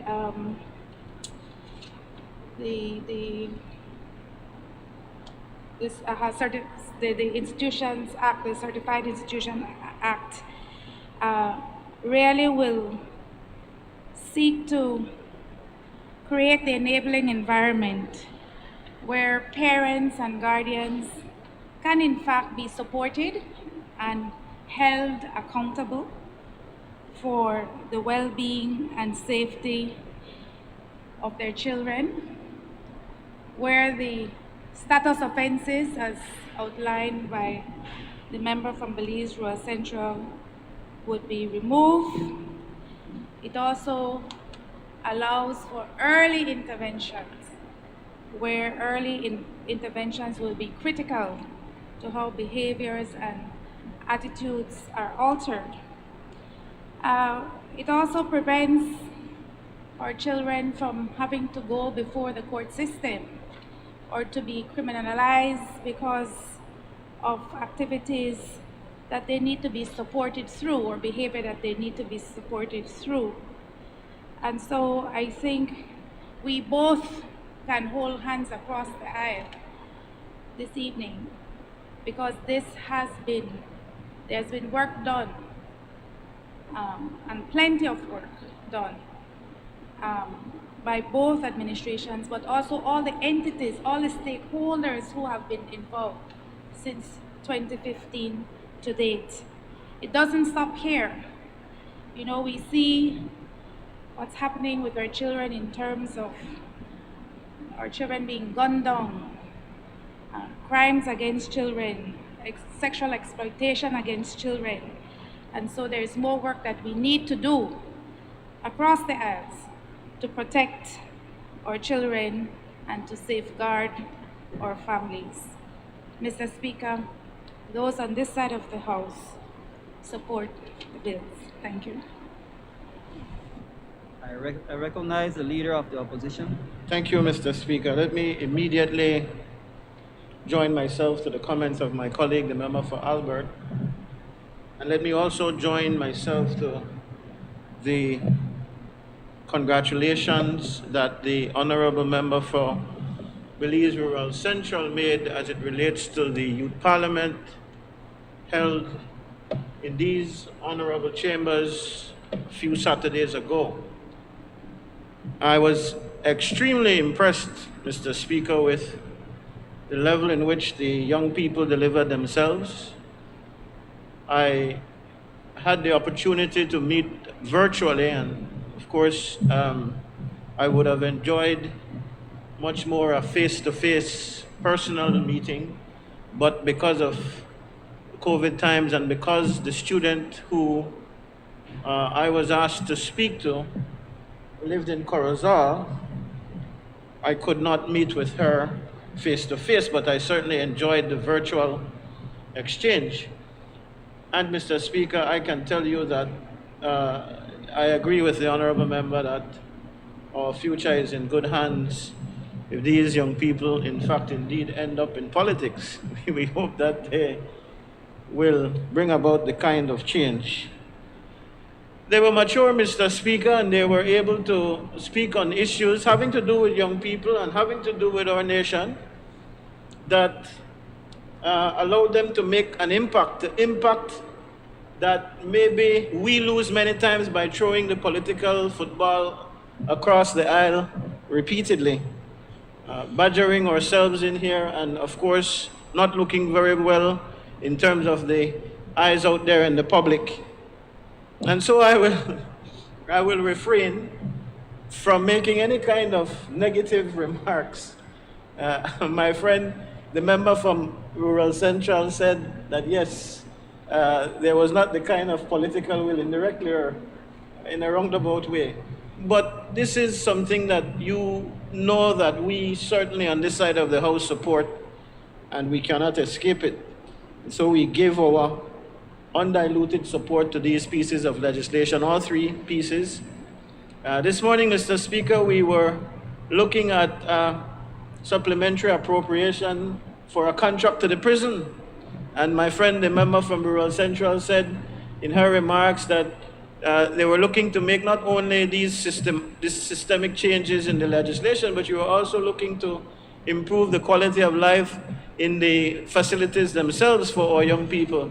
How much more I would have been joyed to be able to approve that 1.5 million, not for the prison, but for those institutions where our children, or those facilities where our children are housed. Mr. Speaker, I think the member did a wonderful job of explaining the benefits, as well as my colleague, the benefits of these pieces of legislation. And I want to underscore how important those things are. We try in many, many ways to suggest fixes to the problems that we have in our society, especially as it relates to corruption, as it relates to crime and violence in this society, Madam Speaker. And we miss the boat quite often because the answer to those problems lie within our family structure. It lies within us taking good care of our children. It lies within taking good care of our families. I promised that I'd be positive, so let me put it this way. I saw where yesterday some of the colleagues of this honorable House signed on to a pact for early childhood development, something that was done some years ago, and in fact, I chaired a interministerial, or not, it was not an interministerial, but a multi-ministerial committee to champion early childhood development, because many people don't realize that early childhood development is not only preschool and up. Early childhood actually begins from even before the child is born, and we must be there to provide positive environments for our children. And so for me, when I saw that, I had two thoughts, to be honest, two trends of thinking: to complain and to criticize, because this was something that was done already. But I will take the example of the wonderful young people from the Youth Parliament and say that I am encouraged that this is a renewal of these ministries that have said we have a responsibility together, not to be duplicating efforts, not to be duplicating and wasting resources. We have this obvious agenda. It's an obligation, if you ask me, that we work together to create the environment necessary for our children. And if we do this for our children, that contract that we have with the prison we might, from what whoever explained it this morning said, it seems that it's because the numbers in the prisons are going down that more money is required, which is kind of ironic. But I can understand if they depend on a certain number of prisoners in order to reach a bottom line so that they can take care of the needs.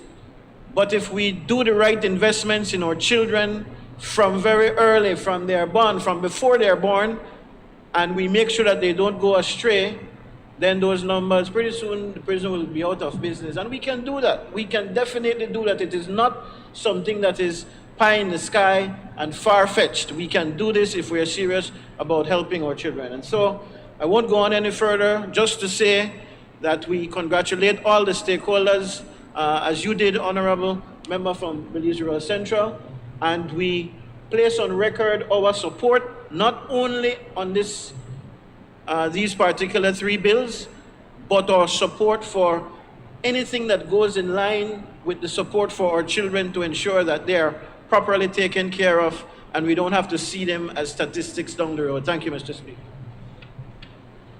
I recognize the honorable member from Stan Creek West. Mr. Speaker, I just want to stand and rise to support my colleague, Honorable Doris Valamos Garcia. I have seen her work in that ministry over the last year, and I want to commend her for her efforts, especially with the Children Assembly over the last weekend. I had a young man from my constituency who was a part of it, and he did a wonderful job. He came to me for advice before he came to the National Assembly. So, Mr. Peters, I want to congratulate you for a job well done. When you talk about children and then a privilege, it is dear to my heart. And I really like the passion that you are placing in your ministry to try to improve the lives of children, especially the underprivileged. So with that said, Minister, I want to support you 100%. Beside the point, I want to thank the Deputy Prime Minister and the Minister of Natural Resources and his entire staff who went down and gave me a tremendous work over the last 2 days, providing land for the people of Stanbic West.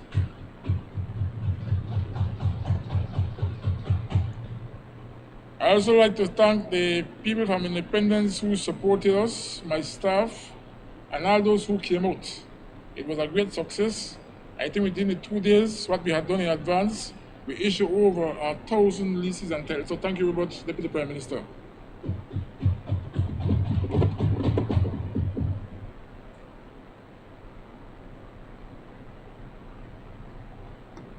Mr. Speaker, I rise to give my full support to the 3 pieces of legislation that was presented by the member from Belize Rural Central.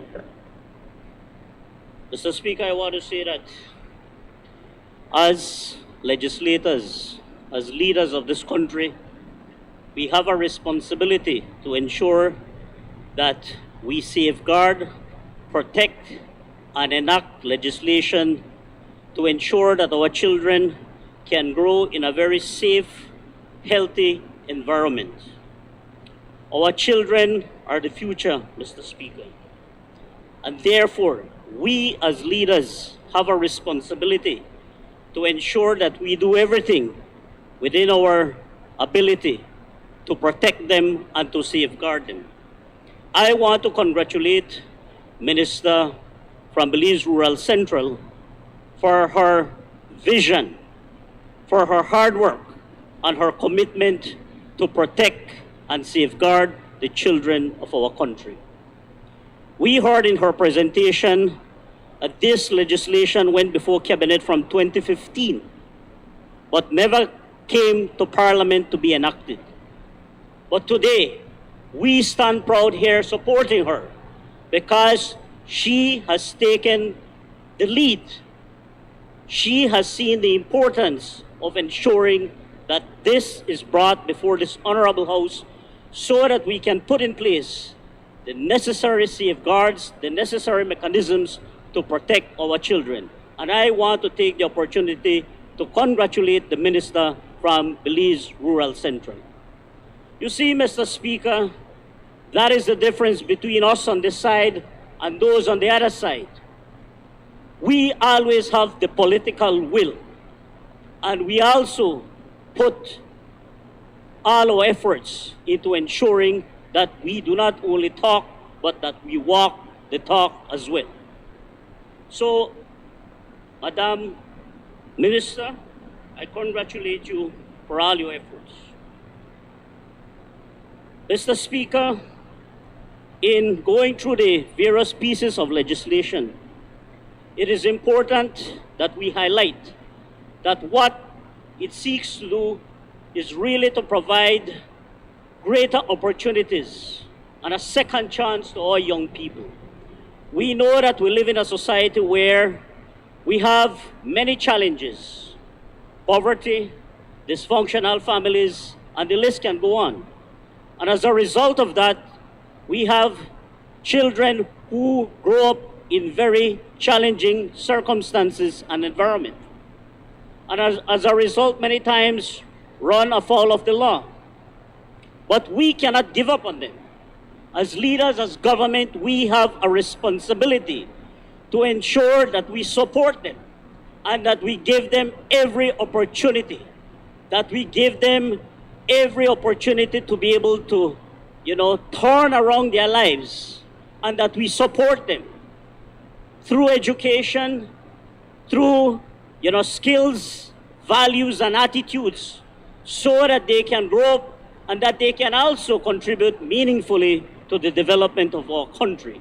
And this is what I see in these pieces of legislation, that rather than punishing and throwing out these children, that we are giving them a second chance, a third chance, so that they can become someone in society, Mr. Speaker. And for that, we must commend the Minister. Mr. Speaker, it is important. I heard the Minister speak with that passion, where she wants to make certain reforms to move away from an environment where our children are confined and where, to a great extent, they are given limited opportunities, but rather to an environment where the children can have more freedom and where they can grow in an environment that is nurturing and conducive to helping them to make those positive changes that are needed. Mr. Speaker, we have seen over the years, and I don't want to get political here, but we must give kudos where kudos is needed. And we have seen where some of these institutions, where children are housed, over the years, how these institutions have been abandoned. We have seen many of the challenges and tragedies that have occurred in some of those institutions. But no move was made to resolve those serious problems. But thanks today to the Minister from Belize Rural Central and a government that cares about the future of our children, that is why these pieces of legislation are before us, because we are serious about reform, we are serious about giving our young people an opportunity, we are serious about developing the young talent of this country. Mr. Speaker, I will end on this note. Our children are the future of our country. And I also want to join, like other members did, in congratulating the organizers and the participants of the Children's Parliament. I watched most of those presentations, and I must say, I was comforted to know that we have great talent and hope in our young people in this country. And that is why, as a responsible government, we must put in place, and we're putting in place, the necessary legislation, structures, and mechanisms to ensure that our children, the future of this country, can be afforded a greater opportunity. Mr. Speaker, I congratulate the member from Belize Rural Central for being innovative, progressive, and caring about our children. I thank you. I recognize the honorable member from Belize Rural Central. Thank you very much, Mr. Speaker. And only to make one small clarification, especially for the Leader of the Opposition. The deliberations yesterday on early childhood development did not discount the work that previous administrations and previous governments have done. It was very much taken into consideration. As a matter of fact, the title of yesterday's signing of the Memorandum of Understanding was Reimagining the work of early childhood development, not saying at all that it has just started now. So I want to put that on the record, Mr. Speaker. And with that, Mr. Speaker, I don't think there's more to be said, except that I would like to move the second reading of the bill for an act to repeal the Certified Institutions Act, the bill for an act to amend the Juvenile Offenders Act to remove the Section 14 of status offenses, and the bill for an act to amend the Families and Children's Act to provide for residential care facility throughout our legislation and throughout our social services institutions. I do so move. Thank you. Honorable members, the question is that the bill for an act to amend the Families and Children Act, Chapter 173 of the Substantive Laws of Belize, Revised Edition 2011,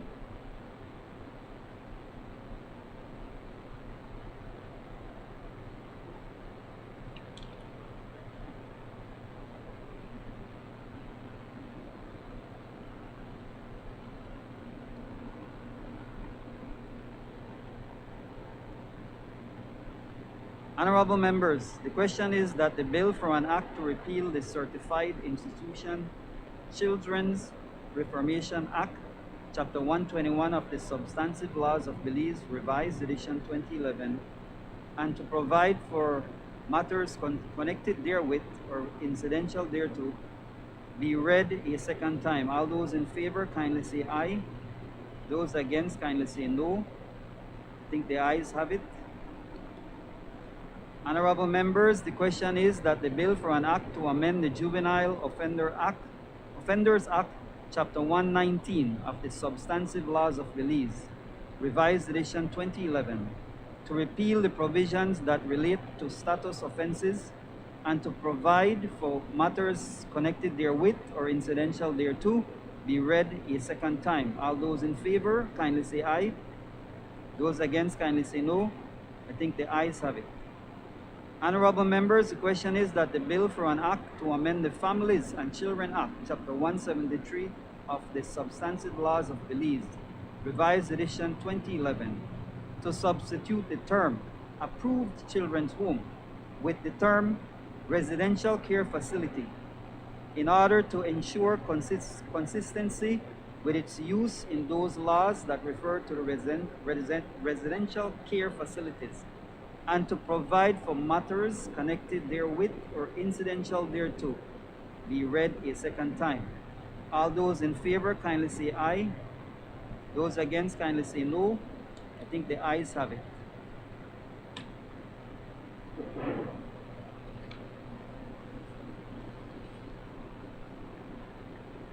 Bill for an act to repeal the Certified Institution Children Reform Act, Chapter 121 of the Substantive Laws of Belize, Revised Edition 2011, and to provide for matters connected therewith or incidental thereto.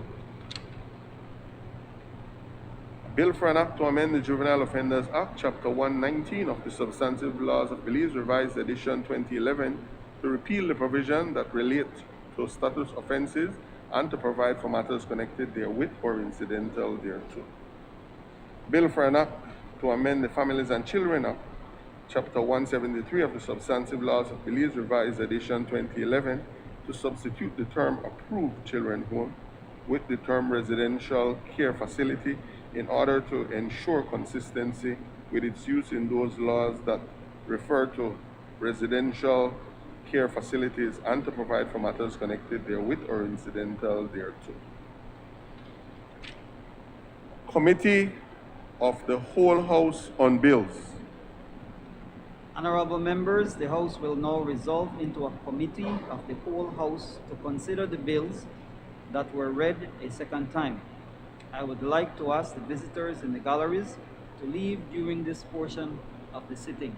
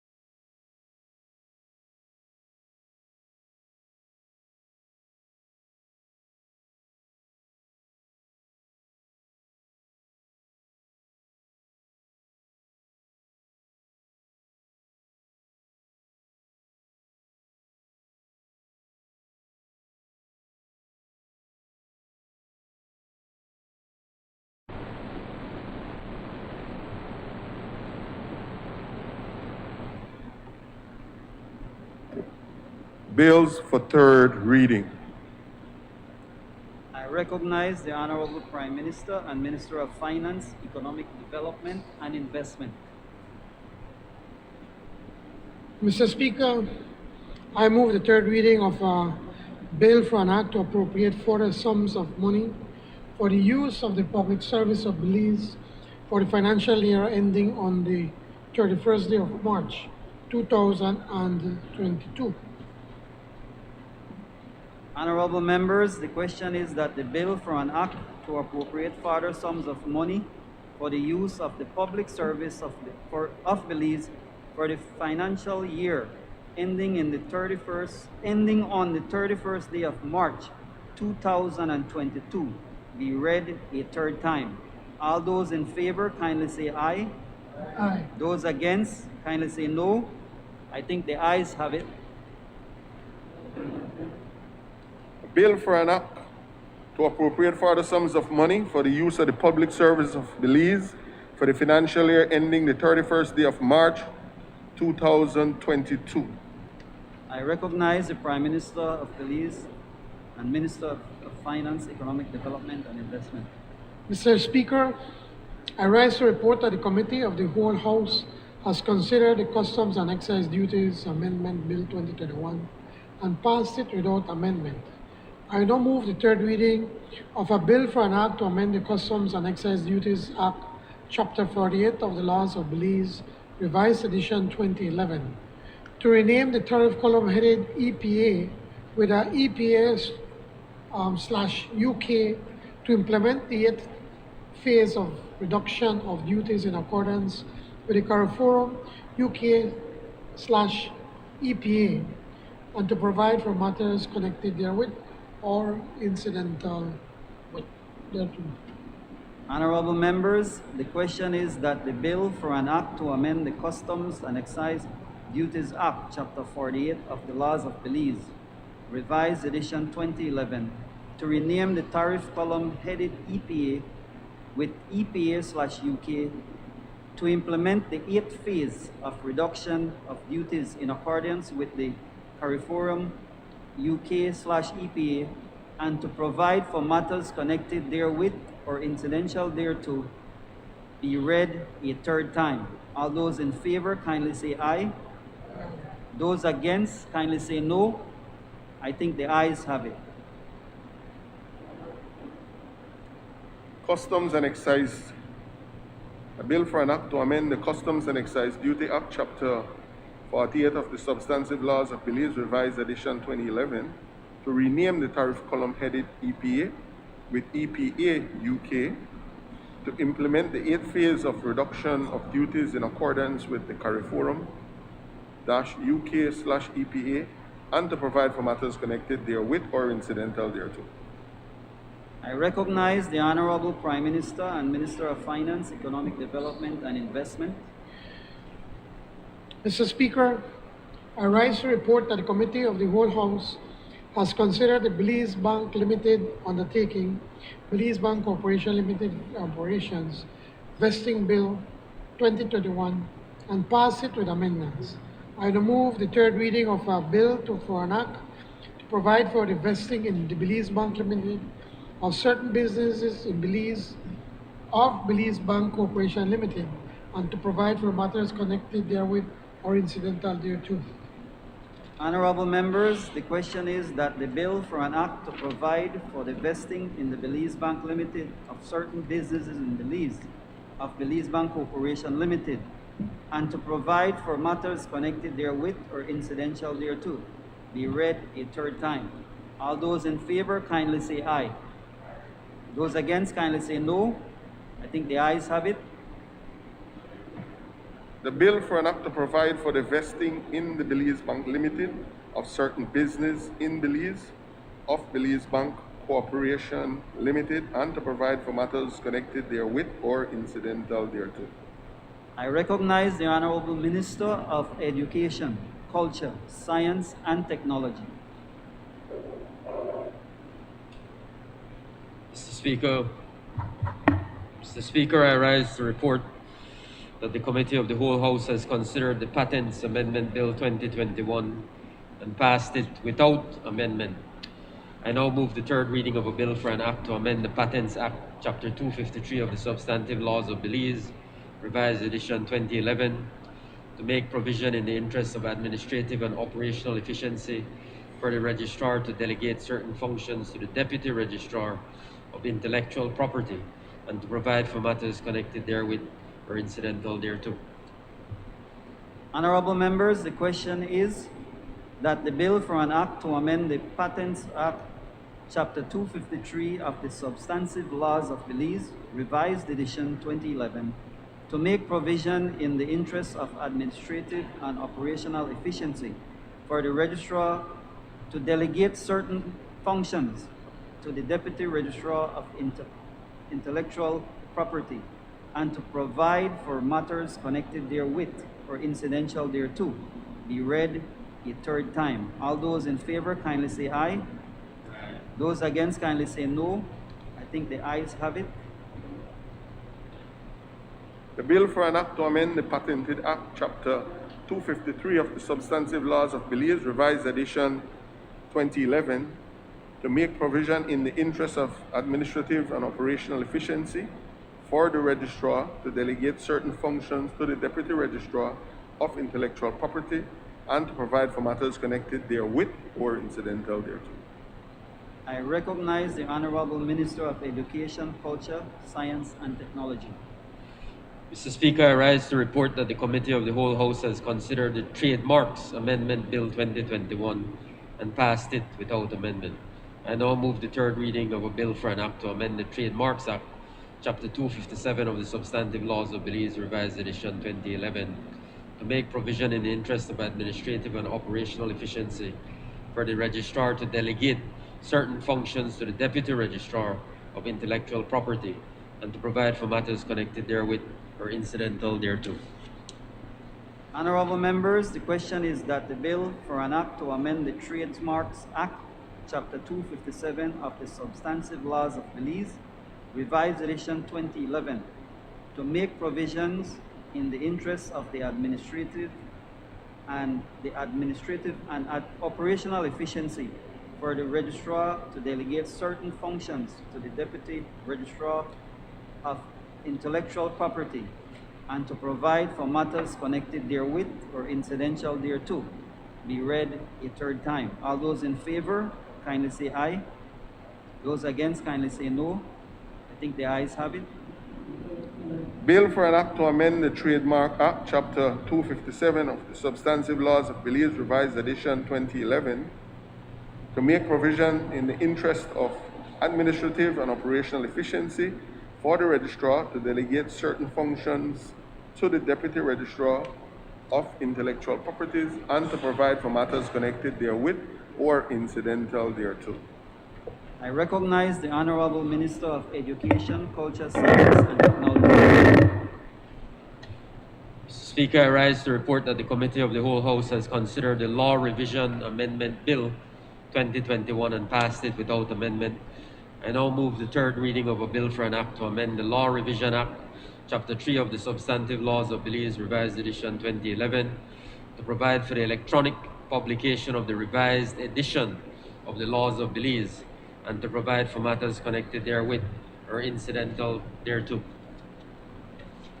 Honorable members, the question is that the bill for an act to amend the Law Revision Act, Chapter 3 of the Substantive Laws of Belize, Revised Edition 2011, to provide for the electronic publication of the revised edition of the laws of Belize and to provide for matters connected therewith or incidental thereto, be read a third time. All those in favor kindly say aye. Those against kindly say no. I think the ayes have it. The bill for an act to amend the Law Revision Act, Chapter 3 of the Substantive Laws of Belize, Revised Edition 2011, to provide for the electronic publication of the revised edition of the laws of Belize and to provide for matters connected therewith or incidental thereto. I recognize the Honorable Minister of Agriculture, Food Security and Enterprise. Mr. Speaker, I rise to report that the Committee of the Whole House has considered the Sugar Industry Amendment Bill 2021 and passed it without amendment. I now move the third reading of a bill for an act to amend the Sugar Industry Act, Chapter 283 of the Substantive Laws of Belize, Revised Edition 2011, to clarify provisions in relation to elections of officers of the association, to empower the minister to receive and deal with disputes and complaints, and to provide for matters connected therewith or incidental thereto.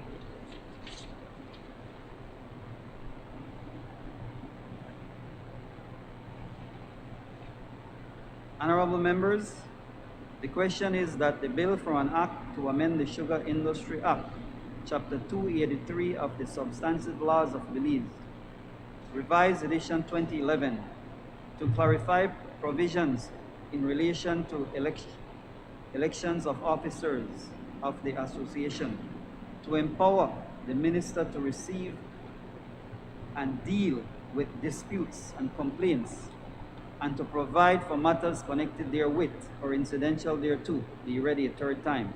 All those in favor kindly say aye. Those against kindly say no. I think the ayes have it.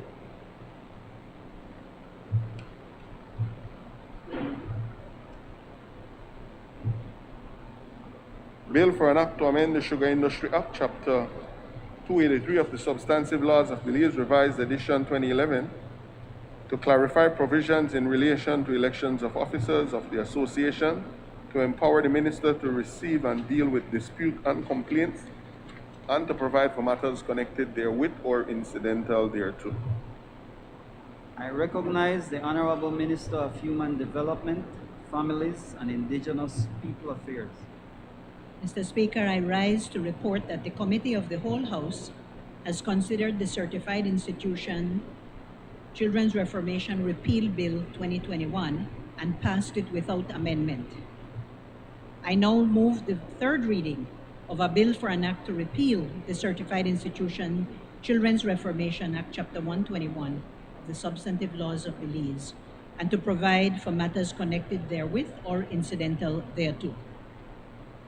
Honorable members, the question is that the bill for an act to repeal the Certified Institution Children's Reformation Act, Chapter 121 of the Substantive Laws of Belize, Revised Edition 2011, and to provide for matters connected therewith or incidental thereto, be read a third time. All those in favor kindly say aye.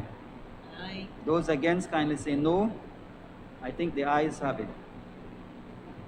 A bill for an act to repeal the Certified Institution Children Reform Act, Chapter 121 of the Substantive Laws of Belize, Revised Edition, and to provide for matters connected therewith or incidental thereto. I recognize the Honorable Minister of Human Development, Families, and Indigenous People Affairs. Mr. Speaker, I rise to report that the Committee of the Whole House has considered the Juvenile Offenders Amendment Bill 2021 and passed it with amendment. I now move the third reading of a bill for an act to amend the Juvenile Offenders Act, Chapter 119 of the Laws of Belize, to repeal the provisions that relate to status offenses and to provide for matters connected therewith or incidental thereto. Honorable members, the question is that the bill for an act to amend the Juvenile Offenders Act, Chapter 119 of the Substantive Laws of Belize, Revised Edition 2011, to repeal the provisions that relate to status offenses and to provide for matters connected therewith or incidental thereto, be read a third time. All those in favor kindly say aye. Those against kindly say no. I think the ayes have it.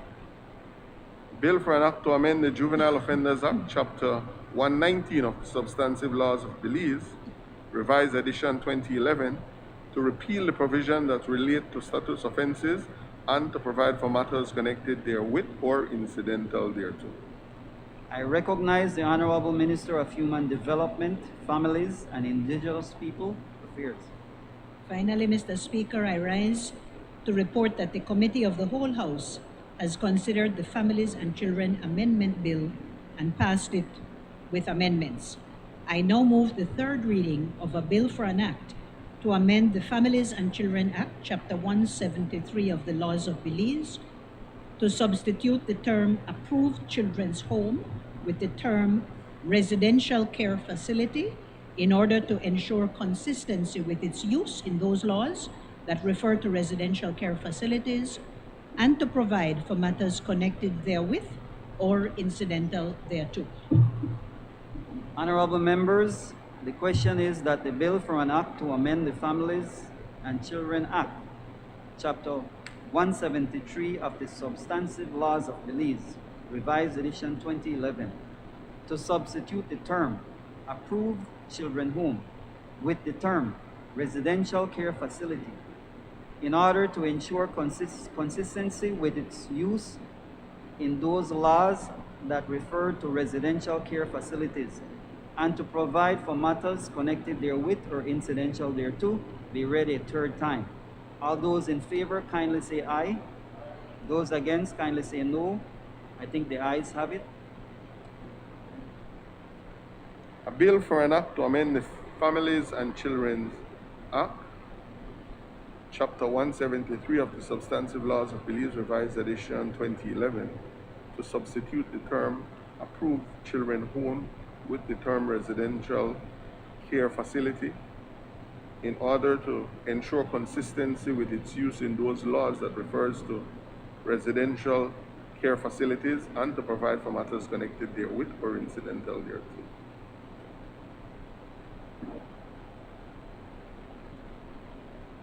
I recognize the Honorable Prime Minister and Minister of Finance, Economic Development and Investment.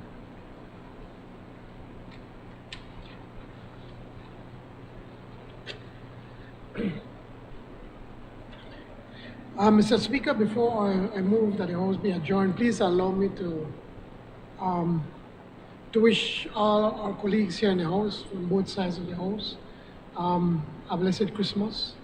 And it's been a very tough year for us, for Belize, and also for the government of Belize. But I can tell you that we've worked diligently every single day to try to bring betterment for everyone. So as we come to the end of this year, this is our last House meeting. I wish yourself and your family, the Honorable Leader of the Opposition, and all the members in this House, all the best to them and to their families.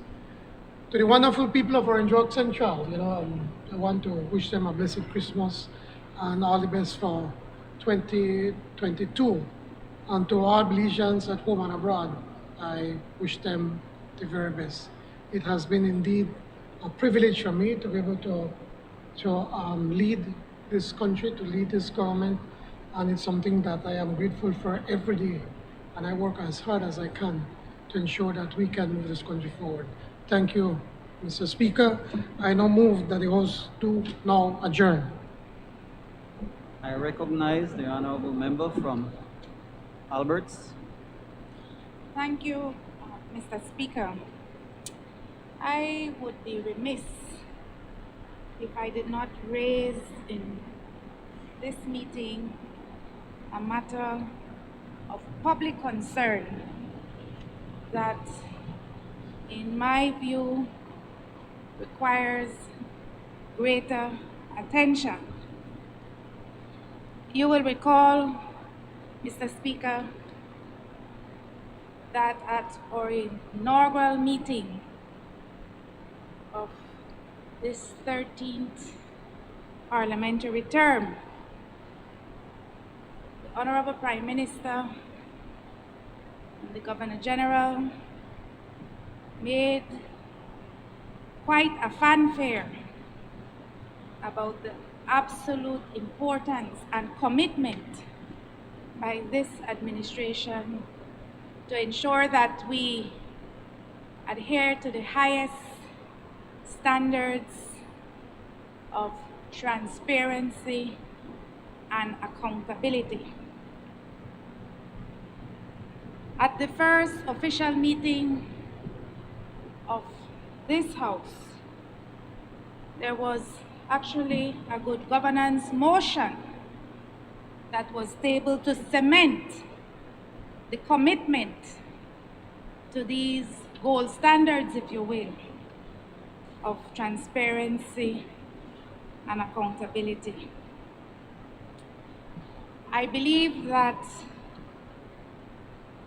Transparency and accountability was the charge, the mandate, the promise of a better tomorrow that was championed by the People's United Party as they led the people of Belize to win the last general elections.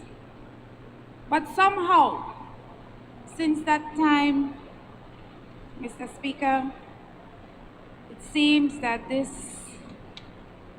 fervent, robust desire to hold these high standards are slowly slipping away.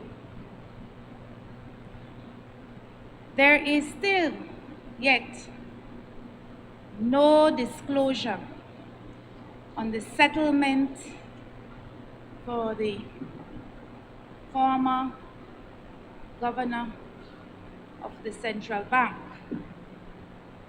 Those of us in the public domain will have to find that information how best we can, in spite of a formal question placed before the member for Orange Walk Central. There is no disclosure on who these quote-unquote funding partners were that footed the bill, Mr. Speaker, to take such a super large group of public officials to COP26 in Glasgow. Whenever that question is raised, the response is it was not on the government's purse, but our partners in conservation, I will assume, footed the bill. We're yet to determine who those partners are. There's non-disclosure, Mr. Speaker, on who the $15 million worth of fees, legal fees and negotiation fees for the super bond, for the blue bond, sorry, who was paid $15 million worth of taxpayers' dollars. I will tell you that most of the negotiations, as we have established in our last House meeting, was completed well before the need to pay this $15 million. There is non-disclosure, Mr. Speaker, on the $700,000 that has been spent by the Ministry of Health on this food assistance program to COVID-19 families. On a point of order, Mr. Speaker, the honourable member from Albert is going through the entire budget. I mean, if she wants to speak on one matter, she is welcome to do so. If she wants to speak on the issue of COP and the list of delegation, COP26 delegation, that's fine. Or on the super bond, I mean, that's fine. Or the $700,000 that she just brought up. But she's going through the entire budget. I mean, we're going to be here all day. So I think she needs to speak on one matter, and we'd be more than happy to answer her, Mr. Speaker. Mr. Speaker, I speak to these issues as it relates to give clear examples of the lack of transparency and accountability that the Honorable Prime Minister and his cabinet and those on the other side of the House had committed to giving to the Belizean people. Had this information been provided, Mr. Speaker, there would be no need for me to go through these, in his terms, long list of items. There is still non-disclosure on the AutoZone deal, where the 6 vehicles or so that were purchased by the Ministry of Health. You will remember, Mr. Speaker, that the Car Dealer Association rose havoc, had great concerns about that contractual arrangement, and we still do not have the details. And there are no disclosure on the pharmaceutical arrangements, on the contractual arrangements for testing, Mr. Speaker, at both the COVID testing at both the international airport and the border points. We don't know, Mr. Speaker, who has those contracts and what are those arrangements. In the last cabinet brief, all we were told is that students coming across the border for Christmas will have the privilege of being tested free. There is no disclosure on the way forward with the plane landings in the country. What we have been told is that the police department will investigate itself, and that has to be a matter of serious concern, Mr. Speaker. I have made the point. She is going through line item by line item, and then it will be unfair then for me to be able to answer every single thing that she's bringing up, because I don't have all of the information. The other ministers would be able to go into great detail. I can answer most of what she's saying, but she can't be talking on the budget. She's going through the entire ministry, Mr. Speaker. We need to call her attention to speak to one matter. I will be more than happy to answer her. We're not fighting with her, but she needs to follow the standing orders, Mr. Speaker. Can you do that?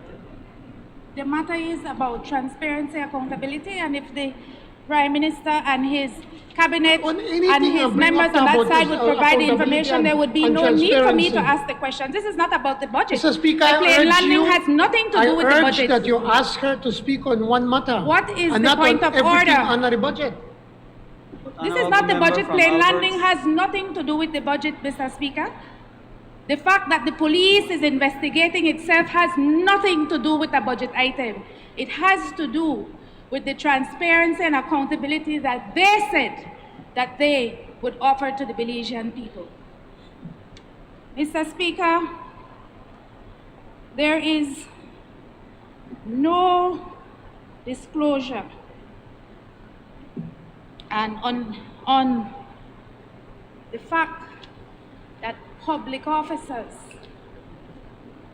were sent to Bolivia and Peru with financial officers, with government of Belize receipt books, as declared by the Minister of Foreign Affairs, to process passports for Belizeans in the diaspora in Peru and Bolivia.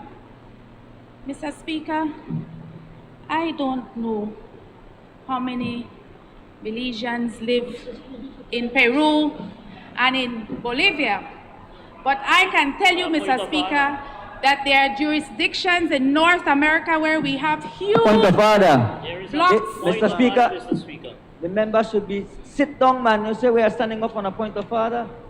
What is the point of order? You are jumping from one point to the next, and I believe that the member of Albert is casting aspirations in this honorable house that the Ministry of Foreign Affairs has responded to. You need to caution the member of And Albert. I'm reporting what the Minister of Foreign Affairs said in his press release to the Belizean people, that the matter was not even disclosed in a cabinet to brief. your point. This was not even a cabinet Hold on. direction. It was said in the cabinet, and again, Mr. Speaker, I have no problem with her bringing the, but if she will go line by line on every single thing, Mr. Speaker, let's speak on one matter. Let's discuss it. We have absolutely no problem, honorable member from Albert, to answer you. But if you are going to go on and on and on, I mean, on the plane landings, you never ever catch any kind of policeman. No, we did arrest them and we did get rid of them. What did you do? You should be ashamed to bring that up. We did fight them. We are getting the radar. We did do everything to put an end to it. Prime Minister, Mr. Speaker, Please, man. Mr. Speaker. honorable member from Alberts, please wrap up. Wrap Because up, wrap it up. seems to me like you're doing I would it seems to understand why me- the member would want me to wrap up, you know. It seems to me like I you're have a going back the problem. whole year. Please just wrap up your These presentation. matters, Like Mr. you're doing a Speaker, full year wrap up. well, we are at the end of the year, no? And these matters have still remained So please do unresolved. one more The issue people and of this let's country and wrap up your still have a right to presentation. know what has happened in these situations. I won't speak about the situation with Smart. I will not do that. Can you do one But more it's a issue and matter wrap of- up your it's a matter of- presentation? The issue at hand, Mr. Speaker, is very clear. A lack of transparency and accountability in doing the government's business. The government's business is the people's business, Mr. Speaker, and the people of this country have a right to know. They have a right to disclosure. This is not a budget debate. These are matters that the questions have been asked and the matters have been left unanswered. And I am saying to the Prime Minister and the members of that side of the House that they were the ones who stood on the platform of good governance, of transparency and accountability. And I am asking, Mr. Speaker, that the Prime Minister be sure that these questions are answered in a way that is acceptable to the Belizean people. Thank you, Mr. Speaker. To the Prime Minister, Wrap up, man. I will not. You say over and over. There's the no same time. thing. I could stand here all day, no. I know you can. I can Well, I stand don't think here you all could day. stand here and get tired.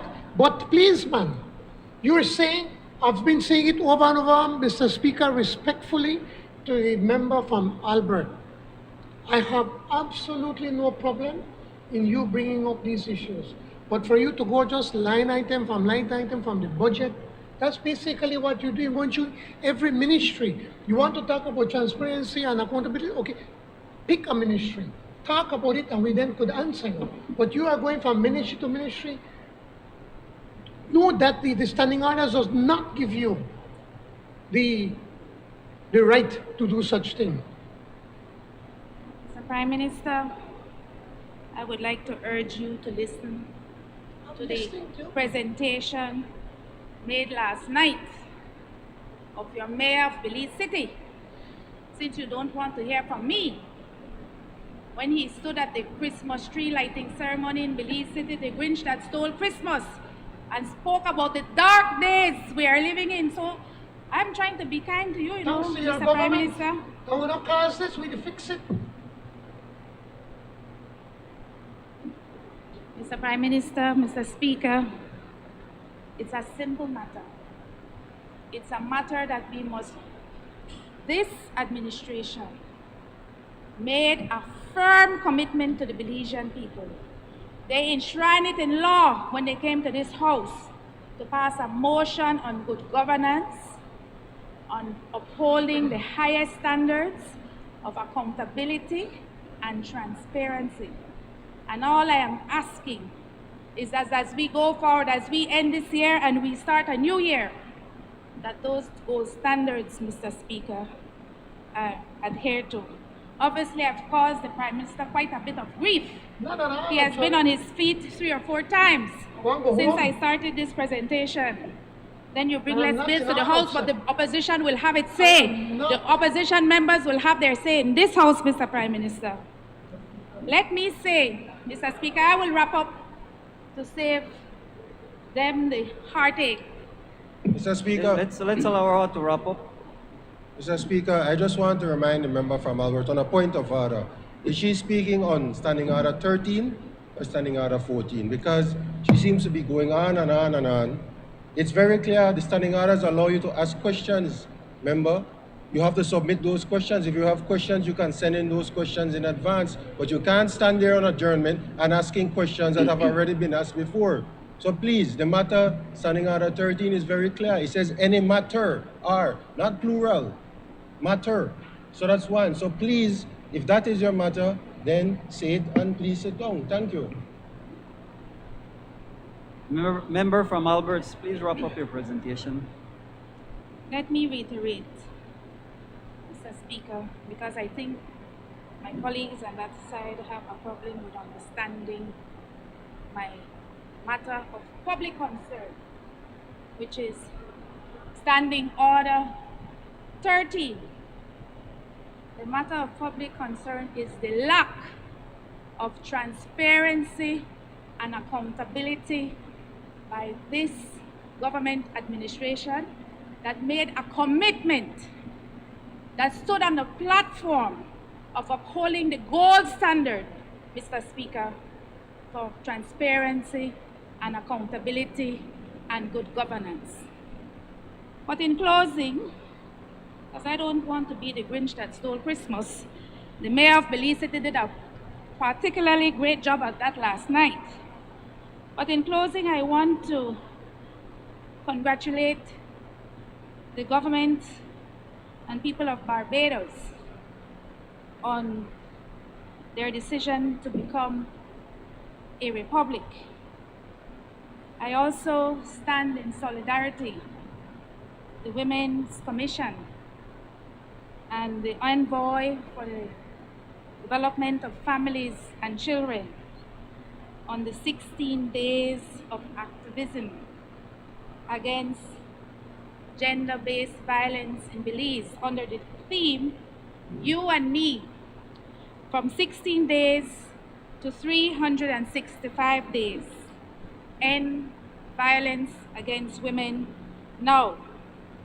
And lastly, Mr. Speaker, I take this opportunity to wish you, to wish the Prime Minister, my colleagues, the government side of the House, the party leader, the leader of the opposition, and the members of this side of the House, and most dear and near and dear to my heart, the people of the Albert constituency, a very Merry Christmas and good tidings for a new year. I thank you, Mr. Speaker.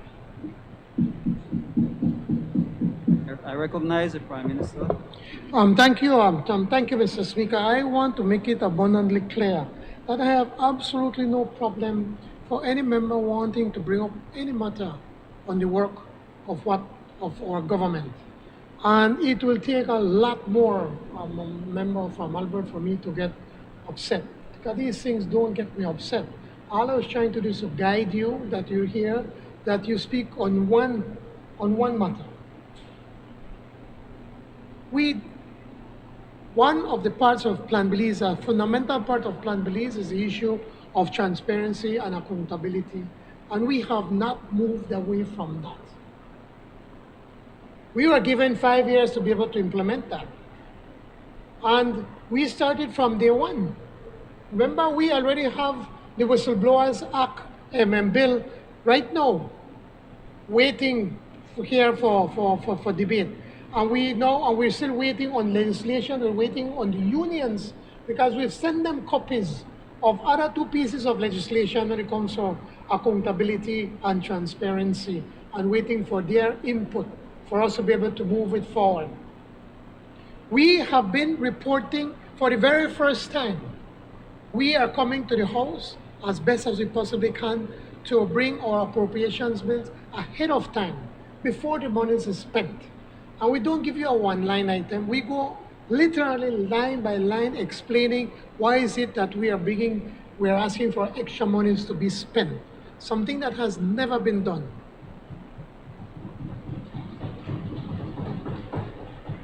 We are about to name the Integrity Commission. I don't know if you haven't gotten the letter, you're supposed to be getting it.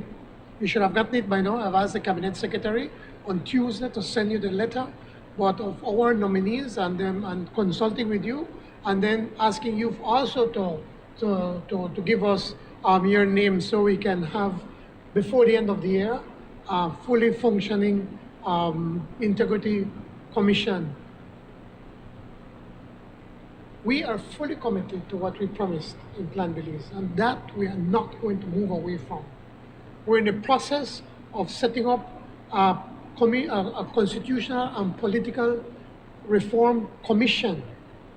We expect now, we've been having delays, but we expect that by sometime in January we'll be able to get that going.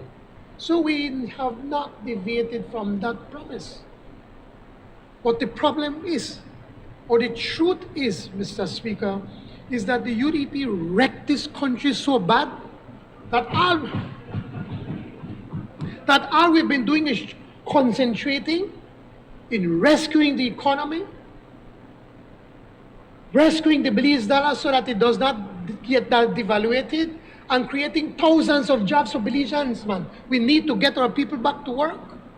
The best social program that we can have is to give our citizens a job. And that's what we've been concentrating in doing. You brought up a number of issues. It spoke about the COP26 and the list of the delegations. As we've told you over and over, it did not cost all of those, all of these people, all the members that went on this delegation were paid for by our social partners or partners in conservation. Now, again, the UDP leader of the PSU, the president, tried to throw aspersions against the member of Cayo West. Sorry, Cayo Northeast. And saying, giving the impression as if his wife, that we paid for his wife's ticket. Just to show, no, it is important for me to point out, Honorable Member from Albert, to see all of you are working together. You and the President of the PUC are one and the same. All he had to do was to ask the minister, and the minister have showed him the receipts where he personally paid for his wife's ticket. And so, could you just sit on a down? point of order, What Mr. is the Speaker, point of order? You are not addressing That is not the a member. point of order. The member did not raise that. Yes, he brought up COP26. The member he did brought not up speak about the COP26 and the minister's list of wife. You are delegations. bringing that up. Could you kindly You sit? are bringing it up. She brought up COP26 and the list of delegations, and the wife of the honorable member from Cayo Northeast was in the list. And the UDP member, the president of PUC, brought it up last night on TV, giving the impression as if somebody paid for her ticket. So I am making it clear in this National Assembly to all of you and to the entire country that they use their personal money to be able to pay for that ticket. When you give allegations, when you are talking and insinuating, I never cry foul. Listen to what I have to say. What you talked about the delegation list, Honorable and member the from member, the president Alberts, of the, can you member just of wait the, until he... But can you wait until he's finished his presentation? Did you? You should be quiet while he's speaking. Come on. Did you not talk about the delegation? Did you not talk about the delegation? So then it is important to point out that when allegations were made against the Honorable Minister of Sustainable Development's wife, it is important for me to make it very clear that her ticket was paid privately, not by anybody else. Moving on, she's talking now about the super bond. That are the last thing we should have talked about. Members of But- the opposition, can you please be quiet while the Prime Minister finishes? I have some numbers right here, Mr. Speaker, for her to understand. And I know she understands, But it just try create an issue out of nothing. That when she's talking about the bill that we paid, let me show you. In 2023, 2013 under the UDP, when they renegotiated the super bond, never saved no money. The total transaction cost was $8.1 million. And the face value was 1.52%. The legal cost of the total of what they were talking about was 11%, and the non-legal cost was 89%. In 2017, it was $11.1 million. In 2021, when they just transfer, it was 10.4 million for the super bond, and then for the blue bond, it was 4.4 million. There were two transactions that took place. One was the paying off or the negotiating with the super bond holders, where we saved $500 million Belize, and that cost $4.4 million on the transaction cost. We said when I was in the house, shut up, man. Stop, you see, and then when you talk about baby, you get upset. Could I finish? Could you finish? Leader of the opposition, for the last time, I asked you already, please be quiet and let him finish. You will have your turn to speak. At the last House meeting when I spoke about the super bond, I gave out all of the names of the companies. Yes, I did. Look at it. I gave it, but I want to send it to you. I want to send it back to you.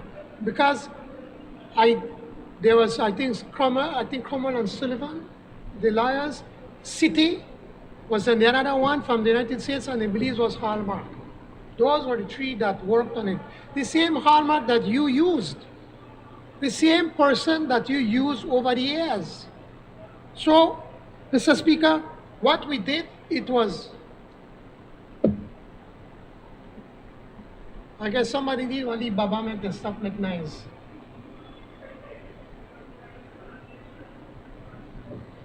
Leader of the opposition, you're not standing up. You are shooting comments across. This very disrespectful. It is very disrespectful.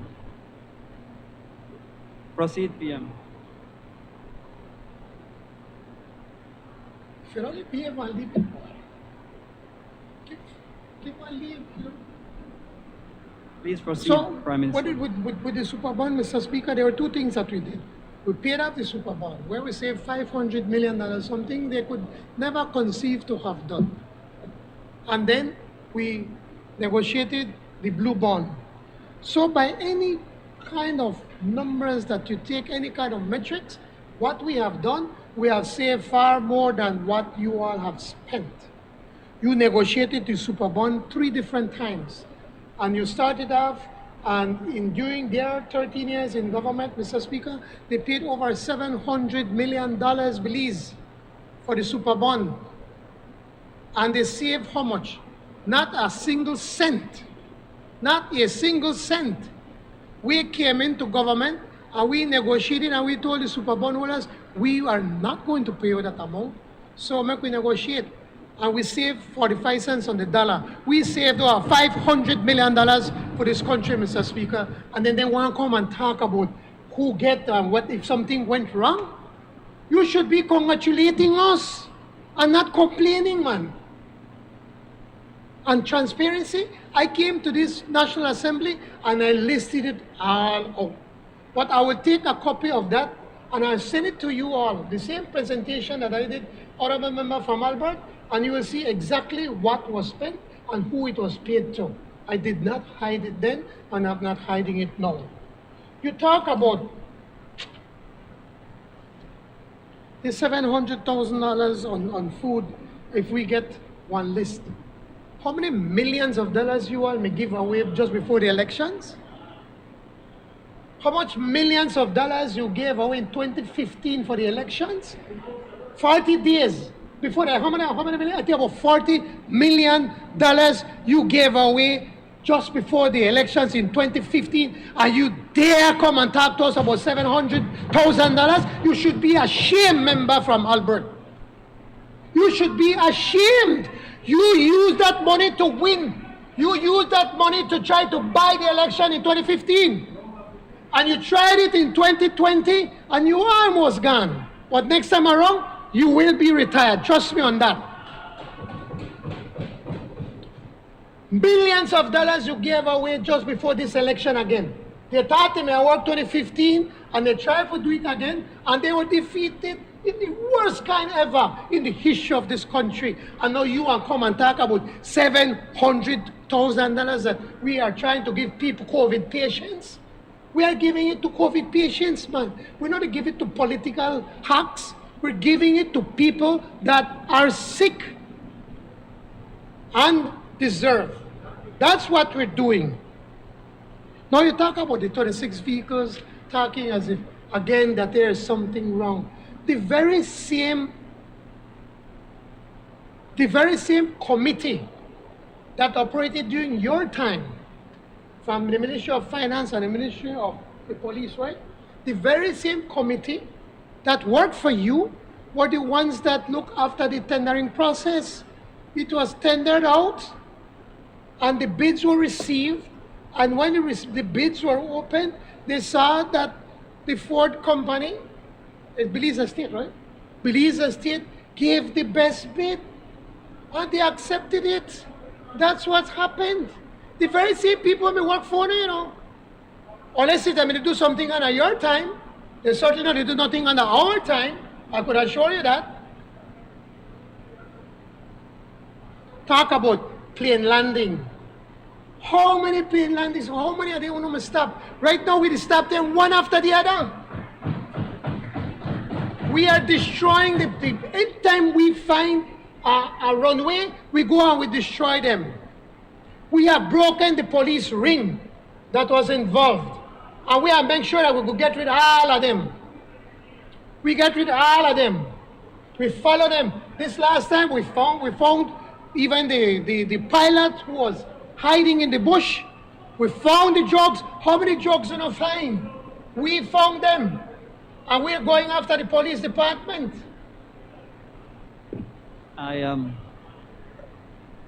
It is totally irresponsible and shameful of the members on that side to be behaving in that manner. The leader of the opposition, who claims to have so many years of service in this honorable house, behaves in a very childish manner. He fully knows and understands the standing order, that when another member is speaking, he must be quiet. Mr. Speaker, with all due respect, sir, you have given him leeway. It is time for him to listen and act irresponsibly.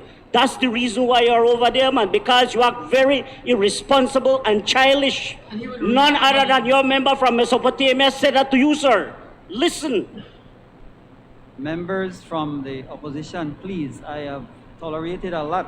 And you will still... I've asked you early this morning, but you were late. You were late this morning.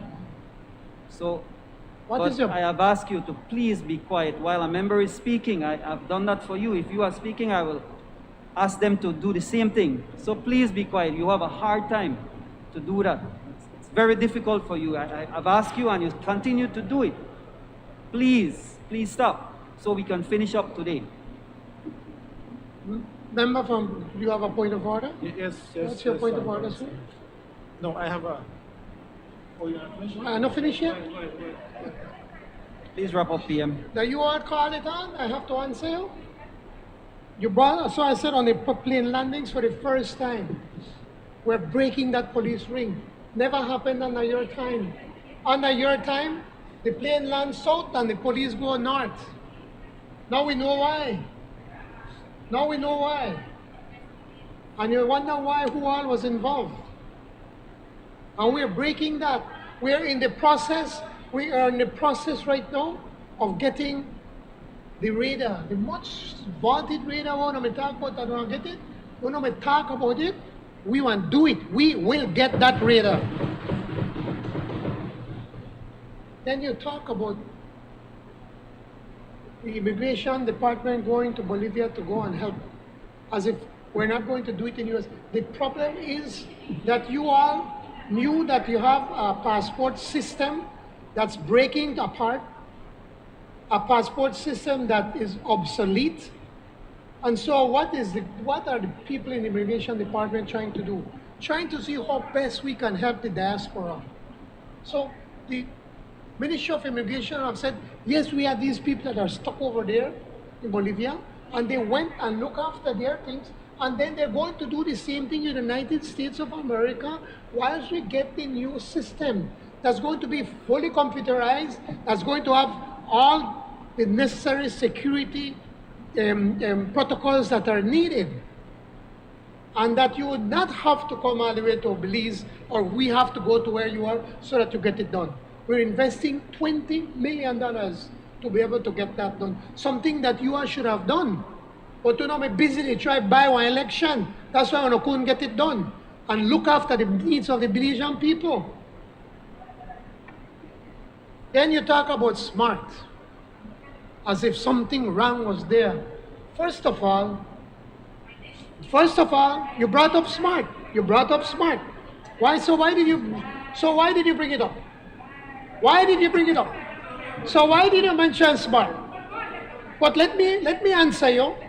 For the first time ever, Mr. Speaker, the government of Belize decided to put to action or to forbidding the services for Office 365. It has never been done before.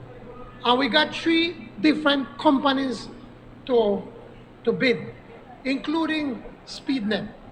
And they are making their allegations. Well, the Contractor General has given his report. The very same Contractor General that you all appointed. And he has gone through everything, every email, made all his investigations, and he said that there was absolutely nothing wrong that was done, nothing illegal, that it was done fair and transparent and be able to save money for the taxpayers of this country. This government, we have made a solemn promise to the Belizean people that we are going to be a government of transparency and accountability, and that we are going to change the laws so that there can always be openness and transparency in this country, and that we're going to limit the powers of the minister. Just now, when you spoke about the sugar industry, and you rightly said, why is it that we have to give the minister as the last stop the responsibility to be able to act? And I agree with them that we don't want to do that. We want for that to be in the past. I spoke with the Minister of Agriculture over it, and we discussed it, and he has given and indicated a firm commitment that within a year, we're going to remove that. It does not belong there. So we're going to change it because we firmly believe that we need to limit the powers of the minister.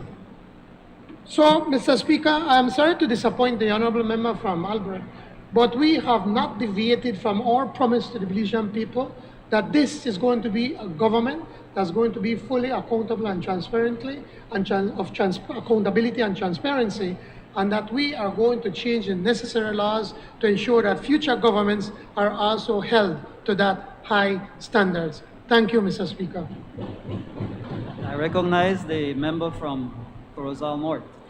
Mr. Speaker, I want to bring about a matter of public importance. And it has in its core, Mr. Speaker, the situation with the agro-productive sector. It is a worrying situation. It is a matter that needs urgent and immediate, precise intervention. And I think that we are at a juncture, we're at a place where many farmers will either do or die. Why do I say this? When we look at the increase in the prices of inputs. And I'm talking specifically of fertilizer, we're talking about herbicides, we're talking about pesticides, irrigation material, and of course, the accompanying measures that have to come with the servicing of the vehicles utilized either within the farms and the vehicles utilized to transport these goods to their destination. Mr. Speaker, I have brought this on one or two occasions in the past, but it has reached a point that if we don't take any action, only, in my opinion, only two outcomes can come out of this situation. When we look at the figures and when we look at the prices of, and I'll refer to fertilizers. Last year, December, the price of fertilizer averaged to roughly about $45 per 110-pound bag. The price as we speak now stands at $93 per bag. And we're speaking about the same 110-pound bag. At its best, and I made a call just a while ago, the blend that farmers use, and I will speak specifically on sugarcane, the blend that we use, which is 18460, it's a blend of nitrogen, it's a blend of phosphorus and potassium, stands at $117.50 per bag. When we look at herbicides, where the matter is not any better, we're looking at a price increase of 206.67%. We're not talking about 5% or 10% increase. We're talking about 206.67%, and I'm talking about very, very conservative figures. Now, when we look at the possible outcomes, what will happen? One of two things could happen. One is that the prices of the basic commodities, the food basket, is going to go up and it's going to skyrocket. It can be the case that you will see the basic food of the healthy items that we are consuming of fruits and vegetables. Food, if we may call it from that end, skyrocketing. This will only add additional pressure to the already tight pockets of the Belizean public. And the second scenario is that the farmers will consume all of this increase. Now, if we're talking about the farmers incurring this kind of increase, we're talking about having these people to actually take burden of an already dire sector. We're talking about farmers losing in terms of their profitability. We're talking about farmers actually declining their purchasing power in terms of getting agriculture products. We're talking about farmers' inability to produce a product that meets the quality standards. We're talking about farmers not being able to produce at competitive rates. And we're talking about the ability of farmers to eventually pay back. I think the member of Orange Walk South made an excellent remark when he said that he does not know of any particular farmer that does farming work and does not owe any particular financial institution. And that is precisely the situation here.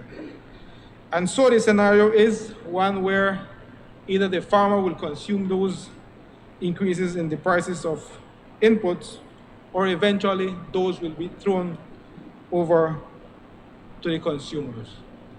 And so the situation is one where the only other way forward is for the government to make adequate, to make precise interventions in the cost of acquiring these inputs. Fuel is probably the main driver of this cost. Fuel alone for this particular year has seen 47 adjustments in prices. Out of those 47 adjustments, about 5 or 6 have been a mere petty decrease. The rest of 42, 43 have seen a steady increase in the prices of fuel. This is putting a very, very serious dent on the pockets of our consumers. People out there are literally choking as it pertains to fuel. And fuel is one that is needed almost by every other Belizean. It's either you go to your work, it's either you go to do your errands, it's either that you use to move, whatever the case be, fuel is a driver, and it's a huge expense that the Belizean people are incurring. And so what I'm asking this administration is to seriously consider the decrease in the taxes. As far as I know, 41 cents of every dollar that is spent in fuel goes to government. And so I think that it reaches a point in time that we must find some sort of alleviation. We must find some sort of sympathy, if I may call it that way, to the Belizean public. In the past, it wasn't that bad for those districts that had borders next to Guatemala or Mexico, because you had people buying over, going over to buy for their needs. Either you go to Melchor, either you go to Chetumal. And so people found it in some way or the other suitable to go to these places to stretch their dollar. We have our borders closed right now, Mr. Speaker. And with little income and the inflation that is at a pace that has never been seen, it's unprecedented, the increase just keeps on going. It will reach a point in time where the people will simply not be able to contain it. It will reach a point where the people simply won't be able to sustain the increases. And so what I'm asking of this administration is to look at at the taxing structure. We hear that there is a push and there is a drive for us in the north to open the upcoming crop season. When we look at the prices, at the estimates, the price estimates of what's coming on, it's not looking any better. When you add up what it takes to produce 1 ton of sugarcane versus what is being paid, what is proposed as payment to the farmers, really, and Mr. Prime Minister, it is going to be a hell of a challenge this year for the farmers. If things remain constant, if we don't see any change in the variables, I can simply say that out of the 4,500 plus farmers that we have, we're going to see a lot of our small farmers just simply abandoning the industry. It is not because they want, but it's simply that because of the cost of inputs, they will be forced to leave the industry. We do not want to see a situation like this, but it is happening. I've spoken to many farmers in the area, and when you visit the stores that sell agrochemicals, really, out of, I would say, sadness, some of them simply walk off and not being able to buy what they need. Sugarcane, for one cash crop that I know, is one that requires a lot of intensive work. Intensive work in terms of land preparation, intensive work in terms of machinery, intensive work in terms of the spraying of herbicides, intensive work in the spraying of pesticides, and intensive work in the application of fertilizers. And if those ingredients are not applied to those fields, you will simply see a decline in the production that we have. I think the figures for this year stands at 1.335 million, if I'm not mistaken. And it's because this year there was a lot of assistance coming from the government, assistance that we as a government back in the UDP lobbied for, and there was an additional assistance of fair trade so that the farmers were able to meet that gap. But this year, as I said, constant remaining and the price of sugar not changing, it is going to be a lot of follow. We cannot afford this at this point in time. The sugar industry maintains a lot of people up north. Studies have revealed that directly, we have 4,500 plus farmers who benefit from the sugar industry, and indirectly, we have over 40,000 persons that benefit of the sugar. A change in that figure simply means that a lot more people will be left jobless. For those of you who don't know about sugarcane is a seasonal crop when it comes to harvesting. It provides for many families that basic income so that they can supply for food, so that they can supply for the basic needs of health, and that also take care of education and the needs of the family. When the crop season finishes, we call it a slow season, and this is when it becomes difficult for farmers. When the prices of sugarcane are good, those farmers are able to hire people to take care of the husbandry practices in the fields. When the prices are low, the ability of any farmer to hire people to take care of the fields decreases.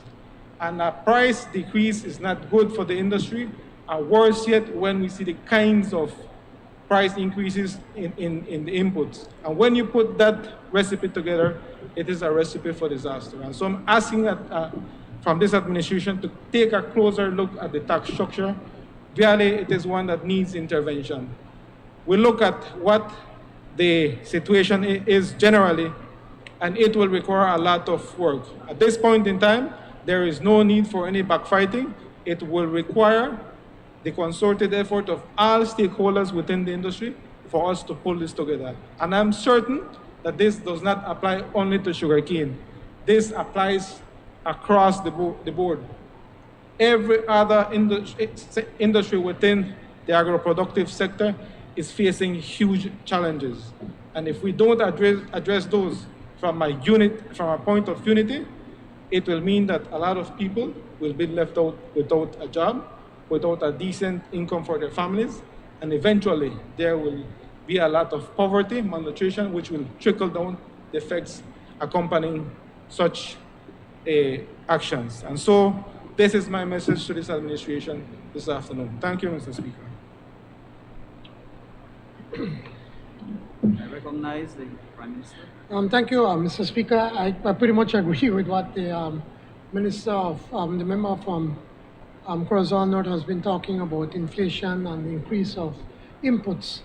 Unfortunately, something that we have absolutely no control over. And in many of these items, even the tax is very low. So there's not much that we can play with.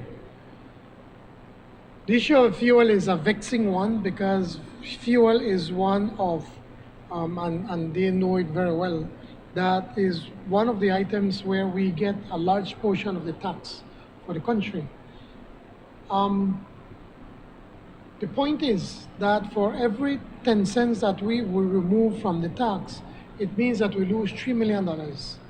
And if we were to say we're going to reduce the fuel by 10 cents, people look at us like, what did you do? You play with we? So if we were to say move $1, we're still at $11. You're talking about $36 million. We have made a promise that we will be looking at the issue of the fuel, on the cost on fuel. We have appointed a small committee within cabinet to look at that very same thing, to see how, if we are acquiring the fuel at the lowest price that we possibly can, and that the prices that are being paid, the charges that are made before it gets to Belize that are reasonable. That has never been done before. You know, the ESO and now I think Puma, now they just come and tell you, well, this is where we buy, this is where it costs, and we move from there.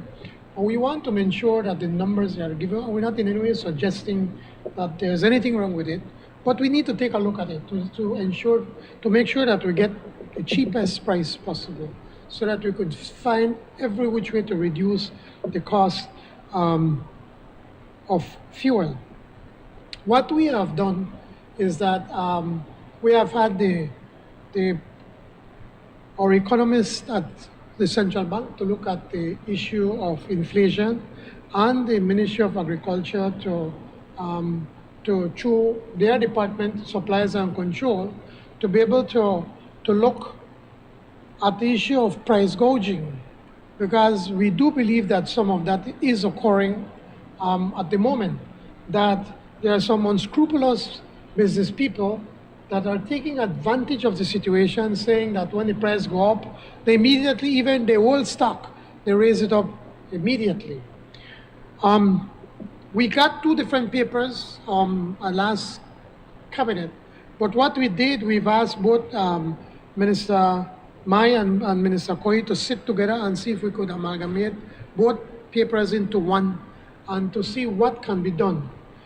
There is this idea of amending the legislation so that instead of us hiring more people to police the price gouging, what we want to do is now to be able to allow, one, to increase the penalties considerably more. I think right now about $100, $150, it's, but probably we're talking about raising it up a lot more so that you will think twice before you try to raise your prices.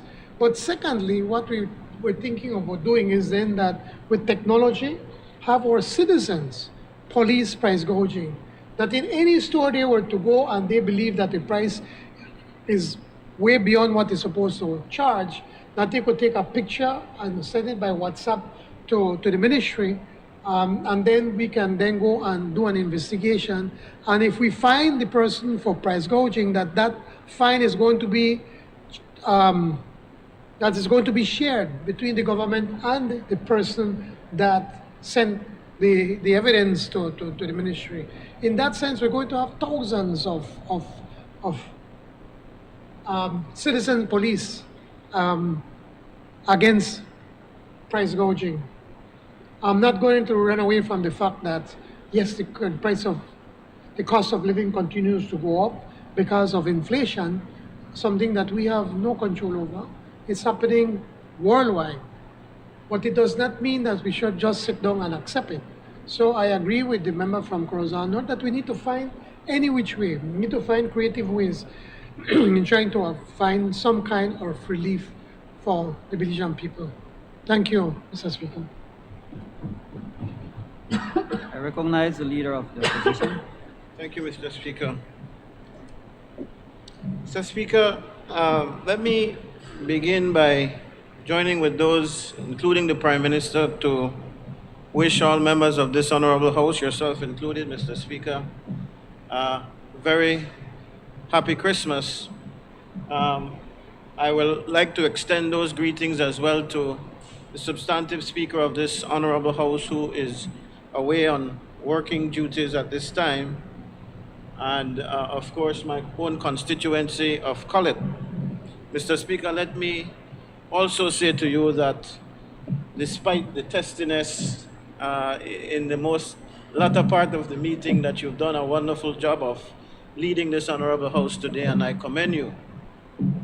Mr. Speaker, I will say a few words though on the COVID-19 situation, because I think it continues to be a very, very key issue that we need to follow.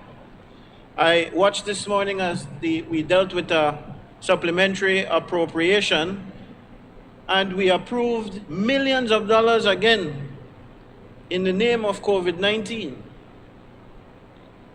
But we seem to be missing the boat. We seem to be missing the boat because we have not gone far enough to ensure that those monies stretch to help those who are the most vulnerable for COVID-19, and those who will get COVID-19 or have gotten COVID-19 because of those vulnerabilities. My colleague, the member for Albert, Mr. Speaker, spoke on issues of lack of transparency and accountability. And there is one issue that she did not raise, but to me plays a very key role in understanding what needs to happen from this administration in order to fight COVID. She did not raise the Prime Minister's lack of accountability on an issue that was asked of him publicly. This issue of a bill, Mr. Speaker, for the former representative, the elected, I should say elected Mr. Dido Vega, that the government is paying at the Belize Healthcare Partners. And why is this relevant to our fight against COVID-19? We don't know what the bill, why the bill is being paid. First of all, and I think the Prime Minister owes us an answer.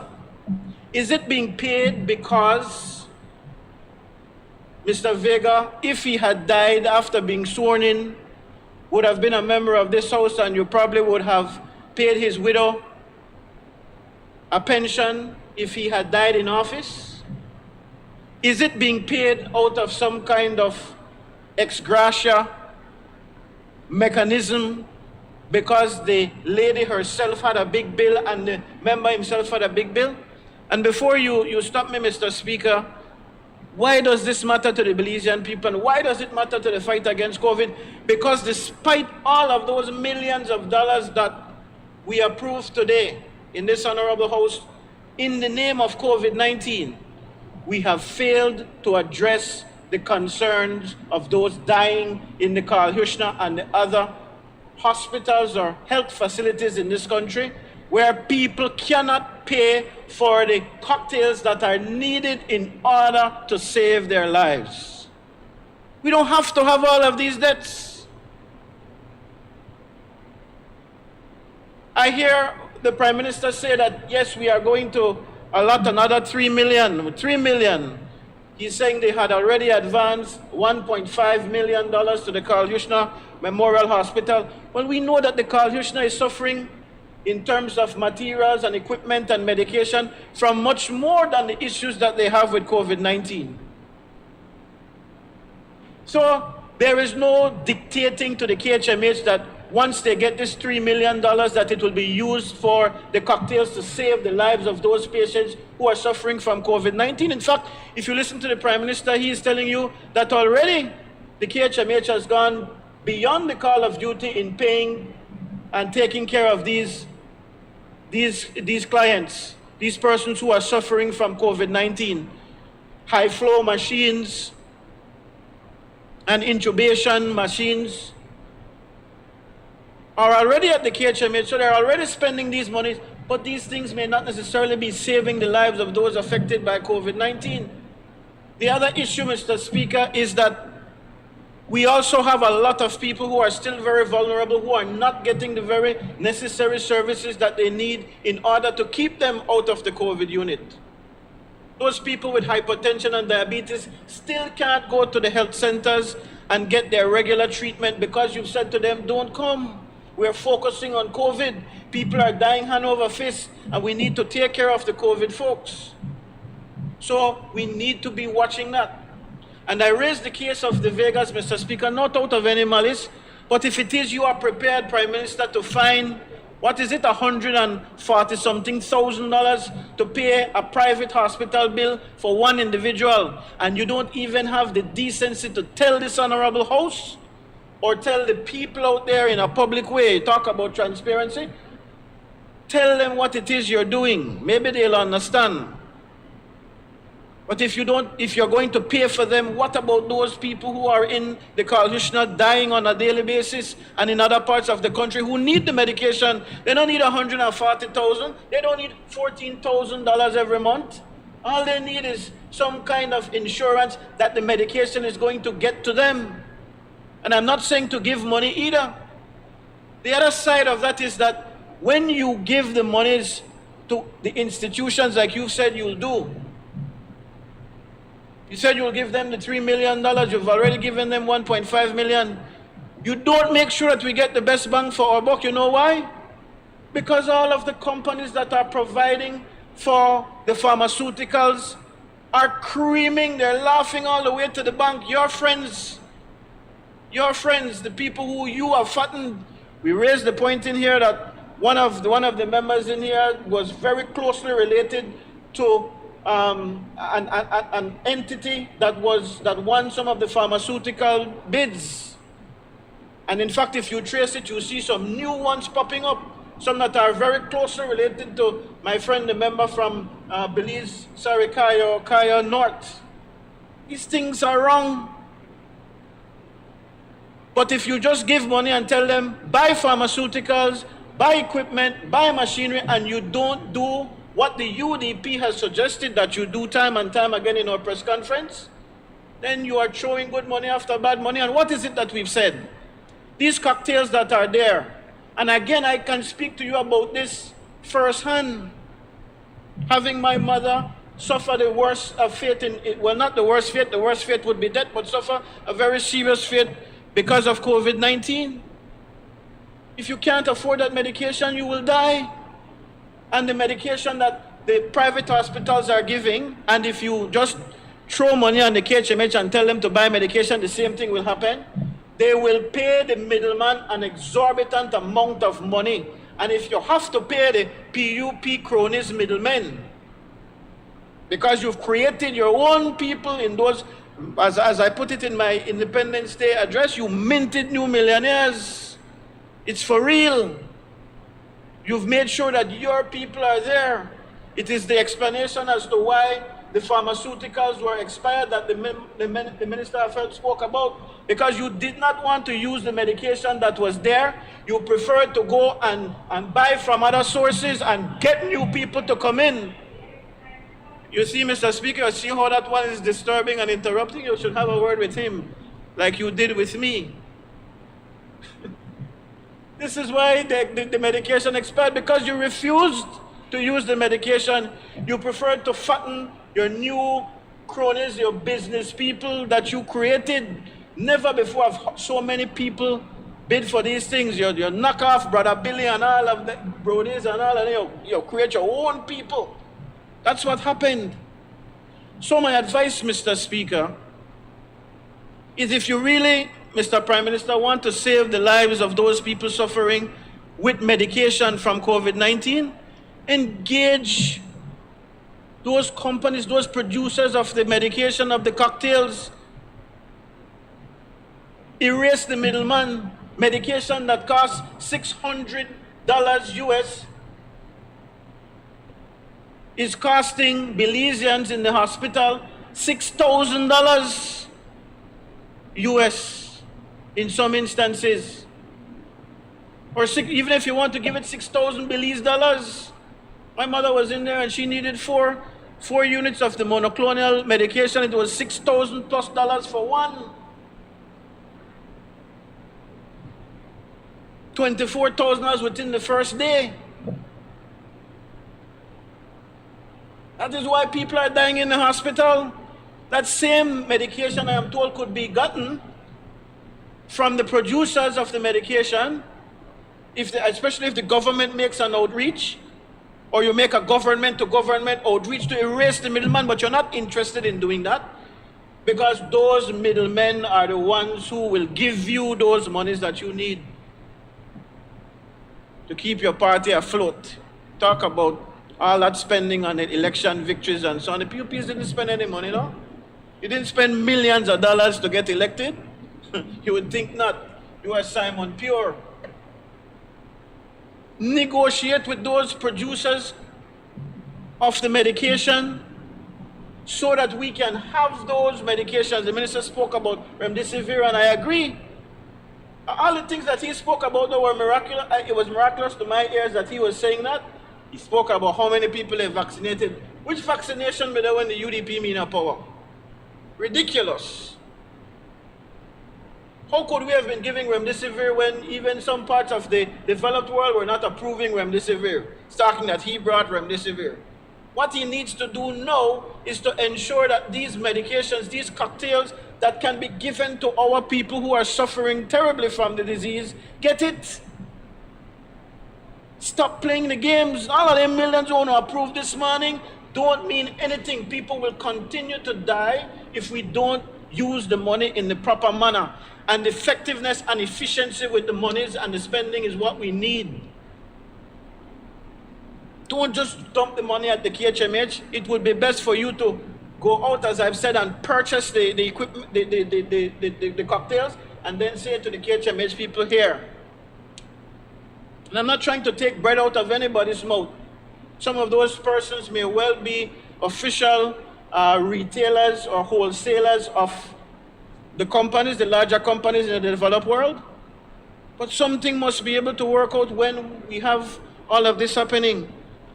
So, Mr. Speaker, while it is that there are some good efforts, and I will not knock all the efforts, I continue to say that the vaccination efforts of this government, that effort has been good. In fact, the fact that we are already on the ball in terms of the booster shot is also very good. I was able to, a few weeks ago, Mr. Speaker, get my booster. And it allows me to move around with a little bit more confidence. Not that I am completely immune from getting COVID, but it gives me a little bit more confidence moving around the society. And on that front, while I commend the government, I also want to urge them to actively try to get the vaccine for the 5 to 12-year-olds. That has been approved now for 2 to 3 months, at least 3 months. And there's been no movement. I've asked about that in this House already. That to me is a surer way to get our children back to school. I'm hoping that the minister is still here so he can give us some update as to what is happening with the vaccination from between 5 to 12. We need to do that. And we need to ensure that those who are vulnerable especially get their booster shots. So again, we repeat, I listened as several accusations were made this morning about the opposition not living up to its position. We have been very helpful. I know that one of our members even said they're doing a little Christmas function. They've invited the Ministry of Health to set up a booth. And in fact, that might be a good way. All of us now, thank you, Prime Minister, I won't seem ungrateful. I made my point this morning about what I felt about the Community Development Fund Christmas December distribution. But that might be the perfect opportunity for us to say to people in the constituencies that if you want this little help from the government, let us make sure that you are vaccinated. Let us make sure that's the incentive that we have encouraged you to do all along. If we did not have the resources to incentivize, which is why I have not done it yet, I've been trying to accumulate resources to say to people, come, we have something to encourage you when we ask you to be vaccinated. Because I maintain that while, in my opinion, the government has done well at vaccination, better can be done, and not everybody who was not vaccinated is an anti-vaxxer. They just need to be encouraged. So I think this is a perfect opportunity for us to use those monies from that is allotted in December to incentivize. And so whatever we decide to do in our constituency, it will be tied, I can tell you now, in as an incentive for people to get a vaccination if they've not gotten their first or second shots yet, and it will also be tied into them getting a booster if they've already received 2 shots. I'll make that suggestion to all of my colleagues in this honorable House. Let me say again though, Mr. Speaker, that we remain committed on this side of the House to support the government's efforts to fight COVID-19. I think it is when we are united. The token representation that we've been invited to make on a medical council alone is not enough. COVID-19 is not only a medical fight. It is a fight on all fronts. Our people are, look, this morning again, you approved monies for the Ministry of Human Development, you approved monies for the Ministry of Health to give out care packages and food packages and so on.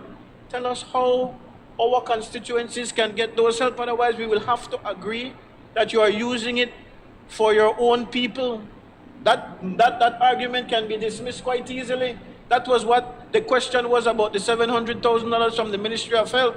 It was unfortunate that you chose to politicize that and to attack the opposition about what they did and how do we get access for our people. That's the question that we're asking.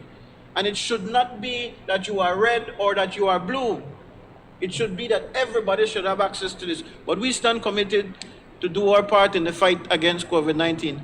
Once again, Mr. Speaker, I wish you a very happy Christmas, and I wish, of course, to thank the people of the colored constituency which I represent, but also my colleagues on this side of the House. It's not an easy thing sitting over here in opposition. You would know my friend from Toledo West, you've sat here for quite a while. And it is tough even more so when there are so many numbers on the other side, something that you wouldn't know anything about. But I believe that they've done a wonderful job, and I thank them for their support and their representation. I also give greetings, of course, to my colleagues on the other side, including the Prime Minister and his family. Thank you, Mr. Speaker. I recognize the Prime Minister. I like how the leader of the opposition ends, no? After he has heard all sorts of accusations against us, ends in trying to say, well, we want to work with you, hoping that we don't answer in kind. But I'm not going to go down in the mud like himself. But I just want to make a few points clear, Mr. Speaker. I mean, you know what's the word that comes to my mind? Hypocrisy. What a hypocrite. After we had Pablo Marin for 13 years in that ministry, who ran that ministry, who had his own network of pharmacists and importers to hustle from the business of medicines. Now here come and tell you how to fix it. I don't remember he ever come here to the house and complain about what Pablo Marin was doing with the ministry, with medicines. And then to come and here and say that the medicines were spoiled, that's kept, I think it's at the army base, at the BDF compound, somewhere by the airport, to say that that was spoiled because we did not want to use it.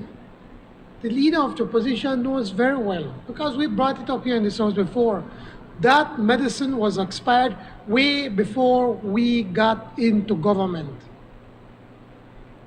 I know why that misspelled, Mr. Speaker. That was spoiled because during the largesse of Petrocaribe, the Minister of Health, Pablo Marin, ordered like crazy, like there's no tomorrow, and over-ordered just so that the hustle could continue. And that is why I think it's between $3 and $5 million worth of medicines were expired under the UDP. That was expired way before our time. I don't know how the leader of the opposition could come to this house and start to talk about how we paid the bill for Dido Vega and we paid the bill, or we're paying the bill on his wife. How can you be so heartless? It is one of your colleagues that got sick right after he was elected. And his wife got sick because of looking after him. And so both of them were rushed. How could we have told them that we're not going to help them? How? What kind of heart do you have? And then to turn it into a political football, trying to win political points, going on and on as if we're doing something illegal, something nefarious, or something wrong. You should be ashamed of yourself, Mr. Leader of the opposition, to take that kind of position. I would be ashamed. I am ashamed for him to take that kind of position. Show some heart, show some sympathy, some empathy as leader. That's what leaders should do, show empathy and concern. Not turn the misfortune of a family into a political football because he wants to win points. My brother, you're not winning points with that. People are looking at you like, say, what's wrong with you? But yet, he has nothing to say when we paid Dr. Manza bill. You may know we paid Dr. Manza bill, right? UDP Dr. Manza, same UDP Dr. Manza. You all who are advising him not to step down when we were trying to accommodate Dr. Manza. When he got sick, Mr. Speaker, I was the one to say, you know what, Dr. Manza has been working and fighting and helping during COVID times. Let's take good care of him because he needed more help, more attention. And we sent him to Belize Healthcare Partners. But he does not say that when he knows that the government of Belize is also paying for Dr. Manza. He's not saying anything when he also needed help. And he called me for help, or he called the CABSEC to ask me for help. And I did give him the help. I did not turn it into a political football. I did not go and announce about, could you just, when you were talking, I was Mr. listening Speaker, to the you. Prime Minister Come is on. making No. an untrue statement about me that I am need making to a clarify. In statement fact, you have that is the media Listen people to me. calling me right Listen to now, me. I have not trying said- to Leader of the inquire. opposition. Mr. Prime Minister, Mr. When- Speaker, I absolutely need to correct him. When you needed help, did you not call the CABSEC? He Did is you not telling call a the serious CABSEC for help? and you are not giving me anything. You're not paying No, any I'm saying, did I say medical I gave bill. you? This When is you a asked different for kind help. of situation. Let us not deteriorate. Leader, I sat here and I listened to you talk for like 20 to 25 minutes or so, and the party leader said nothing. Everybody on this side listened to you Because I wasn't for telling any almost lies on half him. an hour. And this is not the first time. As he started to talk, he started to blurt. Listen to him. Mr. Speaker, he's telling an untruth about me But- personally and my character, and I don't take that very lightly. I don't take that very lightly.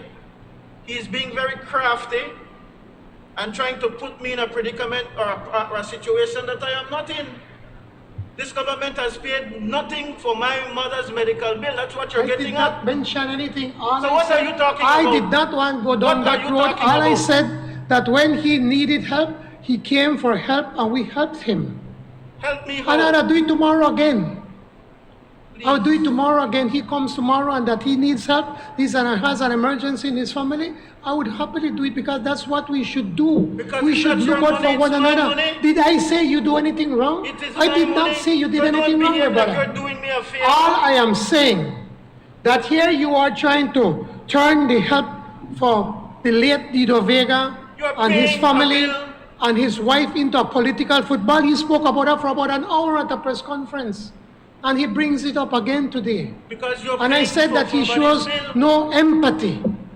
And when he needed help, we immediately helped. They called me and I said, you know what, let's help. Any one of them, if they have an emergency and they call me and I could help, I would happily help. I did not say he did anything illegal. All I said is that when he needed help, I was there for him. And if tomorrow he needs help again and I can help, I will help him again. That is what being a leader with empathy. He speaks about, well, I told him about his expired, alleging, you know that those medications were expired way before the elections because we brought it here in the House. We brought it here in if you would only listen, there's so much you could learn. There's so much you could learn. What he does not want to admit, that we changed what Pablo Marin did. He changed craftily who all can be able to bid for contracts for medicines so that he had a small group that used to get most of the business. What our government did was opening up, including once the USDFA approves the medication, or WHO, Central America, wherever it's been approved by acclaimed by institutions with credibility, we have allowed those that we can buy from them so that more companies can participate. And today we have almost twice as many companies supplying medicines to the government of Belize. And because we did that, we saved over $3 million ordering the same medicines that you all ordered in the last year of the UDP government. and then you come here to pontificate, man. You behave like a hypocrite, man. You're talking about the medications, you're talking about the vaccines. Yes, you gave us some props, but as if we can do more, and that they did anything for the vaccines. They ordered, you know how much vaccines they ordered, Mr. Speaker? They ordered for 100,000 vaccines to serve 50,000 Belizeans. That's all. Only 50,000 Belizeans would have been able to get the double shots. And they order, and as usual, they don't pay for it. Now we have to pay for it, and we're paying for it.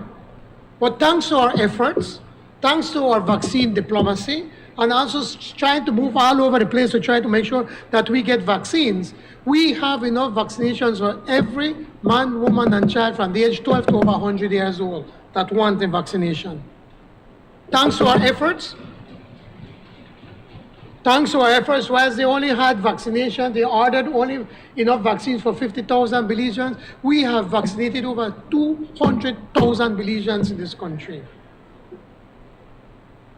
And then talking about the medications, Mr. Speaker, we have been providing the remdesivir and the monoclonal antibodies for treatment of COVID patients. We have, and we've been trying to buy it internationally, but we can't because there's limited supplies. So what do we have to do? We have to buy wherever we could get it. And presently, we're buying it local because we can't get from our suppliers internationally. We are doing everything possible to be able to get these medications. And pretty soon we will be working with WHO, with PAHO, to ensure that we could get our medications cheaper. That is what we are doing. I don't want to end on a sour note today, but sometimes he can't help himself.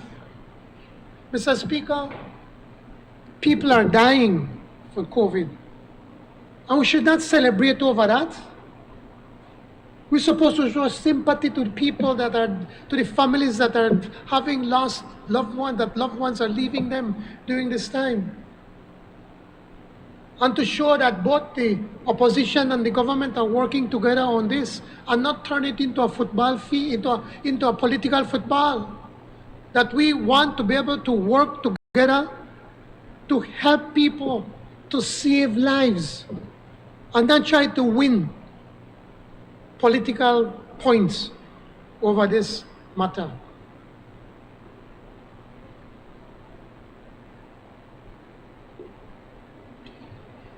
Mr. Speaker, I just want to assure the Belizean people that we are doing the best that we can, and that we're going to do even better coming next year, because more and more doctors are offering themselves to come on to help us as a government. And I will take the leader of the opposition at his word that they also want to assist us in encouraging people to get vaccinated.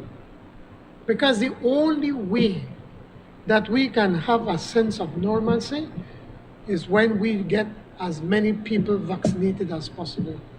And yes, I acknowledge that they have been doing their part in getting some of their voters or people in their constituency vaccinated.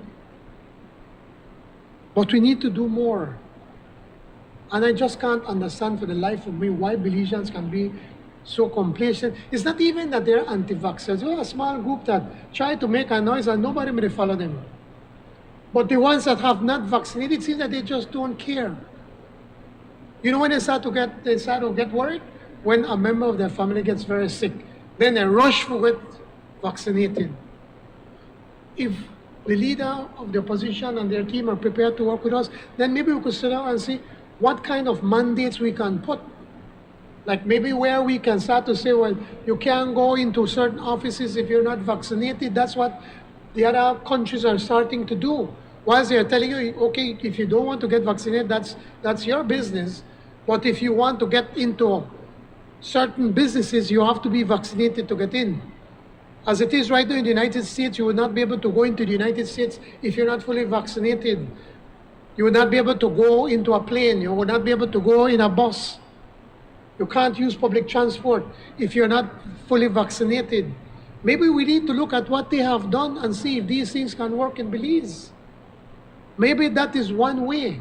We have been talking to the private sector and to our social partners, to the churches, and most of the churches are encouraging their clergy to get vaccinated. In the business community, more and more of the business community are starting to realize that it is in their financial interest to ensure that their employees are vaccinated. Why? Because if they are vaccinated, it's more difficult to get sick. And if they do get sick, 9 out of 10, or probably 99 out of 100, will not get sick very bad. And then they don't have to close down their business. Or they are not putting at risk their customers. So if more and more businesses will tell their employees, if you want to work with us, you have to get vaccinated, all of these steps are going to help us to get us to a point where most of our people can get vaccinated. So maybe in the new year, Mr. Leader of the Opposition, if you're serious, let's sit down and talk, see what steps we can take to encourage everyone to get vaccinated. Mr. Speaker, that said, I move that the meeting, that the House adjourns. Thank you, Mr. Speaker. I recognize the honorable member from Port Loyola. Oh, shucks, sorry.